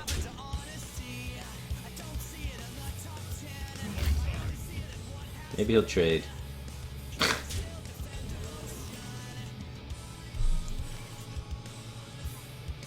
I mean, I just want to get board control really quick, so I guess I'm just going to try and use the secrets to do that. I gotta force him to proc my stuff. This doesn't look pretty. Doesn't look pretty at all, but I need something on the board to be able to land with kings, and I gotta try and clean up a little bit. Because we saw he's got some face-oriented cards in here, so... I don't want to die! Hey, Mr. Yagoots here, what's up, dude? How's it going, man? Alright. Bench.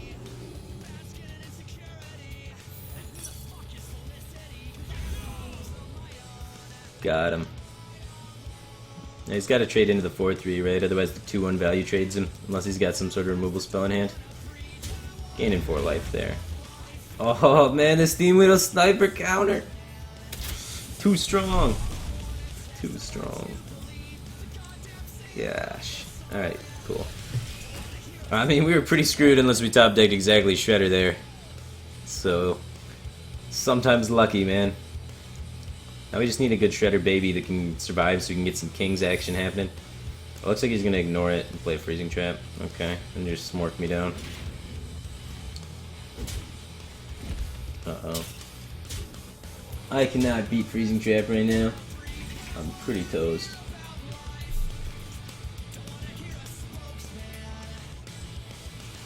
Yep.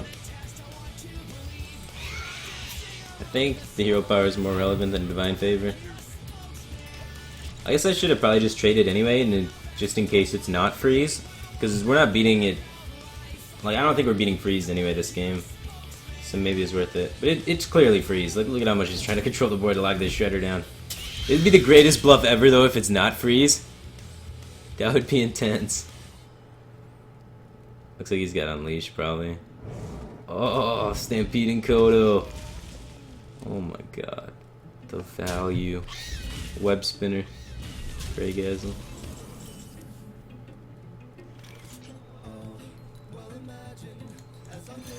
Well, I guess we clear this and then make a dude. Maybe we can get our Shredder unfreezed soon. I mean, he needs to make this attack so we gain life, I guess, at least. No charger, though. I mean, he's gotta, like, really F up if he's just gonna leave that and let me unlock this Shredder. I don't know, man. I feel like we're just gonna get beat down and die.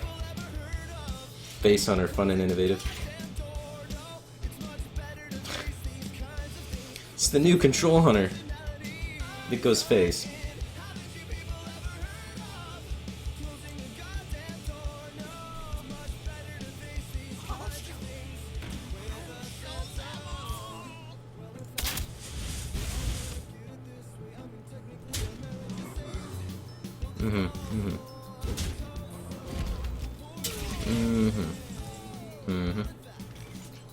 Yep.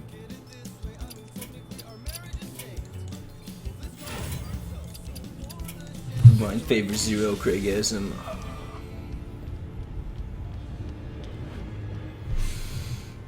So close, yet so far.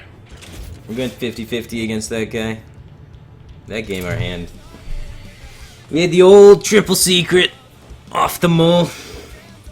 You know, sometimes. And you try and make it work, but you struggle and die a lot.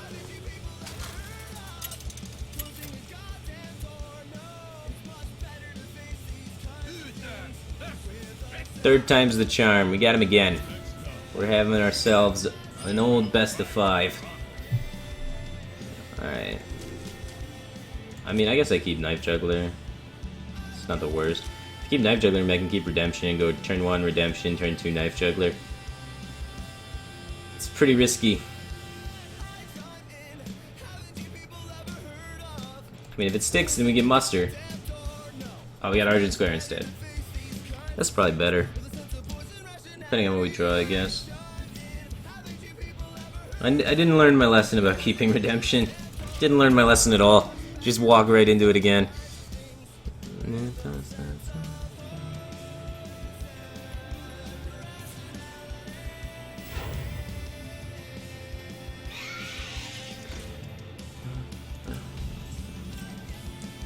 Well, Divine Favor is terrible against Face Hunter. Definitely not the matchup for me.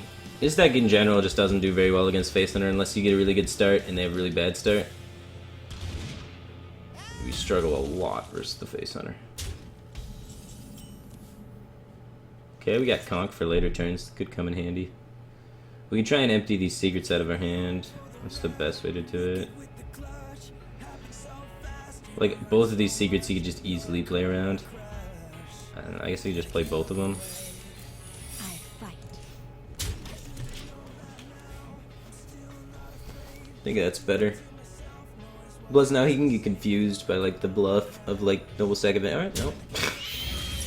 Nobody cares about Noble Sack Avenger, Leon, huh? I don't know, that combo's scary to me. Alright, if he rolls Misha, we can clear with Conk still because it's 2-2. What does this play?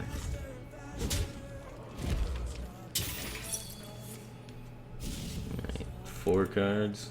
We can draw for 2 with Divine Favor. Oh, that was a good one. Alright, let's attack first and then Cog Hammer so we get the bubble after the fact so it doesn't die to the bow. Then we can clear off this dude. Beautiful. Now you can't just pop it with the bow. Value. Taunt is cheat. The Steam Wheel Sniper again!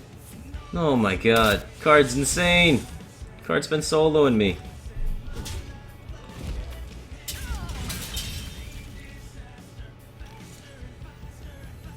I'll get draw 2 here. Arcane Intellect him. It's not the worst. We're trying to do our secret for our Mysterious Challenger. Ugh. Alright. Let's set up for this thing to die on board trades. Like, worst case, we get the weapon to finish it off while playing Mysterious Challenger. Gotta try and get that best board case for Mysterious Challenger.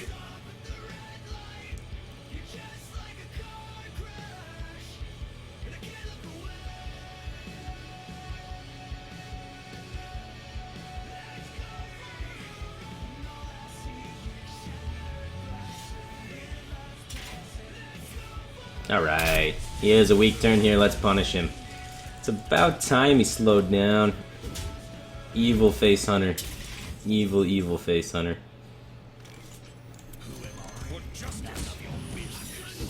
Boom. We only get 3 secrets because we drew so many early, but we got the important ones. We got the important ones. We drew Doubtful Redemption, Competitive Spirit, and Repentance early. And he runs Flare! And he runs Flare! God, I gotta stop playing against this guy. 3 times in a row against Flare Hunter. Not good.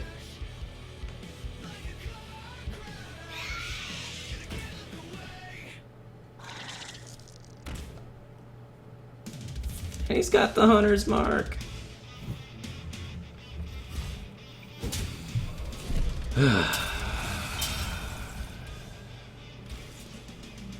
Lothab sets up for Tyrion pretty good.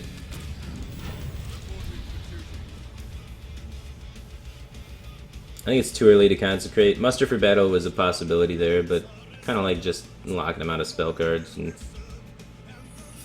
the 5/5 seems like a strong board state.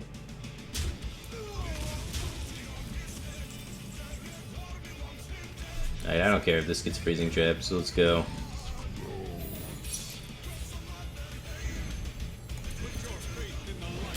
Just one less hound for him, I guess. We're just gonna hope he doesn't have owl here.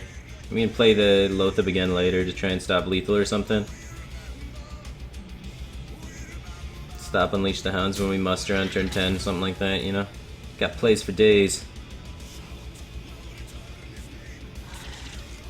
Another web spinner. None of this is that bad yet. Unleash the Hound. Second Hunter's Mark.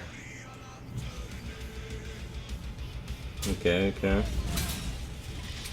What's the best way to try and kill him?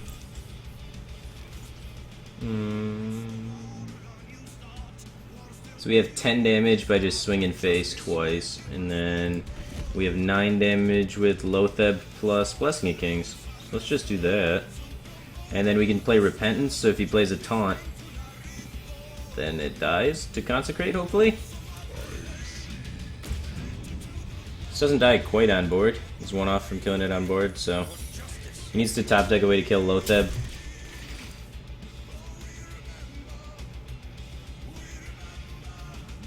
I don't know, Shredder Blessing of Kings might have just simply been better.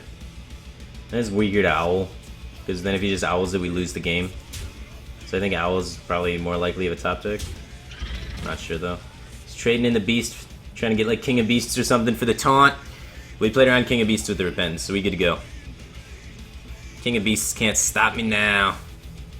Hopefully he doesn't get like Tundra Rhino. Tundra Rhino screws me.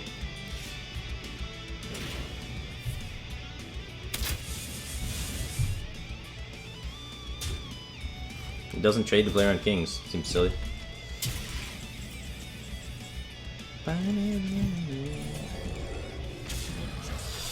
Boom, we win the best of 5. Alright. Face Hunter's a bad matchup for us though, so we gotta stop getting against this Hunter guy, because he's like super favored in this matchup. So let's just chill out a minute so we don't get him again, because 3 times in a row is too many times. But we did win a best of 5 against an unfavorable matchup. We're crushing it, man. That's good work, team. I'm proud of you guys. Good stuff. Cringe.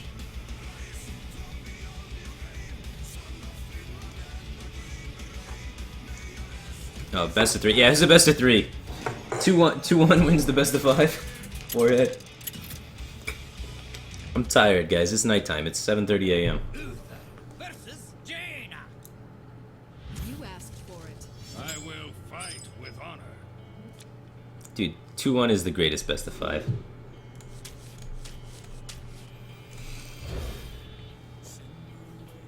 Ugh.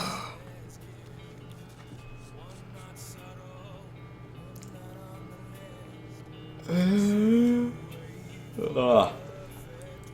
I'm not a math scientist, guys. I'm not a math scientist. Hello. Hi, how's it going? Oh, gotta emote the guy. have enough mana. Alright, let's do this so we can coin Mustard to trade up with 3/2s. Otherwise, if we coin Haunted Creeper, we don't got ways to trade up with 3/2s. And 3/2s are scary. There's one in particular, Sorcerer's Apprentice. I want to make sure I can kill that guy. I can kill that guy too. I can kill all the guys. I don't think that guy's a priority target to kill though. I like just developing Minibot instead. But I could kill him.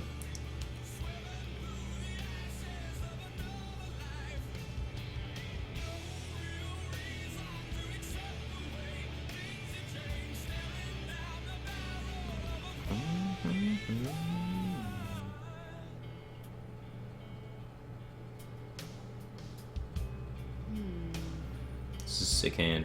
I think we got him. Unless bad things happen. Bad things are happening. Well, answer? Never answer.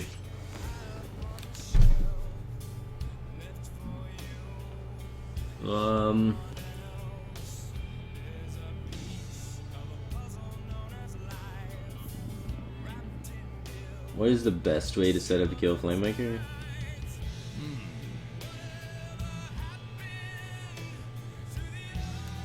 Maybe like double Haunted Creeper. And then I like lose all my low drops for trying to counter Mirror Entity though. So that's kind of bad. And I would have to lose the coin, which could counter spell. Maybe I'm just supposed to just like play on curve. Kill it. Wait, I can kill it. Duh. Alright, that made this turn a lot easier. Counting the 4 is hard.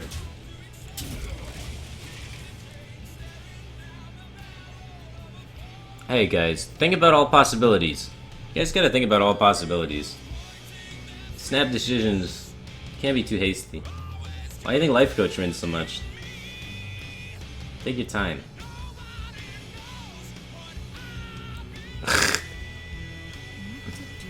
Whoa. You guys are so hostile, man. Just because I'm trying to think out through all the possibilities? So much hate. So much hate.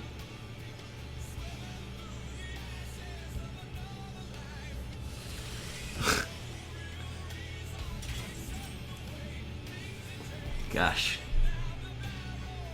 Okay. So probably Mirror Entity. We can test for Counterspell first by playing the coin if I want. Because the coin's not doing anything for me with this hand right now, because next turn I'm playing Lotha basically regardless of what happens. So if it is Counterspell, I think I'd rather play Piloted Shredder this turn, so let's just play coin first. Alright. It's not. So it is Mirror Entity. This way, like, I could have played Piloted Shredder if it was... if our test came back with good results. We could try and trade and play around Blast Mage or Missiles or Flamemaker. He's already used one Flamemaker, so I think it's unlikely. And he played it out there kind of like YOLO right into Muster, so he probably doesn't have Missiles, is what I'm thinking. So let's just get to work. Do I want to ping this? Yeah, I'd probably ping that. So you can start cleaning that up eventually.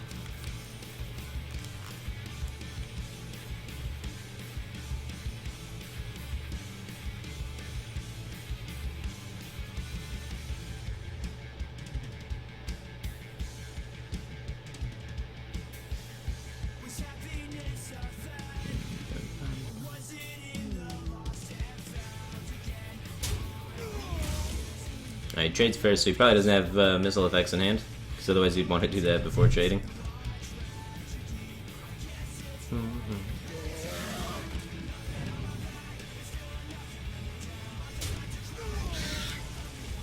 Okay. A little bit.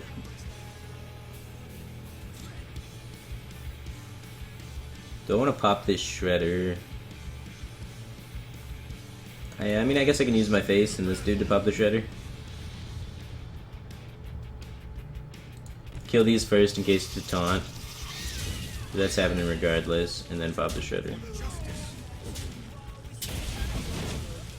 Oh no, now you can play Dr. Boom! Not like this!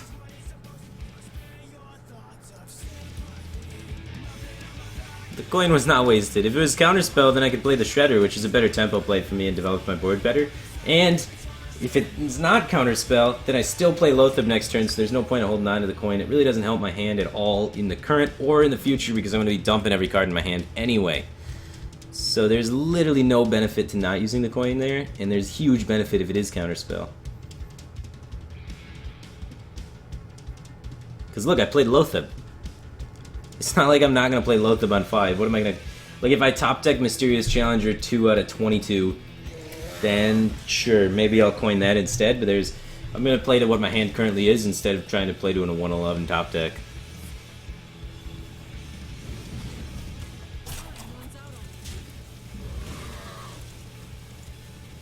Alright. Flame Strike gets kind of scary here. I want board. I want board.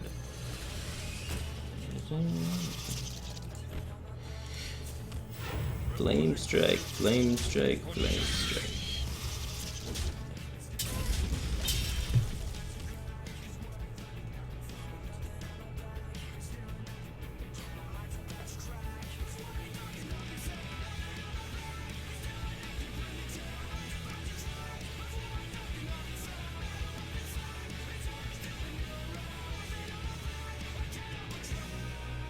Dun, dun. Someday I'll be just like you.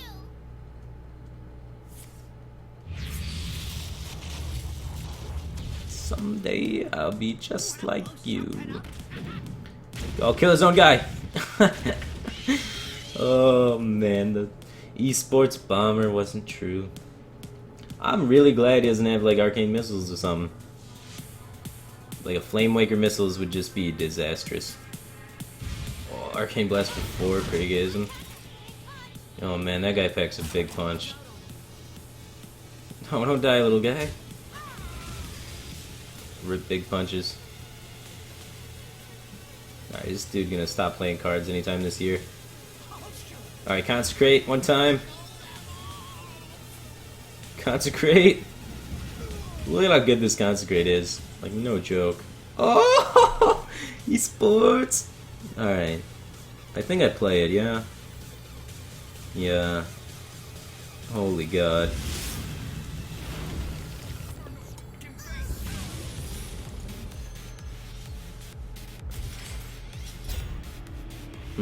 Which minion is more relevant and which is... Like, face damage is kind of relevant because I can use this charge to take face damage later now. And the 1/1s don't really accomplish much. The one with the bubble, though, I think I'd want to preserve the bubble. I want to preserve the bubble. I'll take this way first for Vaporize. But preserving the bubble seems important because it's like a taunt and stuff. But this might be better than face tanking it. So I can face tank other things. And because these 1/1s are not too relevant. They're probably just going to get splashed anyway. And in case it's like effigy or something. But no, we would know if it's effigy, right? Because it procs when the scientist dies.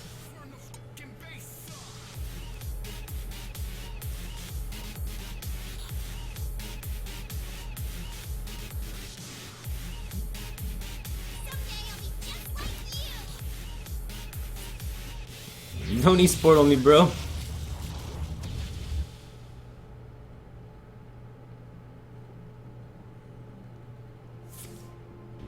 Alright, he's popping the bubble.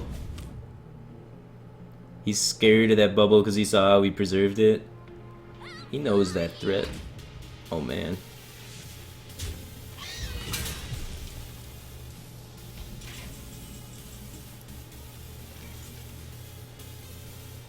Well, this is awkward. I guess we Divine Favor Muster for battle. Play around counterspell.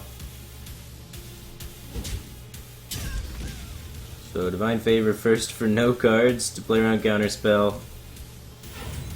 Alright, not counterspell, and then Muster for battle, and then dude.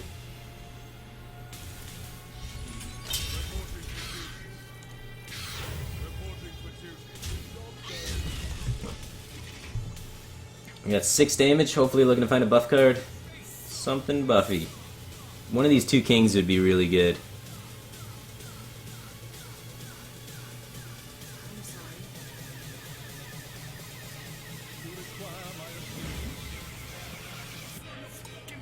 Top deck missiles to go with Tony! Ah, we We knew this was gonna happen eventually. We just had only dudes in the field. And the mirror entity is gonna Shrek us, and the double fireball is gonna kill us. GG.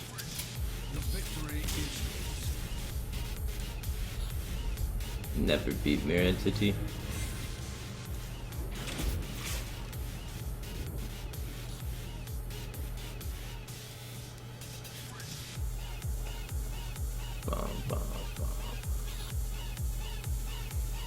Alright, that's gonna be the end of my stream today, guys. I'm getting really tired, and when I get tired I get cranky and then I yell at Twitch chat, so I don't want to do that to y'all. There's then these like comments of people, I try and explain things and then they troll me, and then I just get trolled the whole time, and then that makes me more cranky. So I don't want to get trolled, I don't want to put you guys through that, so I'm just gonna end the stream. Looks like It's around like the time when I end anyway. So let me try and find somebody to host real quick.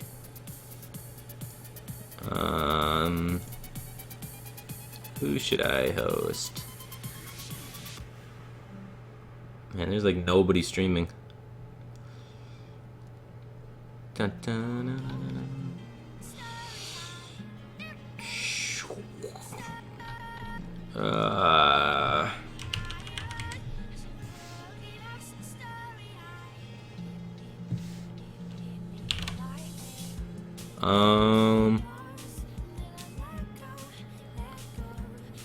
Alright, check out Ecop, guys. Ecop's a really cool dude. If you've ever met him in person, like, he's like a real big troll on the internet, but like in real life he's actually a really cool, really nice dude. So check out Ecop. Feel free to follow my stream if you want. And then I stream every day at around the same time, so you guys can come back at 4 a.m. CST tomorrow is when I'm gonna start streaming, and finish my legend climb then. So feel free to check that out. Anyway, check out Ecop's stream, guys. Peace.